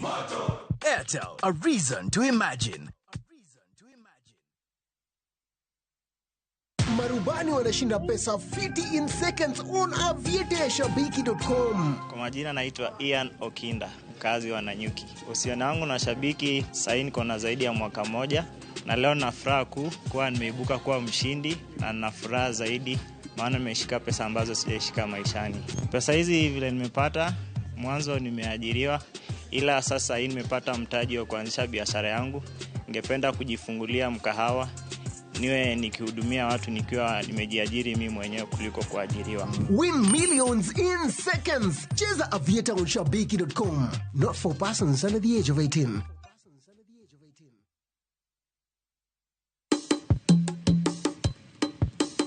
Shukran. Watim kama Kaudera Irwaki, Kausuka Mungitwe, Walim Namchumbi, Wabil Chemo Mopogoro Pogore, Chemo Mantere Ginyadi, Chemo Mantere Gimit Nyowoyo. Namni, wantere kwa dare mopogore, wangi lobster, wantere gi prawns, wantere go kela, wantere gi oyster, waden mondo waket gi mesa, wapuonjre kaka itedo gi kod kaka ichamo gi. Garlic butter, garlic temiola, garlic butter benigi ndado ma kende. Gwenge gi benetire koda chiemo mamoko magingere godo, kaimati, biriani, mahamri, magi dutote wakeluni e chenoni mar tedo gi chiemo.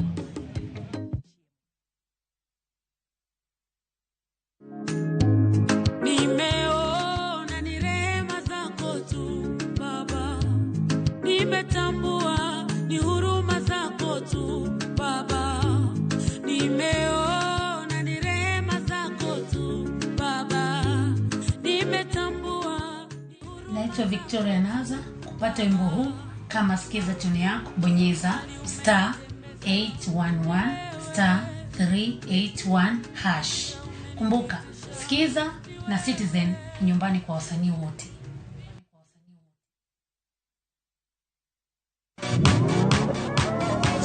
Ado manyien kod talanta manyien duto romo kamora chiel. Chakre thum mag pinywa nyaka mag pinje maoko. Mae kinde maberie moloyo ma ji nyalo winjo thum mamit. Fweny jothum manyien kendo tim nyasi ne jothum muhero. Mae en ndiri mar jothum kod kit thumbe duto. Pado manyien wuok tich nyaka tich abich saa 5 onyango. Inalipa kurifa Mbogi on patapata.com. Share referral link yako na ukamate bonuses na ganji fiti. Win na Mbogi on patapata.com. Refer and repeat. Not for persons under the age of 18. Authorized and regulated by BCLB license number 447.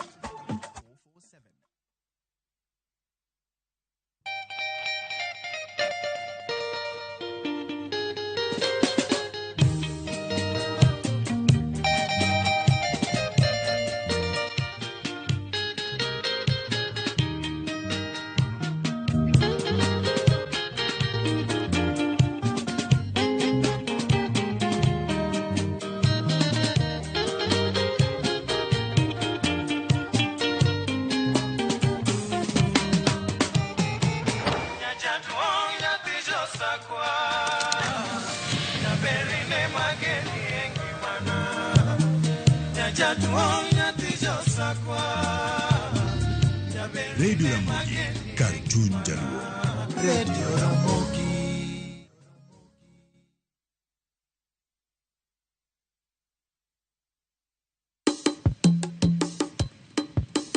Shukran.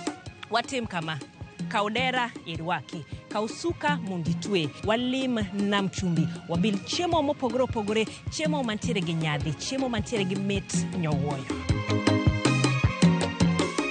Namni, wantere kwa dare mopogore, wangi lobster, wantere gi prawns, wantere go kela, wantere gi oyster, wadan mondo waket gi mesa, wapunjere kaka itedo gi kod kaka ichamo gi. Garlic butter, garlic temiola, garlic butter benigi ndado ma kende. Gwenge gi benetire koda chiemo mamoko magingere godo, kaimati, biriani, mahamri, magi dutote wakeluni e chenoni mar tedo gi chiemo.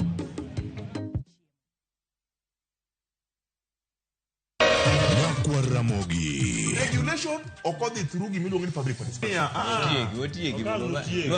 Be ikori mar donjo matut e weche madongo e Uganda wa. Ribadi ma wuke NTSN ng'eny seriously. I have to say this. Wanono weche siasa kod weche mamulongi majopiny. Sama gigowa gigo nyaka japur.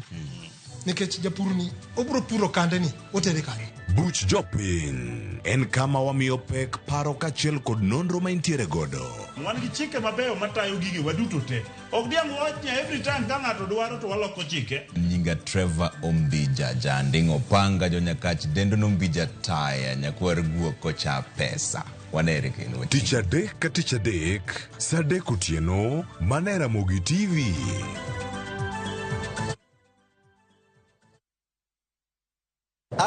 Ma oken mana sigand hera. Donge wan wabiro timo arus. Sama chuny mokuyo ketho ngima ng'ato. Waromo kamae kendo afwenyo ni en jaod nyamino matin. Hera mane okwer, tim andhoga kod weche mopondo. I'm sorry. Ang'o momiyo in wuonda kamae? Mano ok nyal bedo hera. Hera chako dongo e kind ji ariyo. Mana ni mondo temgi gi pek mar gik ma gisekaloe. Ng'e wuon Prince Raj. Ang'o momiyo ok idwa yie? E kind piem mar gombo duong' kod makruok gi joot. Chema ni mula tibo neno gima an abro timoni. Nyaka ng'ato tim yiero. Yiero manyalo loko tiend hera. Choti Sardani. Wuok tich. Nyaka ngeso, saa 2:15 otieno.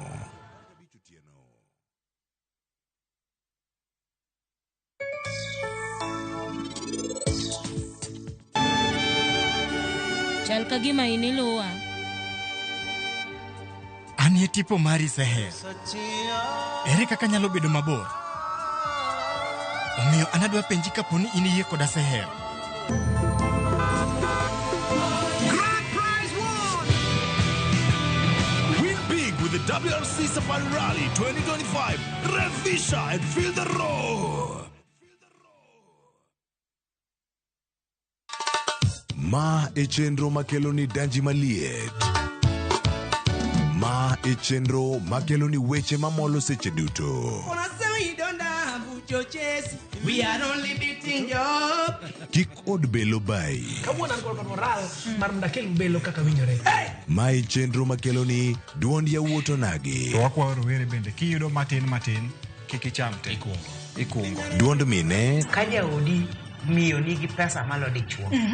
Support. Kod ohala. Gimotimo as a fashion house, we measure in both ladies gi chuo. Mane mbak ndalo chakre wuok tich nyaka tich abich saa 8 odiochieng'. Mane Ramogi TV.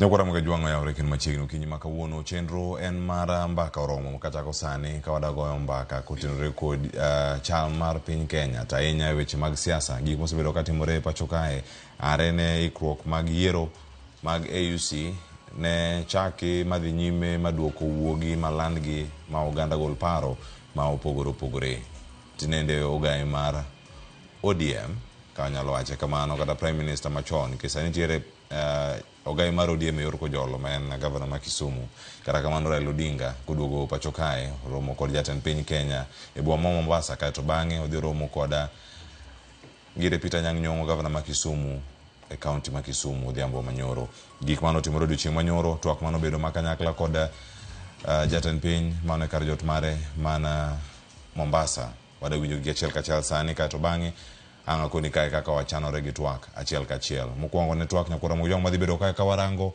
ni ODM kod UDA debed ni giriwore to ka gidhiriwore tich wadhi neno pogruok e paro mag jotelo kamoko wacho ni oyo ODM onge sirkal ODM nie sirkal madhi bedo ni giko mar twak bang jatend ODM wuoko kendo lando ne odhi choko pa jopiny mondo mi orang bende ni ere kama gibedo ka gichomo e kinde mabiro motelo winjo sigana molosno kod Joe Juma kochoko pa jopiny kod gwenge mopogore adani mondo mi akon welo mantie godo kinyi makawuono akoni welo mantie godo e studio kachiel koda ka studio ma Kisumu gimoswa kae to bang'e anga tuga kata ngwabed kod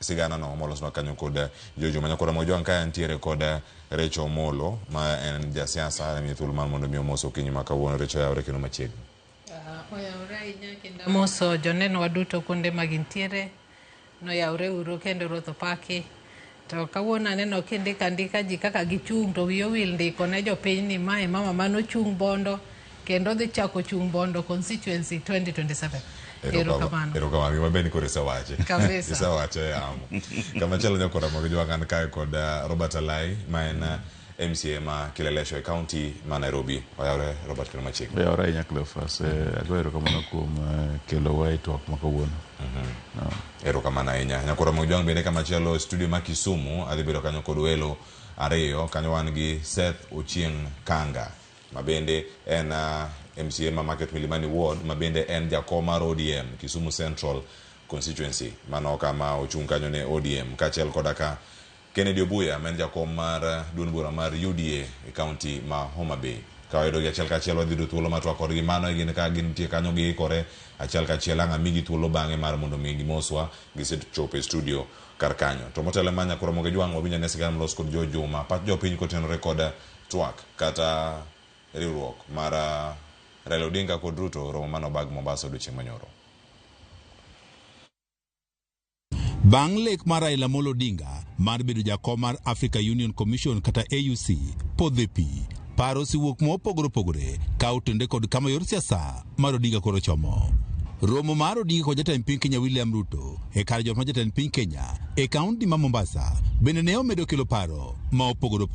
Piny for social stability dwaro jotelo kabedo together. Ne nyaka beniga wacho weche manyalo konyo piny. Penjo maduong' ma joherago mag Odinga temo manyo duoko mare ento nyalo bedo ni romo mar Odinga kod Ruto temo nyiso kama yamb siasa koro chomo e pacho kae. And wang'eyo ni macha was a bold step mar ker mar chungi Raila Odinga sama koro ne wanyalo dware support. Ker obedo kodwa wan kode kanyakla nyaka 2027. Amolo uno ganda baba so chungie gi Ruto konye Ruto nyathi koywago konye miye. Spika ma bunge la wananchi e kaunti ma Homa Bay Walter Opiyo wacho ni omor kod romo mar Odinga ka achiel kod Ruto ka omedo ni doher mondo koro Odinga kodhi mana nyime kod siasa ma pacho kae. Siasa ma Kenya ka to Raila mong'e kore kako wacho ni ubiro miyo ji laini no okomi joluo kende ubiro miyo jo Kenya mpango. Jatend migao no mateke pacho kae Opiyo Wandayi wacho ni ok ginyal yie mondo Raila Odinga koro rekod jotelo kaka jalup jatend piny Kenya machon Rigathi Gachagua mowacho ni osebedo kaposo wechego mok ni kare. If that is the kind of ideology that Kalonzo wants Raila Amolo Odinga to associate with, then he is mistaken. Because we shall not allow that to happen. We shall not allow Baba Raila Amolo Odinga to be misused. Wandai wacho ni kaka oganda Luo gisiango jogo moherogi kod mago moko herogi ka omedo ni kaka oganda gidhi bet e piny owacho motele kod William Ruto kendo yiero mabiro bende gibet e piny owacho ma idhi losi. We now know our friends, our true friends, and we know those who don't mean well for us. We stay in government up to the end, and in the next election, we also plan to be in the next government. Wach makamae nosiko jubendo manyando Jared Okelo, mane wani jatend piny Kenya William Ruto, osenyiso siep makare, ne Odinga kaachiel kod oganda Luo. I can confirm that President Ruto did what no any other person can do to you, including your blood brother. Ruto has exhibited true friendship, not just to Baba, but to my community. Odinga kindro mare kod jatend piny Kenya William Ruto e kaunti ma Mombasa ne owacho ni e kinde machiegni odhi golo chung' mare ka otenre kod siasa ma pacho kae. George Juma, Ramogi TV. Aina mana sigana moloso kanyo koda George Juma kiaka welo ma Kisumo seikore koso podi ka etemo losgi kar kanya chiel tie to gintie kanyo mondo miya wali tulo mar twak kodgi ayanga to ka wadhi nyime kod twak kana kotenore kod gimo winjo kar kanyo jatend migawo mochung' ne weche mag teko owacho kar kanyo ni ok wabiyie ni Odinga obed misused. Jal machielo loso kar kanyo wacho ni Raila okony Ruto. Wandai chako nuoyo kanyo ni koro sani wang'eyo ni osiepe wa gin jok mage. Mae kama siasa ni bedo ka ochoma chako di Robert Elai. Paro mawuok kuom jotelo tok romo mar Raila Odinga kod William Ruto. Mane kama no ageno kanyo ni odhi bedo ni ODM nende ka gimoriwore kod UDA etayo chenro mag sirkal koso pod chung' nyalo bedo ni ODM onge sirkal. Erokamano nya Cleophas kendo aparo ni gimotimore Mombasa manyotimore nyoro en erokamano mane jatendwa Raila Amolo Odinga odhi goyo ne President Ker ma piny ka kuom tich motimo maber kuom wuotho kode e lweny manyochwa goyo mar bedo jatend Africa Union. To kanyo osetimore kamano ma jakom noduogo nyocha gotieno moromo gi Ker mogone erokamano. To nyisowa ni bang' wik achiel kata bang' ndalo mathin wadhi winjo communication koa kuome. Koro mano kaka jotend ODM kata jolup Baba gi broad based government nyaka koro warit mondo wawinj gima jakom wacho, nyaka wamiye thuolo mondo omiwa paro maler nikech aparo ni nyalo paro nyoro, nyalo wacho nyoro, lakini oling mowacho ni nyaka koro ndalo dhi matin mondo bi owach pache bang'e. Taparo ni kwang'iyo gi indication manyotimore gi gik manyotimore nyoro, taparo ni yo ler mar chances mang'eny ni wadhi tiyo gi UDA to ka Baba obiro communicate mopogore kuma Baba wacho ne moboluwo. Recho gimotimore Mombasa okawi gi buok kose ni gima mana kaka ne gik moko bende ochalo motelo ne odiochieng' manyoro. Ing'e ni gima notimre Mombasa en gima ber, ok en gima nyochakre nyoro, en gima nochakre after June 2025. Koro en gima jo Kenya duto konyiso kata na oganda mar Luo kende onego bed ni rwako, nikech en gino makelo piny Kenya together.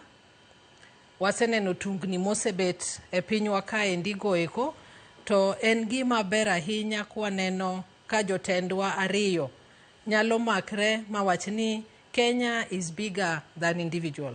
Matiende ni waketo pinywa mbele ne interest magwa kaka dhano, to gima berie mogik kendo en wach mane Baba wacho ni an kora seduogo pinywa ka.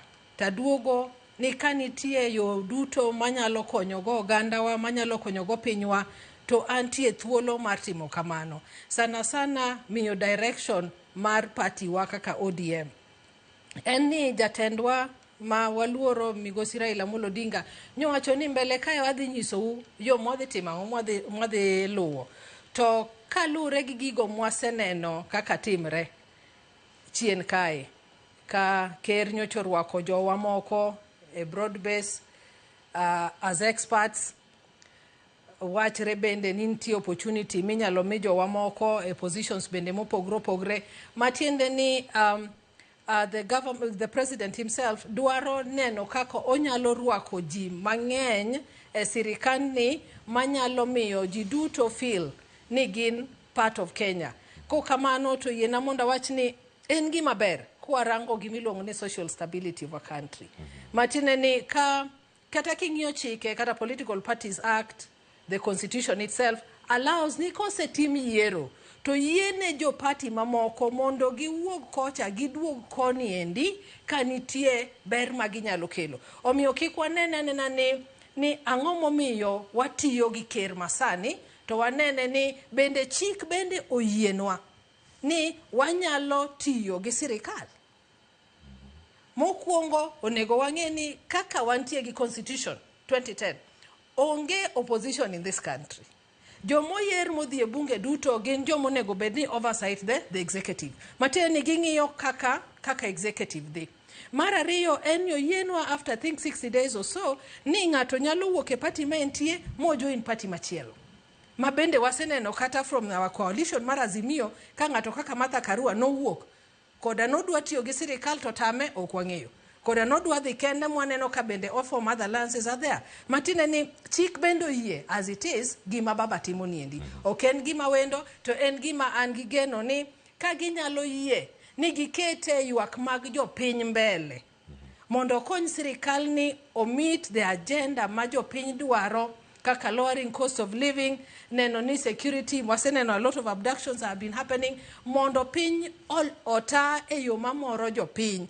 To en gima kaka an Nyarawila anyalo rwake zaidi nikech mano e ber lokruok ni we wabi wakonyi to wakonyi nang'o nikech waseneno ni ka yoni ok dhi maber to koro wadwa kelie yo makamae.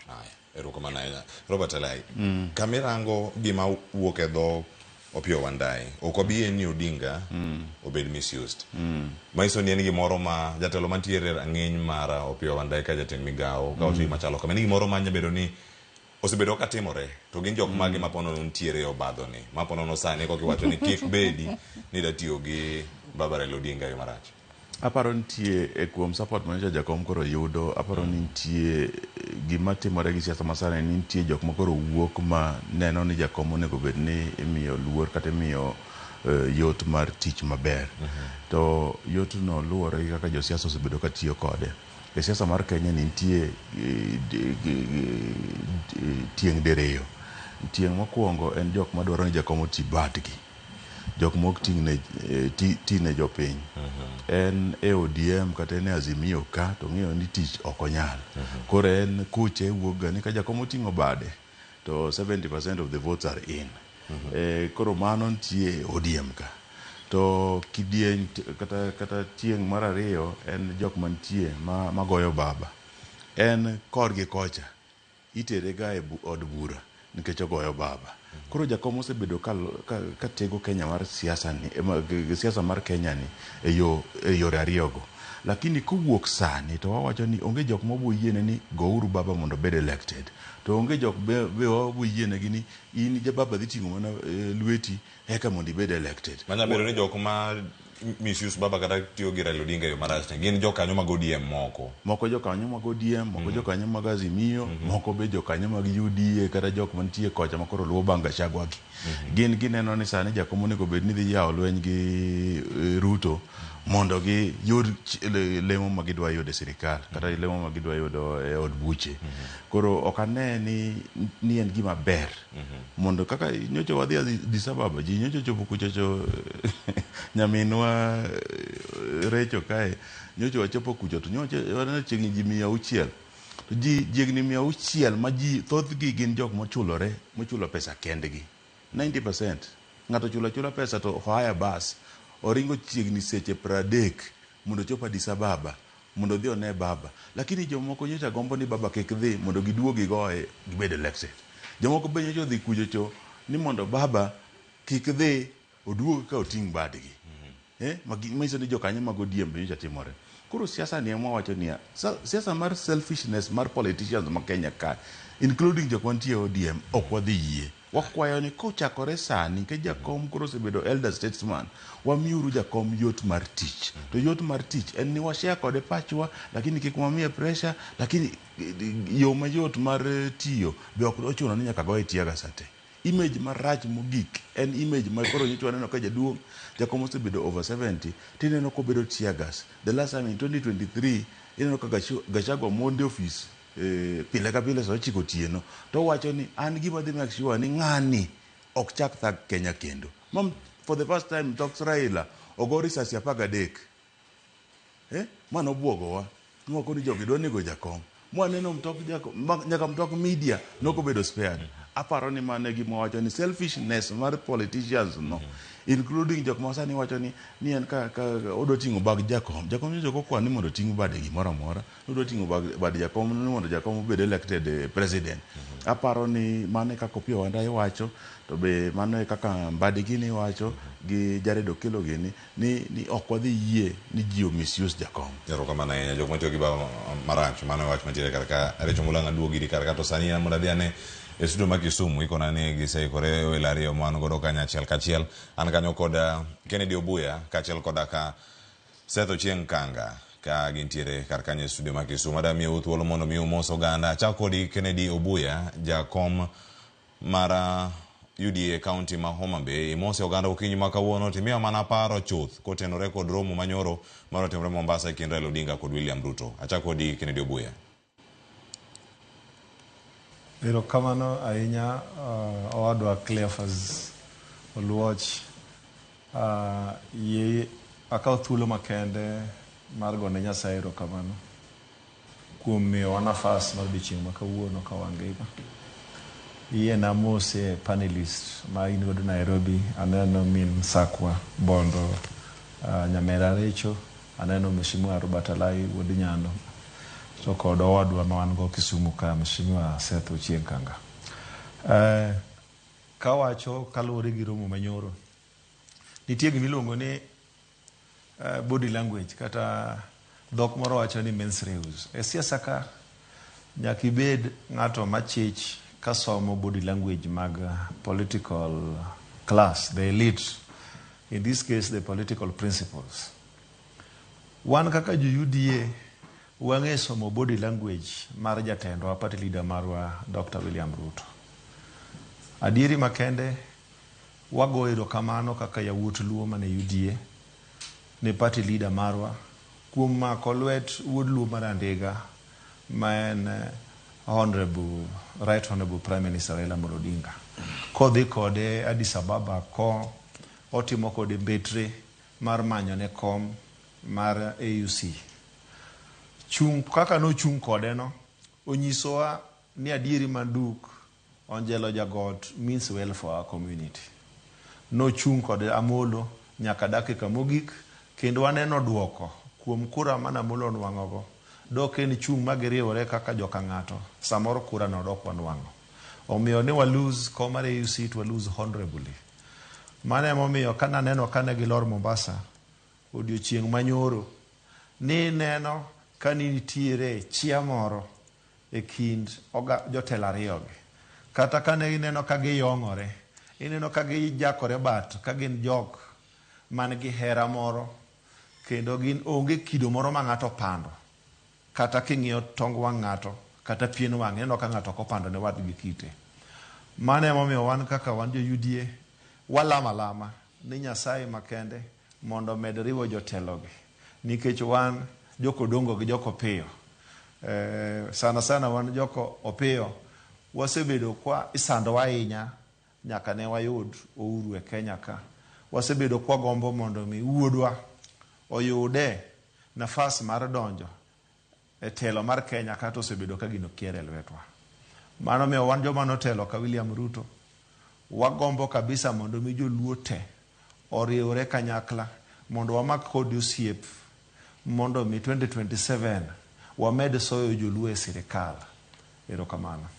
Erokamano ahinya mano Kennedy Obuya, jakom UDA County ma Homa Bay. Adhi kuom Mheshimiwa Seth Kanga ma en jakom mar ODM e kar chung' od bura ma Kisumu Central. Mano Seth Kanga ka intiere kaunti ma Kisumu. Ami thuolo mar mondo mi imoso kinyi makawuono timia pachi bende kotenre kod romo mano bag odiochieng' manyore kaunti ma Mombasa. Erokamano Cleophas Oluoch kaachiel gi jokanyanam manenowa e wang' jowi. Mosna owadwa Mheshimiwa Robert Alai gi nyara wila Rachel Umolo. An amor ahinya nikech kaka ja ODM ung'eyo ni migosi kata jatendwa Raila Amolo Odinga nowuok kadhi laro kom mar Africa Union. To ung'eyo ni kanowuok kaka nodhi laro komno to ne en candidate mar piny mar Kenya kendo sirikal mar Kenya mano ugole. Omiyo nyoro sirikal mar Kenya nye loro ayanga campaign no kanye gini State House ma Mombasa kotelni gi jatend piny Dr. William Samoei Ruto. Omiyo wan kaka oganda nyowa mor to nyowa winjo kaka giwuoyo kaka jodong, nyowa winjo kaka president wuoyo, to nyowa winjo kaka ogai marwa kendo jatendwa Raila Amolo Odinga wuoyo. To wan kaka jo ODM nyowa winjo kaka jatelo wuoyo, to nyowa ng'iyo weche ma nyowa wacho. Nyowa wacho no dhi consult friends kendo gi jochama. Tung'eyo ni weche ma ji wacho mag riwruok nitie Political Parties Act ma guide kaka coalitions bedo. To jakom nyowa wacho ni odhi consult friends to gi jochama. Omiyo wan warito consultation no. Tung'eyo ni kata ka ji riwore winjo kaka jo kawuono gazede ndiko, TV lando. Nitie structures, ODM as a movement, nitie kaka party rengo mondo ji ochop kuonde ma ji ochopego. Nitie finally the National Delegates Congress kata conference ema decide kaka chama rengo. To ung'eyo ni Kenya ka sirikal, political parties te gimo miloso gima duong' ahinya ODM achiel kuomgi en bedo e sirikal. Onge ng'ama loso party mondo bed oko mar sirikal. Party loso mondo kaw telo. To telo unyalo kaw through coalitions before and even after kosetim yiero. Omiyo wan kaka ODM wan bende wapangore for 2027. Nika 2027 ochopo to wan kaka ODM wadhi nade. Tung'eyo ni wan kaka ODM nitie ruethwa manyicha wamiyo osiepna Obuya Geri ma jo-UDA magipurogo ruedhi mabeyo moluongo ni experts. To kigolo ruedhi e dala kaka jaluo nyaka nini, kigolo ruedhi e dala nidi opurne jirani kata wadu, ok nyis ni loro kundi ni koro iwe kul ni koro iloro. Kul podhi adhia mbele. Omiyo kundwa en ODM. Omiyo wan kaka jo ODM koro wa strengthen chamawa to wabedo motegno, to wabedo ready for 2027 kaluwore gi kaka ji go mbaka. Nikech Kenya ka wan gimoro achiel, political parties go gina gik molosi, to wan jo Kenya te. Omiyo wago mbaka, uneno ka joka be go mbaka kocha. Gachagua go mbaka gi Kalonzo, gi Eugene Wamalwa, gi joma moko go. Joma ne wan gi coalition ni moseringo dhi kocha. Wan bende kaka ODM wamenyak wago mbaka gi yawa political parties mopogore o kata UDA kende. Political parties ng'eny Kenya ka. Wabro go kodgi mbaka. Wabro neno kuma Kenya ochik ka sa oromo. Erokamano. Mheshimiwa Seth Kanga, kapok aweyi kata mondo mi aduogi studio ma Nairobi kar kae, penjo mantiere kar ka mokwongo, itelo ne ODM e kar chung' bura ma Kisumu Central kaka jakom. In gi ji mopogore opogore, nikech Kisumu Central ni e chuny boma mano ma Kisumu kendo e kaunti mangima ma Kisumu. Bende paro ni oganda duto orwako kuom gino ma isewinjo kar kanyo kata sigana mokalo tiyo kanyakla mar Raila Odinga kod William Ruto. Oganda moko nyalo nene ka gima en betrayal mar trust mag oganda luo, koso en step achiel mirango ni en madhi promote weche mag national unity kata achiel mag oganda jo Kenya mangima. Ikete kama chal nade, to paro mopogore manyalo wuok e kar chung' bura mari mitelo ODM, irwaki kendo nyalo address gi nade? Erokamano, ing'eyo ni gimoro kochakore to nyaka ji bed piny ka ji go mbaka. Awinjo kiwacho ni en betrayal mar trust mar oganda Luo. Mano ok en wach makare, nikech kaka oganda Luo onge kama ne giwinjore gi Raila Amolo Odinga ni saa asaya ma Raila Amolo Odinga kaka party leader mar ODM ni nyaka owuog oganda ni kata owuog oganda ni kata owuog sirikal ni. Onge kama oganda Luo nowinjore gi Raila Odinga kamano. Oganda Luo en nigi hero chama mar ODM gi ideologies. Tung'e ni ODM is a movement. A movement en gima move kaka sadhi. Kaka political tides change, e kaka move gi ideologies ge. Omiyo ODM ok en chama ma static, uchung' achung'a gi para achiel ni kaka ochung' ne kaka ochung'. ODM en ma chama ma move kaka sadhi. The movement no emo mata. Gik moko nyalo timore e siasa ka, but the movement moves kaka sadhi ge kaka tides mag siasa change. Omiyo onge kama wach ng'ato wacho ni Raila Odinga nondhogo trust ma joluo. Joluo believe in Raila Odinga, and onge kama Raila Odinga osedhiega wrong in any political scenario kata kego kura. Onge kama Raila Odinga osedhie wrong. Mane momiyo niwinjo neno kowacho ni odhi consult friends gi ji mopogore opogore e migepe mopogore opogore, bet church leaders, religious leaders, elders, the political party, gi professionals. Mondo ng'e ni to jogo wachano. Omiyo ko negotiate at the national platform. Obed ko negotiate gi order. To wasewinjore, mane kama the concept ma the public participation beire ni sa gimoro amora mitimo obed in the decision making a national platform, jopiny obete kendo pachgi okaw. Mane mo jakom timo. Kendo time kona kochakore kawuono, obro dhi kode mbele kamano. Nyaka chieng' moro en mutieke kako dware gi kako design. Erokamano. Erokamano ahinya. Yena mondo mi aduoge e studio kar ka los kod Rachel Omolo. Nyalawila. Weche thoth ahinya mantiere kar ka. Winjo gima Mheshimiwa Seth Kanga wacho ka ni e studio ma Kisumu. Oganda Luo yudo gang'o tok romo machalo kamacho ni onge pak moro amora mar Odinga oseloso gi oganda Luo niero ka adhi amosora gi Ruto, adhi amosora gi Uhuru, gima kamago onego bed ni biro. Thoth oganda wa wacho ni bang' mosruok machalo kamagi nitie ber mabiro gane jowa. Nitie moko ma wanyalo geno kendo tok gino machalo mosruok. Kata en mosruok mosetimore kind Ruto kod Raila Odinga ka warango duond bura mar ODM kod mano mar UDA. Mokwongo nyaka wang'e ni in politics, the Kizungu wacho is there is no permanent enemy and friends generally. Martina ni kawuono but it's just interest and ideologies. Kaka wan jo ODM, wachunga gimiluongo ni social democracy. Maseche ma baba wacho ni odhi wuoyo gi osiepe kendo odhi wuoyo gi jochama, Martina ni odwaro winjo pach jo maluwe ni to unu neno nango kae kama wachunge kae kaka wasewuotho gi jogi to possibility mar gima ber miwacho ni ang'o mabiro no bende nitiere. Matiende ni magi gik ma we tend to benefit seche mwa wariwre. Mokwongo nitie peace of the nation. Mar ariyo ni gik maricho mwanene sirikal kaka sani wanyalo loko. Waneno kanyocho okel jowa mopogre opogre mondo kony sirikal ni. To ka pogre gi jo ang'wen kata bich manose yudo lemo, nitie jomoko bende mose luongi kuonde mopogre opogre. Omiyo seche ma ipenjo ni ang'o ma dibedie ber mane mwanyalo yudo seche mwa join sirikal kaka ma kata mane wa join Uhuru. Tineno kamar Uhuru chagi momiyo ji ne kastigete kata wacho ni oyo noko ber kodwa hinya. Eni ok nwaneno ranyisi makoro waneno kuom ker masani kalure gi migepe momiyo wa kaka oganda.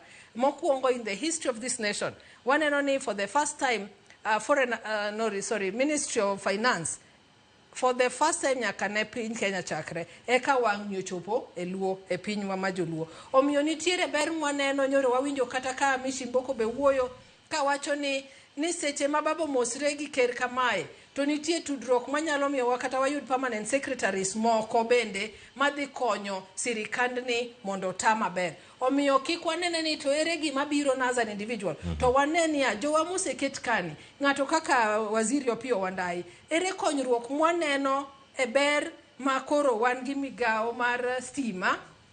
Ber mane mwanyalo tiyo godo kata wanyalo leverage ni ng'atwa ni kae bende wanyalo push kuonde wa manye onge gi stima mondo timre nadi mondo wayudi seche ma wan gi waziri mar finance bende wan kaka jotendwa bende ginyalo ensure ni ya seche ma budget 2025-2026 idhi kal bende ndara moro mawuok Bondo kadhi Liunda cha bende has it been factored mano e kony manyalo biro ka koro kwang'iye politically koro wang'iye niya ang'o ma wanyalo leverage on jowa mwaketo kagi ber mane wanyalo yudo ber ok nyisa insa ni nyarawilo kete position to komi ng'ata achiel position momiye ni ere kako tiyogo maber mondo jowo timre nadi oyud kony ineno kasani yes nitie moro madani mondo mi piny kapok adhi Mheshimiwa Robert Alai yes nitiere jotelo moyier mondo mi otim tije moko dongruoge mag loso nderni apaya mawuok kure kadhi kanye dongruoge mabire kor gwenge nitie jotelo mabesa de iwacho ni githoth rang governor senator jaod bura MCA kama gintiere kar kar ng'ato nigi tije mondo obed ni gitimo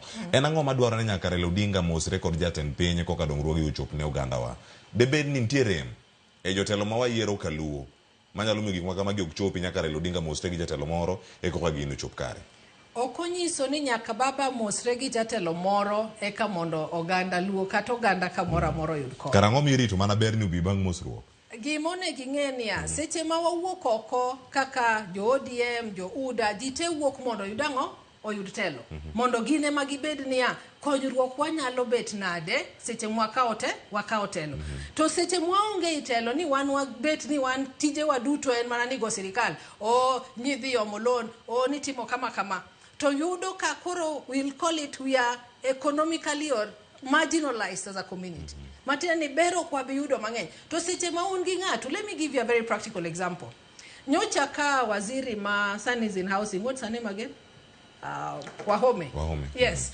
ndalo manyocha ne water kende that's just short stint mane en kanyono bende ni neno tich ma mama no timo thurgi matina ni seche moketi kacha kizungu wacho ni charity begins at home bede ng'ama jatelo mang'iyo ni dala kocha na we nang'o emomiyo chako kawacho niya waziri Opiyo waziri Mbadi gi jowa mamoko mokete migepni mopogre beduru joma ng'iyo chien emomiyo kuonde mamoko gi osebedo kadhi mbele nikech giyudo jotelo maparo chien ni opportunity momiyani ere kaka adhi konyo godo gandawa mondo wan bende wabede kamoro malong'o sani ineno ka a while back nyocha wawinjo ka iywak jo Homa Bay I think there were nurses or something almost going on strike to seche ma un gi waziri kachacha to nyalo nyiso u maber onyalo kuodhonu kata wach niya udhi marach kuonde ma kama ang'o ma mono uketo gini mondo walosi Mbadi owuon owuoyo ka en thurgi kowacho ni sani ane migawo mar pesa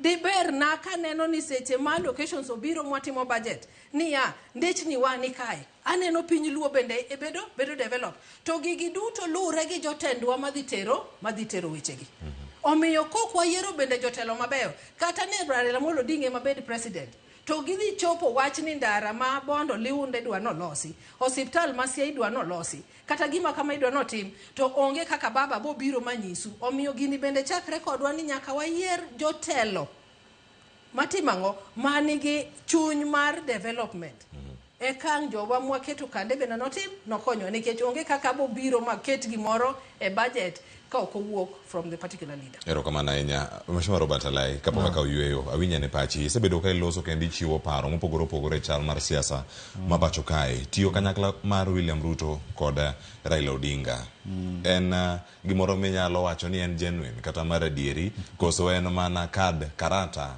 mar siasa ma itugo mondo mi orang ni odwok piny mbi mag jogo mosebedo ka gedo sirkal tesre kendo mondo mi consolidate power koso debed ni ma achiel kuom yore miwacho ni Raila Odinga oseweyo ng'wech ma yiero mabiro mar 2027 to koro osiro William Ruto oganda moko wacho ni en KBB wacho ni sani en kumi bila break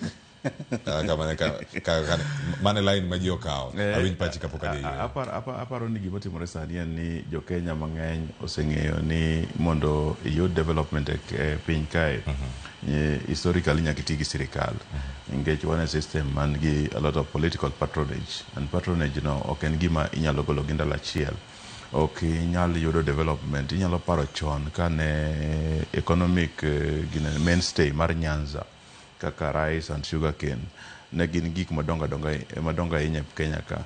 At one point irrigation scheme ma Mwea cha ne en fraction mar Ahero. Tinde Ahero en fraction ma Mwea nikech political patronage and historical legacy ma development pegged on support.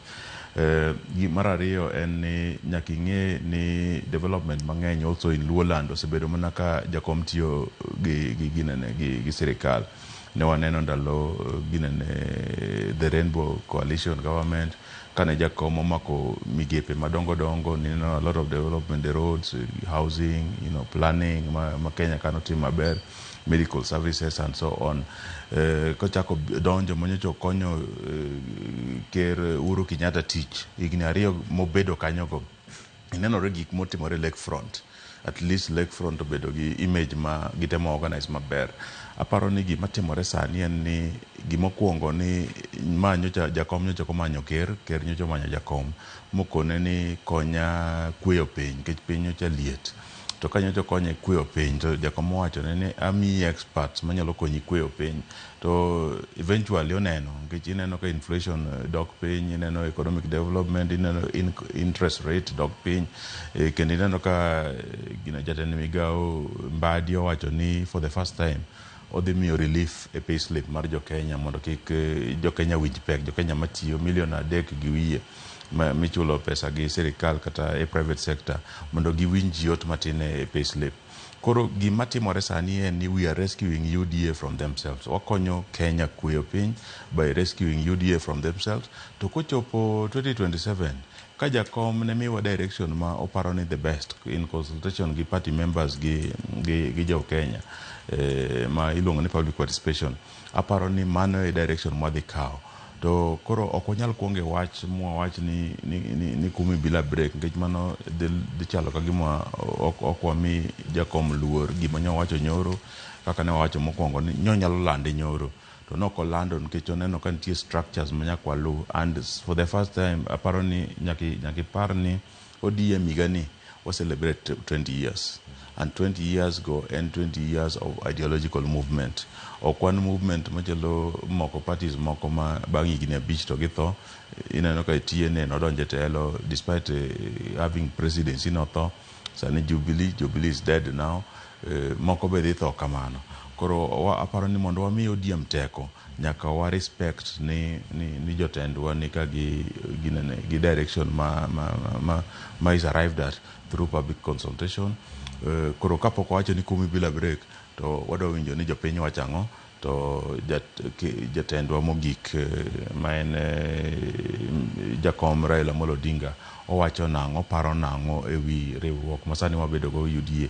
Tijwa mokwongo nyocha en sure ni sirikal manyocha ok wahero, manyocha wagone kura otieko tamne ma ng'ato ok ogole teko. Kosetieko kanyo to wadhi ng'iyo ni ODM kawo telo kata wamedo gi higni 5. Erokamano ahinya Dani mag paro ni kanyo kaka wiye masana duogo kae kod Kennedy Obuya kachiel koda ka Seth Kanga ka entiere studio ma Kisumu mondo mi watwa kod achiel kachiel.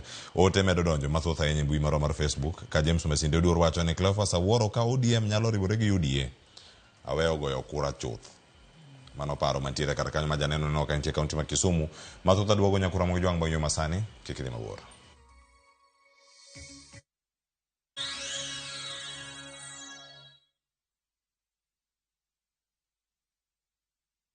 Europe awaits na View Travel. Join our 10-day European adventure from April 13th to 22nd, 2025. Explore Belgium, Czech Republic, France, Germany, and the Netherlands with tours in Prague, Amsterdam, and Paris.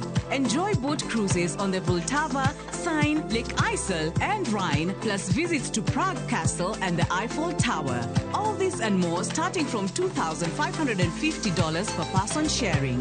Book now and lipa pole pole. Visit viewtravel.com or call and WhatsApp 0703 254 254. View Travel. Dream, explore, discover.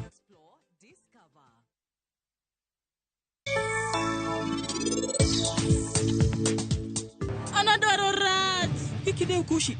Anabiro timo gimoro. Anang'e mi biro timo. Awacho neno tim gimoneno ni kare kae. Koro in ng'ano kae mondo inikwara tero. Ang'o midwa gani riembo mtoka to kine miriembo? An kayo kadwa neno kokale gima rach to bende kadwa neno pi wang'e. okanyal kale gi gite. Anawinjo ka Seul gi tembe gi Nyasacha. Magi gin wuoche mag Sarab. En orwako giga sama en odwa ng'ado bura. To Param, mae koro en ting' mari nikech in yewuoyi maduong' e dalani to bende in gimoro amora kae. Indulge in that moment with every spoonful of Delamere real fruit yogurt.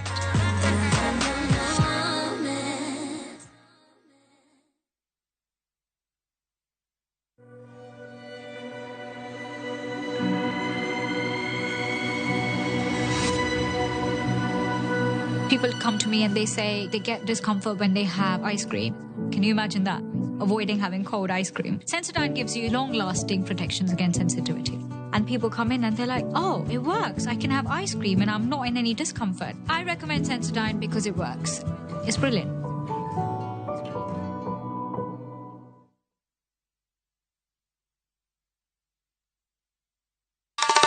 Ma e chenro makeloni danji maliet. Ma e chenro makeloni weche mamolo seche duto. We are only beating job. Kik od belo bai. Kawuono an kod moral mar ndakel belo kaka winjore. Ma e chenro makeloni duond yawuoto nagi. To wakwayo rowere bende kiyudo matin kik icham te.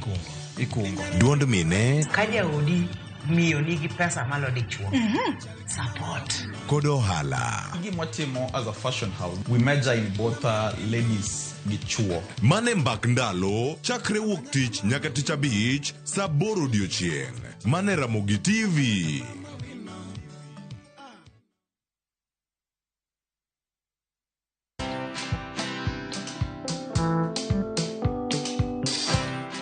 Mabrother, chekini story fulani la penjuzi mtani record manze. Lakini bro, kazi itakuwa tu ni kujaza simu na hizi mavida. Ai, kujinice tu kaka. Mwananchi gani huyo anarada medali ya pesa? Leta tenje ni kushovilia tutaomoka. Citizen Digital wako na platform fulani kwa site yao inaitwa Wananchi Reporting. Hapa unaweza tuma story yako kwa website yao ama kwa app yao ya Citizen Digital.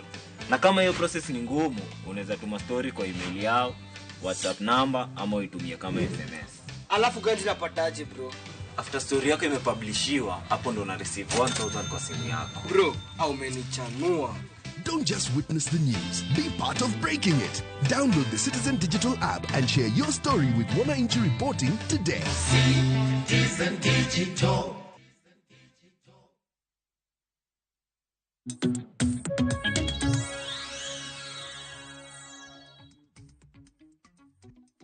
Machini kino nyakura moge juangen moro marani poti kete karka chenro maramba koromo. Watai achel kachel kakan giwenda ngwen wamedorango chalmar piny Kenya tainya kadiponi ODM gi UDA oriwore odhi chalo nade.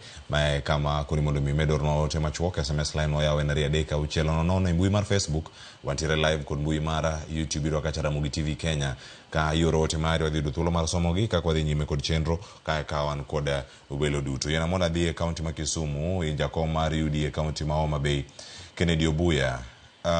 Obuya kantire iri kanyo koro sani ukinyi makaoni chen mar mbako romo. In kaka jakom e county ma jakom mar UDA county ma Raila Odinga osebedo kod mbi mare nyakiango jotelo duto moyiere wacho ni county ma Bay manya ni county manogo 6 piece mangima tiyo kanyakla mar William Ruto kod Raila Odinga keti kama chal nade kaka jakom inene kagima en yono mano mar chwalo dongruok koso en yono mar nego chuth duon bura mar ODM e gweng'u kanyo ma Homa Bay to ka dipon duon bura mar UDA ntiere kar kanyo ma ntiere ine jakom odhi chalo nade ka irango yiero mabiro tiyo kanyakla mar Ruto kod Raila Odinga.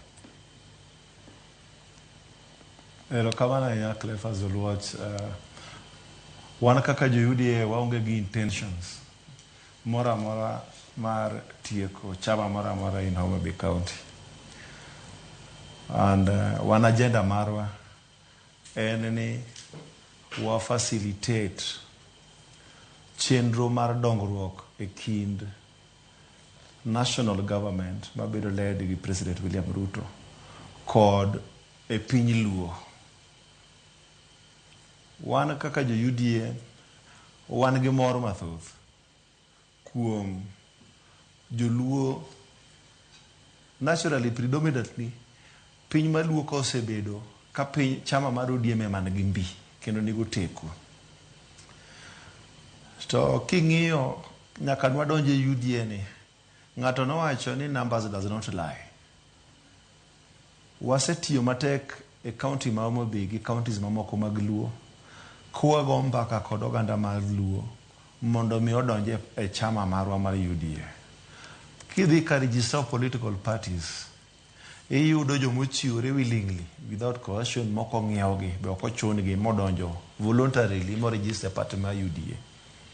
Ni neno yiero mane watimo higa mokalo dwe mar 6 kaka notimore, mano nyiro ranyisi makende ni wan bende ne wan mana yawuot Luo mano iwuok oko kogo mbaka gogandawa mondo mi odonj okonywa riwo party marwa lwedo.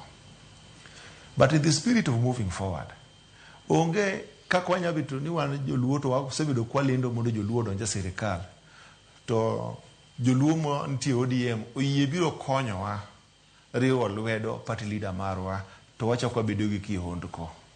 Wan mano en gima morowa kabisa, kendo watweyo mana lembe geno ni Nyasaye madiere wa mana kaka wan joluo mondo mi wago mbaka kaka joka ng'ata achiel kowateno sirikal ma Dr. William Ruto. Yiena anyis owadwa Mheshimiwa Alai no make comment moro kanyo ni gintiere to rescue UDA from UDA. Adwa mana inform Mheshimiwa Alai ni Rigathi Gachagua gi team mare are no longer members mag UDA. Koro onge kaka unyalo rescue UDA from UDA. Gimu konyo wagodo en riwo Kenya. Nikech truth be told, chien kacha ne Kenya nitie akirikiki kendo ne Kenya gak. Sama ne pod wantiere gi an enemy, the Trojan horse, an enemy from within, ma en Rigathi Gachagua kod team kod lange.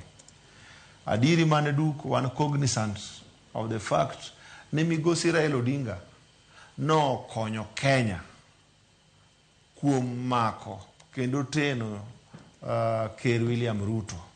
Mano wan kaka jo UDA wagoero kamano. Jaduong' Adui ma Mheshimiwa man batha kano wacho chien kacha ni gichiwo rwedhi. To kichiwo rwedhi ni puro ne ng'ato to kulo kilor. Mano en adieri manduk. Wan bende wan jo UDA wacho ni en United Democratic Alliance. It is a party that believes in alliances. Wan jo UDA, the spirit of forming democratic alliances ma unite jo Kenya. Mame wabedo Kenya kwanza. We believe in that spirit. Kendo wabiro go mbaka gi jo ODM in detail. Yiena apuonjera kod oganda Luo. Ni gimana wacho mbele kacha ni nyakibed as a good politician and a good political student. Nyakibed ng'amonge somo dho kingi. You must learn to read the lips of the principles. Kaning'io kaka formation mar leadership manotimore a restructuring mar leadership mar the Senate and the National Assembly.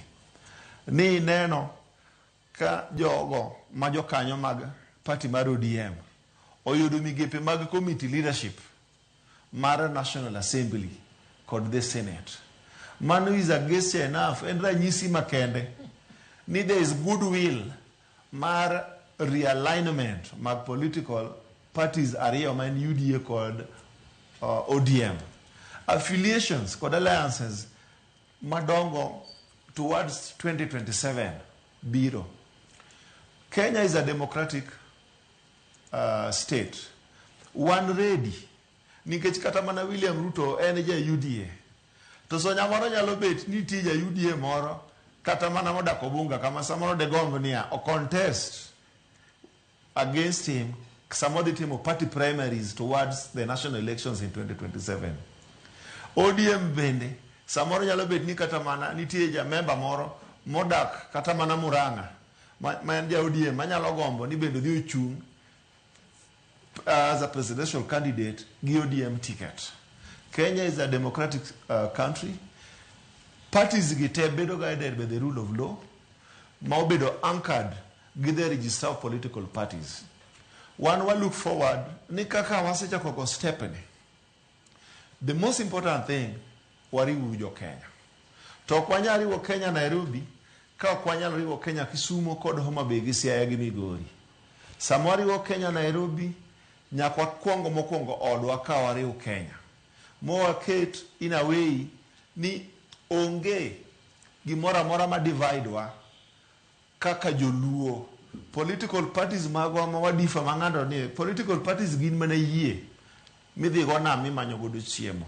Sama chiemo sego e dho wath, onge ng'ama dhi ng'iewo chiemo ma wacho ni yie ni ok en yie marach na ok anya ng'iewo go chiemo. Chiemo sama go e dho wath, jomo ng'iewo chiemo to tere chiro, to ji te ng'iewo chiemo e chiro mok yier ni yie mane manokele. Erokamano. Erokamano ahinya Kennedy Obuya. Adira Mheshimiwa Seth Kanga ka entiere studio ma Kisumu na bathi kanyo man mondo mi awinje kendo embo mi aparo kotenore koda oganda Luo. Mheshimiwa Seth Kanga, oganda Luo osebedo ka luwo Raila Odinga kuom kinde malach. Nyaka sani ka waloso tiyo kanyakla kinda William Ruto koda Raila Odinga. Iparo ni en achiel kuom mano manyalo duoko piny mbi ma duond bura mar ODM osebedo godo, nikech jatend piny Kenya bende biro kod duond bura mare mano mara UDA e gwenge ma Nyanza ma jakome nitie bathi kanyo. Tainya e kinde ma walose sani, joma tindo manyalo wacho ni kos ma kamae nyalo bedo betrayed. Eno koro in kari kae wach mar betrayal ni chaka anuoni ke kendo. Iwacho ni kama nitiere karka gi weche mag handshake manyalo bedo ni nuore kinde ka kinde, to gin giwinjo ka gima nitiere gik moko ma ok gi elewa kata gionge teko mar winjo moro malong'o. Bende paro ni mbi maduond bura mar ODM ma bende ywayo jok matindo nyalo dok piny e gwengewa ma Kaluo. Erokamano Cleophas. An adwa biro nie gima timore Kenya kasani. Mbi ma political party mar ODM tok nyal dok piny. Nikech ing'eyo ni ODM e dominant party mantie e region wa Kaluo ka. Sana Western Kenya kiriwo nyaka Kisii, nyaka the former Western province. Adwa nyisi the current scenario matimore kaluwore gi governance mar Kenya ka. Nikech mano e gima important sani. Ing'eyo ni nyocha ne wan kaka jo ODM wakawo jowa mwatero e sirikal, ministers ming'eyo. Ting'eyo ni sirikal ma Kenya governance itimo ka policies owuok e cabinet to gidhi e parliament. Tung'eyo ni the former setup mano okethore mar Gachagua gi. Jo Gachagua ne control parliamentary committees. Tung'eyo ni sani joge wanie sirikal ma minister maloso budget en John Mbadi. Emiyo sani ODM realign committees, Ruto kaka president realign committees mondo ka legislative proposals wuok e cabinet kama joge wanitie gi joge Ruto, to ka gidhi e parliament kacha to giyudo committees manitie gi chairman manitie manyalo kalo legislation proposals go mondo ka gidok e sirikal to giti. Nikech ing'e ni parliament itiyo gi strength mar the numbers. Ng'eyo ni Gachagua osedhi gi joka kocha, koro namba dong matin. Koro wan kaka ODM in the spirit of broad-based government nyaka bed ni watiyo gi sirikal ne ministers wantie ka, to e parliament kocha be jowa nitie e departmental committees manyalo kalo policies go. Mago watimo kaka chama. Nikech ing'eyo ni political party bende mondo bine obedi nyaka bed ni fight for the interest of the people. Nyocha winjo ka Professor Peter Anyang' Nyong'o wacho ni ka weche jopiny ok owachi to mach nyalo muoch sa asaya. Gigo mamiyo mach muoch go emomiyo nokaw ne experts kamoter kacha mondo jowa obed mamor. Ineno ka sani gigo manowachi projects manochaki kanyo jowa gi odonjo sirikal, some of them are going on. King'iyo kata Kisumu ka Mamboleo nyaka Muroni Road Chepsitet dhi mbele. King'iyo the ring road south of projects nyalo dhi mana ka jowa ka nie sirikal to parliament bende cheko gi to ging'iyo maber mondo gigo mane wacho ka mane Professor Peter Anyang' Nyong'o wuoye ni jopiny nyalo muoch sa asaya gi kaka obed addressed. Nikech wan kaka ODM gimomiyo jopiny nyalo bedo ni ok mor kodwa ka ok wachik kitwa to samwa bede sirikal no to dwaro mag jopiny nikech ng'eni political party bende jopiny ok nyal moro amora kodi kata ok address challenges gi issues mosebedo ka nitie machando jopiny e weche mag somo, e weche mag ndara, e weche mag health gi gimoro amora. Even our counties nyaka ti gi national government nikech kata mana king'iyo chik county governments ma Kaluo ka gi kata ma Western, most of them noyier gi ODM. Omiyo the spirit of interdependence cha between the county government gi the national government mondo jopiny one ni gigo mane governors owacho dhi mbele mondo bed address mondo kik chia mar ODM kik dog piny ni county governments wagi otiyo ne jopiny. The national government ma jowa sani be koro nitie, we are part of that government. Be wa ensure ni jowa mane wayiere sirikal no bende wa achieve. Nikech sani sirikal duto ni ko mess up mokethore to will not, ODM will not run away from it. Nikech Mbadi, the former chairman of ODM, near sirikal no. Wandai, the former director of Secretary of Political Affairs, Nikanyo. Joe, the former deputy leader, Nikanyo. Oparanya, Nikanyo. A school, Nikanyo. Plus others, more year, Nyanjuma, Serikal, Mupuguru, including state corporations. Gina Yekanyo. I mean, one kaka ODM, what time of attack? ODM time of attack. Ni Serikal manyojo ose donjeni. Jogo timiza gik moko. Emo minja komye wacho nuduogir jopiny. Mondo winj wach jopiny. Mondo chia mar ODM wan ge ground ya. Jopiny bende parogi mondo kete iye kanyo. Mondo wadhi mbele kaka chama. Tang'eyo ni ODM en party ma is a social democrat. Ma listen to what bedo govern under social democracy. Ma listen to weche mag jopiny. Omiyo wan kaka jo ODM wang'eyo ni chia marwa ok bidok piny. To ng'eyo ni ok wanyal keto ni koro jo UDA ni ok nyal bet e waka nikech ODM en chama mohero demokrasi. Raila Amolo Odinga, Professor Peter Anyang' Nyong'o gi James Orengo gere mano fight ne multi party democracy. Ema nyalo neno ni sani wanyalo bedo gi Mheshimiwa Oguya ka wawuoyo kwang'ado rieko to wagolo paro waneno ni Kenya mrodhi ka nikech political parties gi okolos gi mondo gi destroy the fabrics of the society. Mheshimiwa Seth Kanga. Olos gi mondo gi med chia mar piny mondo dhi mbele. Kamano. Omiyano kaneni nitie kumoro madani ODM nini ya serikal nyalo duoko. Nitie kumoro kama madani mondo mi duok kapok abiro recho mole studio karkae.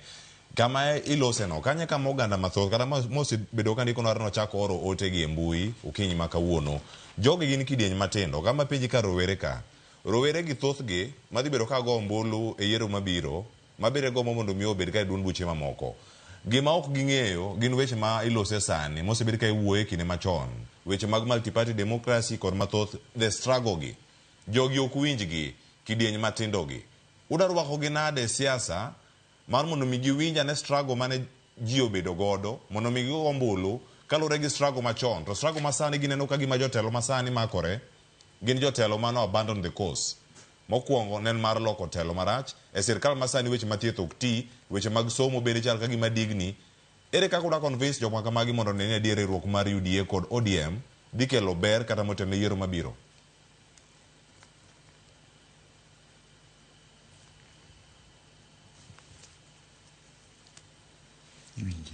Aya, erokamano. Anga duogo iri. Penjo mana mapenjo Seth Kanga na duogo wede studio karkae. Nyakura mga joangan ka kod Recho Molo. Recho, iwinjo penjo mapenjo karkata. Mane penjo mada penji. Mbaka ni migo chien 90s. Mbaka ika note moda mag multi-party democracy. Kidieny masani ma itaget. Ere kaka gidhi na UDA gi ODM tiyo kanyakla dhi kelo telo makare. Mana penjo.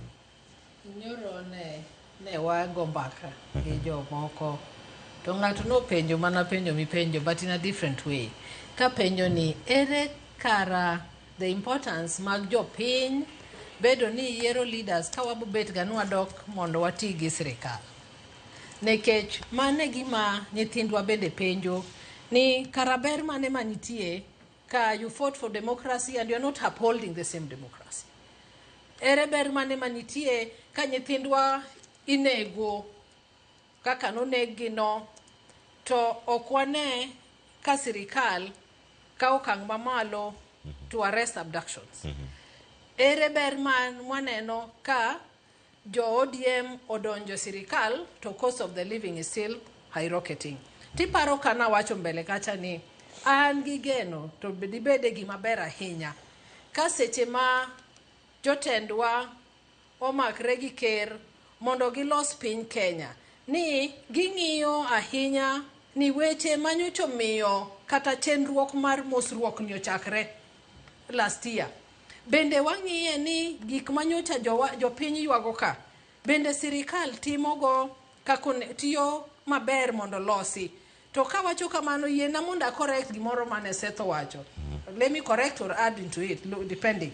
Ni owacho ni the realignment or the reorganization of the departmental committees mantie bunge no tim ni mondo ka policies or executive to koro kala oyo gimomiyo wabunge ni kacha, whether they're in particular department or particular committee or otherwise, any mondo gi oversight the same government. Matedi ka policy moro rach to kelnegi ni mae emodwaro nukal. Kaka wasewinjo, let me use a good example. Kaka sani wawinjo kanitie ywak mang'eny ni they should not be vetting kajikao IDs and all that kind of stuff. Koro seche modhi e jailer committee kacha ni un pachwe nang'o. To gigi ne ni koro sani wa support government to let them be objective nekech gine magi oversight gine magi ng'eyo reasons mimiyo gi mondo gik makamago kal. Omiyo ken gima ber ahinya kendo miyo kata chuny rowere go bende tho nikech okinyal nyiso wa ni joko ket kacha ni koro ka policy obiro to kala matiende ni kata gin gik maber maricho madhi hinyo ma jopiny neno ni gini to sani ok wanyal kawo to gin gibo kala to bende sani en seche ma koro different political parties chako mako siep gi other political parties. Wadong mana gi ga like achiel to ji dhi in another general election. Koro ken gima wenda ahinya ni waneno kata ka nitiere relationship moro ma is building between ODM gi UDA. Waneno kata ka Gachagua bende mako osiep gang'o gi Wiper. Waneno ka Jubilee is aloof gi kia kuma pod gichope kata gidwaro continue gi Azimio or other. But mago gik monego bed ni anticipate as a country. Omiyo one, let us wati gi opportunity momiwani kaka jo ODM ni tiyo gi sirikal kapo ni mane wach maker jatendwa migosi Raila Amolo Odinga bonyiso wa mbele ka ni waneno ni wa support government ni mondo otieka tije maber mondo jopiny ywak mane jopiny nigo in regards to high cost of living odok piny. Wanene ni employment opportunities nitiere mag nyithindwa. Wanene ni agricultural sector gik moko weche manyocha tungre ka jowa mwamiyo gi e sirikal gi. Boti mang'o bokonyo. Otherwise kok waneno ni ang'o momiyo wadonjo e sirikal ni kaka party. To wane mwadhi bear the burden kaka Noah we born the burden mar Jubilee party the other time ni gidonjo ok waneno ber. Omiyo kik wabed joma ting'o misigo mok marwa to waneni opportunity momiwani ere kaka watiyo kode mondo wakonyo ganda mondo nenia yenyewe ODM ochung for social democracy ma msingi margi enia gik mabeyo gik makonyo ganda joluotek ema mondo gitimao gikete kipao mambele mago ema mondo jopinyo ne etudruok marwa gi UDA. Erokamano ahinya Robert Alai arwaketwa kapok aka oyueyo. Pana penjo mapenjo Seth ka ng'ato recho biro duoko ayuda ni pachi kotenore kode jok mane okagi ma course obed abandon kendo gi feel ni gin betrayed a course makama. Akia course mane ma rowere wuoyi nikech ni course mar loko piny ok osebedo abandoned since independence. Iparo kane Kenya manyo independence jok mane otele course mar liberate Kenya ne jopuonj. Omiyo Oginga Odinga, Kubai and others. Kubai gin labor unionist. To jok mang'eny, thoth jok mang'eny mane lead Achieng' Oneko ne en journalist. Thoth jok mang'eny mane lead movement no ne gin jopuonj. To kibiro liberation mar ariyo ne thoth gi ne gin lawyers kata academics, intellectuals. To kwadonjo koro ma ji wacho ni mar adek, it's a mixture, young people, young mind, but the common factor ni jogi ne tindo. Iparo jok machalo ka Tom Mboya, they were very young. Koro rowere masani kik par ni they are the first one to be rowere and to demand change. En a constant struggle. Aparo ni kane wachako donje siasa mane koro Rainbow Coalition odonje ginene e telo 202 gima na wuoyo gi PS Mburugu mano nyisowa ni the quest for the young people for leadership positions cannot be gainsaid. And no wacho kamano mwacho ni ka the plight of the young people were not addressed to bobedo marach. And it's a constant thing ma podo na ndalo ne wane jok mane wacho ni very young people in their 20s and so on. 20 years later we are still speaking of the same. Nyaka wa remind the young people ni Kenya ni cannot be detached from history. Koro history ni is something we have to mention. Ni paro ni Gachagua ni emane wacho ni kikwa discuss history. Kenya Kwanza kane campaign ne wacho ni kikwa duok gi jogi historia. To kane ok gibedo student mag history, ne ok ginyalo understand siasa mar Kenya. Emomiyo samoro ne gin detached from reality. Emomiyo noduoko gi ni mondo understand gima timore ni usani, nyaka understand ni Kenya wa kanye to ni kanye to dhi kanye. Mondo understand the communities, their unique demands, ways, and kaka kitgi gi timbegi. To kok understand mano to wadhi biro detach. 2023 jo Kenya ne wa remind jo Kenya ni piny ni ok nona ka dhi maber ahinya. Mane wadhi e streets. Jo Kenya ne ok ochung' kodwa mang'eny. Ne wadong' ka kiye e streets. Lakini ne wa lose this Rabirego beach. Case no kata nyoro nyowan Mombasa nyowaluwo wach mar gima nyo timore Mombasa. I will give lawyer Paul Mwangi at length about the same thing. And it's still painful case. We have not addressed the issue. And we will have to address it at some point. To Gimanya kwa remind jo Kenya ni the struggle for liberation or the struggle against the ills. Gimanaja kom the campaign last year to watch ni one gik moka ngwen manyaka wagore against. Achiel en fuo, mara ariyo en dhier, mara adek en tuoche, mara ang'wen en corruption, mibadhi. Kok wagore gi gik moko ang'wen gi, to Kenya ok nyal bedo ni liberated. En gima constantly nyaka fight. Abduction matimore sani nok ochakore kawuono. Uhuru Kenyatta, Kibaki, Moi, Kenyatta notimo gi molo ng'ata ng'ata. Nitie jok mane oyud kata mana game parks ndalo Kenyatta. Nitie jok mane oyud game park ndalo Moi. Gigo osebedo ka timore. What is the final way of dealing with them? Ok gin gik monyalo wacho kawuono ni abduction ni Ruto machako. In fact, aparo ni jo Kenya are very unfair to Ruto ka gi blame for abductions, because abductions matimore sani ok osebedo proven nigi itimo gi sirikal. Ok osebedo proven anyway. But ne waneno constantly sirikal mokalo ni gik sirikal mokalo ne timo abduction. Some of the rivers Can I just say something in relation to that? Some of the things mane timore mane kao nyaka bodies itero River Yala, River Nzoia. Abduction ni jibiro abducted tinego titero almost 300 kilometers away. Apparently we are very unfair to the president. Apparently ojende be nyaka realize ni Kenya gimora mora development mora mosayude Kenya ni is through a give and take. Ubete kom, ubete mesa. Tuamua ni mae gimwadhi yienu nukaw to mae nyaka koro miwa. To jok mane owuok 2024 to wacho ni gin partyless, gin leaderless, gin onge gimora mora direction advice mora mora magidwaro kuom jok madongo en mane Ruto must go. Nwanyiso gin mano dwa wuok piny.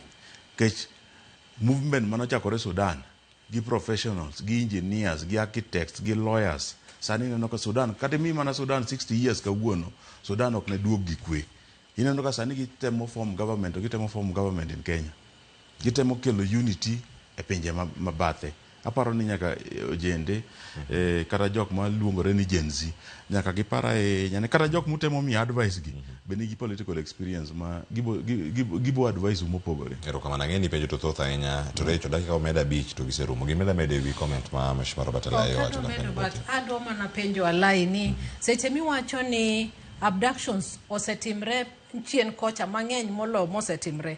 Are you justifying ni ngima ja Kenya chiel kowiti to it's okay nikech jomoko be nosegatho? Nikech ang'o momiyo iyiero sirikal? Roles mag government en ang'o Alai in mojo piny oyieri? Mokwongo, to safeguard security of the citizens and their properties. To ka ngima jomo olal, inyalo wacho ni we are being unfair to the government, ni gigo nosetimre mang'eny, jomoko niyudo Rivayala. Koro wameda timo richo nikech jomoko noseganegi, koso koro wane momiyo kwan kaka joma dwaro tiyo gi sirikandni. Koro wane niya wakonyo gi yo mane, but kwa konyo gi attitude mar niya one are already unfair and biased in our discussion. Ni joma nosetho ka bende ne ng'enya, in fact moloyo joma notho in 2024. I don't think if that is a fair argument. Nikech jomotho gin nyithind ng'ato, gin chuor ng'ato, gin wuon ng'ato, gin wuod ng'ato, nyar ng'ato, and all that kind of stuff. To seche moko mano kende mane nyathini ma Nyasaye omiyi, to kinyiso ng'ato ni you are being unfair, to we cannot even account for nyithindo kaka nyathi moro mane odhi in fact you should be more concerned. Nyathi mane tiyo county cha, mano yud kotho cha. What are you telling the people? Ni nyathi mano yud kotho, mane tiyo county cha, mobiro mo register kawuono donje tich, all of a sudden nyathino lal, 2 weeks later nyathino no kwany kotho. Ang'o malai osetime kaka leader, nikech one of the reasons why you are elected and as a government ni you are there to protect the citizens and their properties. Aparoni lazy politics, and lazy politics and siasa mar manyo telo kuom pingo sirikal, especially when you are ignorant of the facts. And ngato ignorant of the facts nkeche wacho ni ngato lal mokwany moyudi ere nkeche kini crime timore since independence kata kapok ne wayudo independence timore kai, ere proof ni sirikal nyo abduct ngato? Mane argument mami ni kapok wa accuse ngato to goal proof. Aparo ni recho nyine wachini. No, we are not saying the government abducted. I'm saying the government is there to protect them. So seche mamondi bed abducted cha. The government should ensure niya. Gineno ni ngamo bed. I'm correcting you because you're putting words into my mouth. Okawacho ni government abduct ngato. No. Government inemi wacho gigiti you want to answer. I'm just telling you government should protect. Okawacho ni government abduct. Government should protect. So speak into that sense. No, just into that sense. Kikiluor argument ni. No. Gej magi mangiyogo. Angiyo no kare Please continue. Okare wachana. Kikibed impatient. To mae gima ok med jitelo. Kikimany siasa mar pingo sirikal hoping ni mane madhi miyi kom moro amora midwaro. Ngech sirikal ana pingi gi fact. Ng'eni ana asebedo abducted. In samoro pok ibedo abducted. Ana asebedo abducted. To kena abduction maber ana asebedo abducted mokana 30 days solitary confinement. Osekana 30 days. And it was the role of the government to secure you. And that's what I'm saying. To protect you. That's what I'm saying. Awacho niya, asebedo abducted gi sirikal mokana 30 days and tortured mentally, psychologically. Okawach gima anyien ne. Onge ngose gore ne watch abduction. Menyaka kawuono put life in place. Even thoughts na samora difa kada manage leadership magwa anyiso gini maenya kwa kwer taparo ni at the same time nyakwa bed factual gimoro moro criticism moro nyakwa bigi open mind nyakwa bed gi very objective wadapala no maki gi kanyo koro moge jwang ka oduoko ka ntiere paro ma Kennedy Obuya da medo karaka kachel koda kaset kanga aka mana yweyo matina inya dai ka osekalo pangwen tok sangwen akalo gi dai ka par monego benaka kwa dige yweyo aduogo bang yweyo masani kikidhi mabora.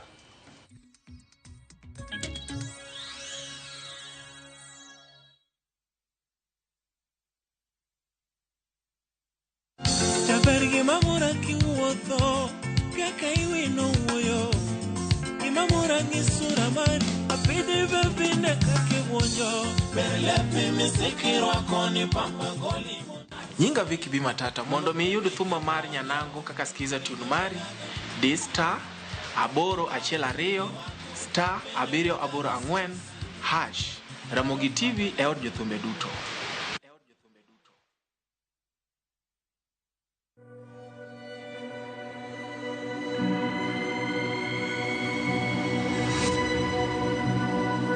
People come to me and they say they get discomfort when they have ice cream. Can you imagine that? Avoiding having cold ice cream. Sensodyne gives you long-lasting protections against sensitivity. And people come in and they're like, oh, it works. I can have ice cream and I'm not in any discomfort. I recommend Sensodyne because it works. It's brilliant.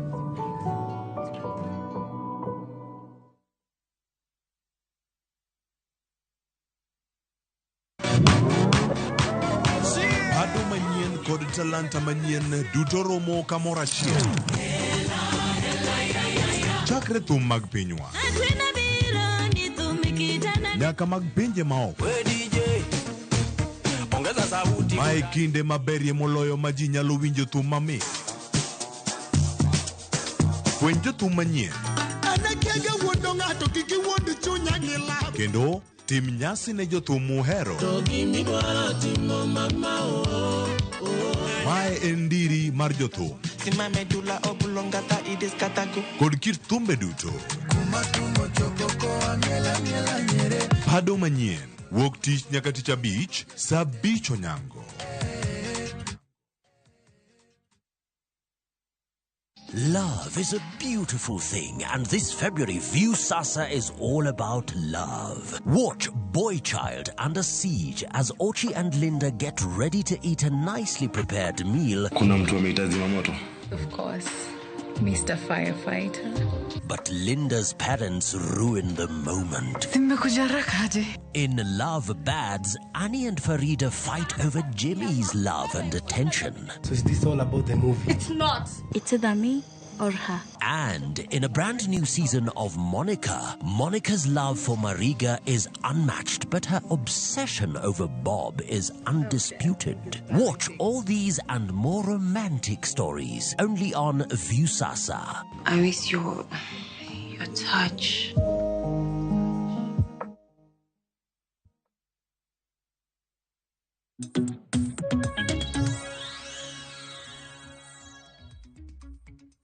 Aya nyakoro mujang waseduogo to kama dhi nyime to yana mondo mi asom ote moko ariyo ka to bang' adhi e kaunti ma Kisumu. Awinja network ma e kaunti ma Kisumu iwacho ni ero wantiere ka to nyaka sani pod wamedo luwogi ka wacho ni mimi na wewe ndio serikali.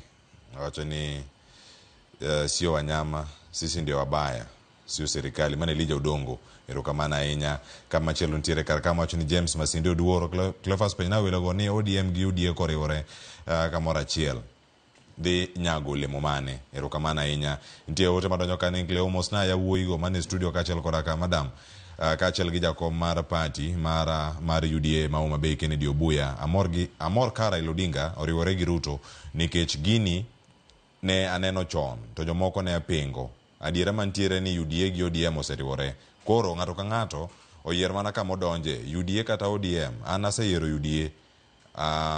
Obed ja ODM kata ja UDA, waduto wadhi yalo injili mar Ruto nyaka 2032.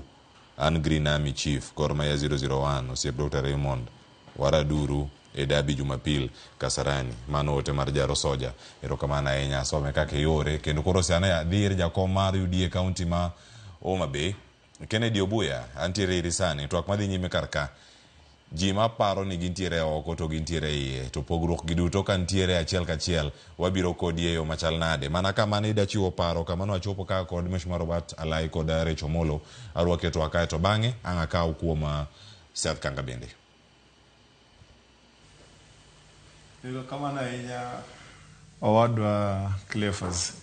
En mani idwa yiengonwa bath yie ahinya yo Nairobi kona. Erokamano kuom duokonwa microphone korwa koni Kisumu. Adwaro na apuonjra kod panelist wadwa nyamera min bondo Rachel. Achiel gima da nyiso Rachel ni there is power in the committees mag nitiere the legislature.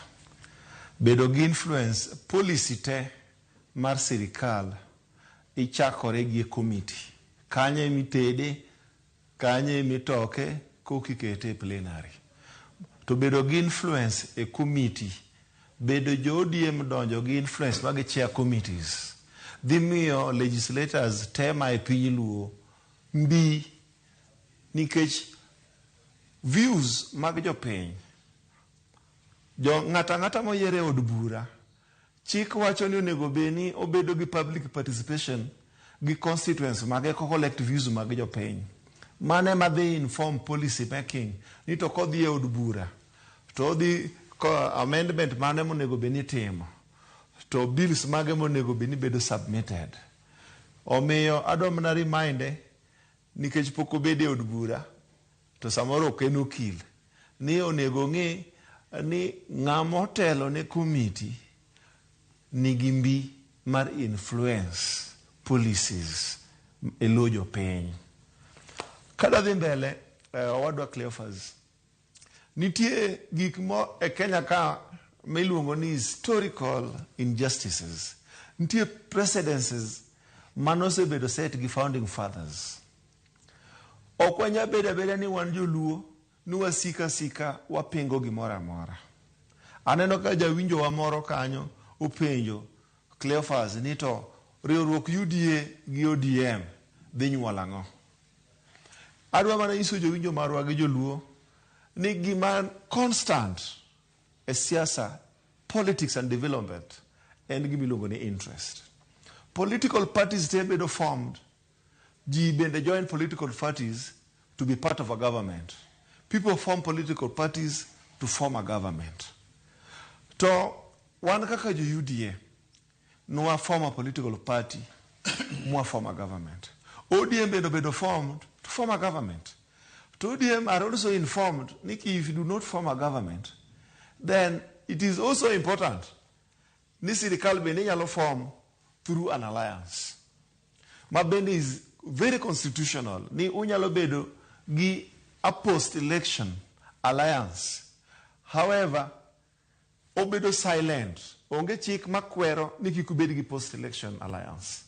En mane chik maber, Political Parties Act, wacho ni kaun kod a coalition as political parties to submit memorandum maru winjruoku to the register of political parties.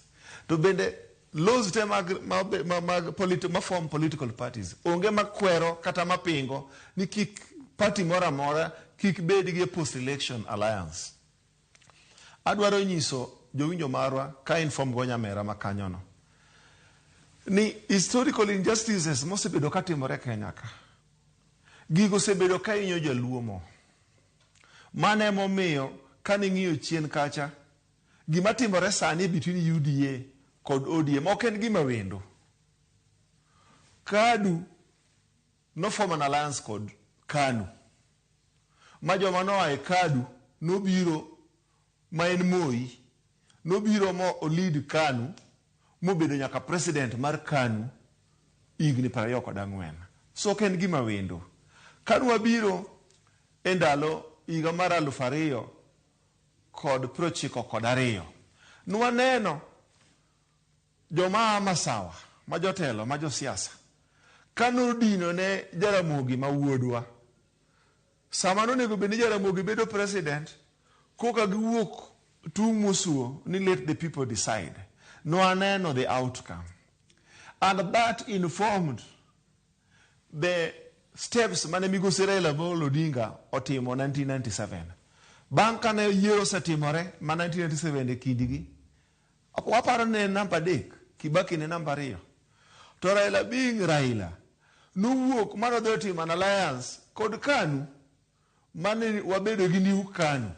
Modhi obedo Secretary General, mobedo Minister mar Public Works, Roads and Public Works. Omiyo gima timore sane ni ok en wendo. Notimore gi KADU gi KANU, notimore gi NDP kod KANU ma form new KANU. KANU udhi yiero mar 2002. Nwaneno LDP kod NARC kano bedo gi a pre-election coalition arrangement. But ne onge andika mano bedo submitted ne register of political parties. Mane nwanena kweda mamalo sama ni kwedo joluo kotele gi Raila. Ni winjruok mane giwinjore jakom onego bedo prime minister, gima kamano onge andika. Make gi kanya winja ne mano omiyo Raila nobedo gi lony mamalo kendo no inform yena mondo mi amaki Cleophas bini maya Mike podane yamo adama ige matin mondo mi kaduogo iri adani aduogo iri miya wach mari mugi kase winjo wach Seth Kanga nikech samo mi waneno ka dong dakika 2 kende to wan gi wala 3 monego ayud wach mari mugi sani anga duogo iri Ken Obuya sani yena mondo mi kao nafas maro aja duogo anga duogo iri kendo anga ayudo wach mari mugi ayuda ne kuom Seth Kanga sani Seth Kanga kangi loso sani wach mede wach ma Kennedy Obuya kod jotok mamoko bende lose adani mede kanyo wach mari mugik ka watieko twak mar okinyi ma kawuono. Erokamano Cleophas. To gima next time kitimo kiluongo wa studio kama. To ibedo ng'ama ng'iyo gik moko koni gi koni. Dwa miyo jo Nairobi ng'ala mamalo moingo jo Kisumu. Gima wacho ni Madam Rachel wuoyo gimoro kanyo about parliamentary practices matimore bunge ma wacho cha. Adwa nyisi ni legislative proposals ma wuoye ka momiyo ewa wuoye ni nyaka wabede kachacha. Any legislative proposal kokele e assembly kata e parliament kata e senate to wabunge samoro yale robustly to gi reject kata gi kale. Ka gi reject gi reasons to sama president duoke kata governor duoke kaluwore gi state oduoke gi memorandum kaluwore gi gigo ma wabunge wuoye.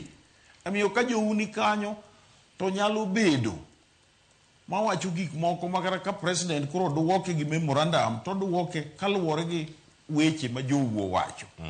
Emo mineno ndalo mane wane Jezi dhao ka negi dhao nikech Kimani Kuria notero gicha e parliament, finance bill cha e parliament. Nikech gicha ne yalo gi departmental committee of finance. Ma ok ne ging'iyo pach jopiny, gin ne ging'iyo strength gi ma gin e parliament cha, koro gikale akale. Emiya nyiso Recho ni gino ikale kaluwore gi pach ji. To ngane Cleophas luongo wa kamaraj nikech Recho no kwang'enu tiyo ne ng'aw ndik mani ya jasiasa. Ubuya tiyo ne Oda, ana tiyo ne ODM, Alaibi tiyo ne ODM. Recho no kwang'enu tiyo ne ng'a nikech weche ge chachowa. Mogik kaka wacho ni wan kaka ODM wacho ni wan wabedo formed on the tenets of social democracy. Omiyo wang'iyo pach jopiny ahinya e gimoro amora matimore ma wadwa timo kata decision wadwa make as a party mondo gigo ma japiny ywago miwinjo ka jensis gone gi simogo winjo ka jomoko wacho ni arrangement mar ODM no ok gimorgo. Emomiyo jakom nyo wacho ni koro dhir jopiny mondo joma wacho ni ok gimorgo mondo gimbe gibi mondo weche gi owachi mondo ka koro jakom bro make decision to make decision kose consider dwaro mag jopiny sana joera mag ODM obed elected leaders, obed religious leaders, obed youth, obed women groups kata jogo modak gi ng'ol ji te mondo paro gi uketi kamoro achiel wa going forward kaka ODM kwadhi mbele to wadhi mbele kako iganda. To gima kendo chako wuoro go ni background manene alai gi ng'ane gi Recho en mana Oda ok ane ODM e bathe kanyo. Next time bedo fair picha machunga bi keto kanyo ok Oda mi ket kanyo wachalo joma kuru wuoyo mane gi Oda to ODM onge kanyo. While we were talking about Oda and ODM winjo Cleophas ni chalo mana ng'ama dwa tiyo ne Oda kanyo kane kitiyo maber kaka kaka ng'ama Erokamano ahinya waduogo kachiel Recho ankodi kama ochung'i mana kama olose kar ka en independent kata ka ochung' gi duond bura moro amora. Obuya nitiere iri an kuom dakika matin ne achiel kata nyiriri 30 an kuomi atimo mos ahinya kuom mano motimore aduoka nitie e studio kar ka akamiyi thuolo mondo mi giduokre. Obuya an kuomi mondo miya wach mari mogik. Erokamano ahinya Cleophas. Studio maka ben digi challenge matin but aparo ni wadhi maber. Adwa mana nyiso jowinjowa goganda Luo ni wan kaka oganda mar Luo mantie UDA wan tichwa maduong' en kisera gi sero oganda kendo wagombo ni jaluo te odonje sirikal. Muoch makayo jaluo kayo jaluo mane ODM to kayo jaluo mane UDA nikech gino riwowa. Agenda mar ODM en form government mondo gichiw services ne jo oganda ma jo Kenya. Mane agenda marwa kaka jo UDA. Mane momiyo adwa mana kwero the doubting Thomases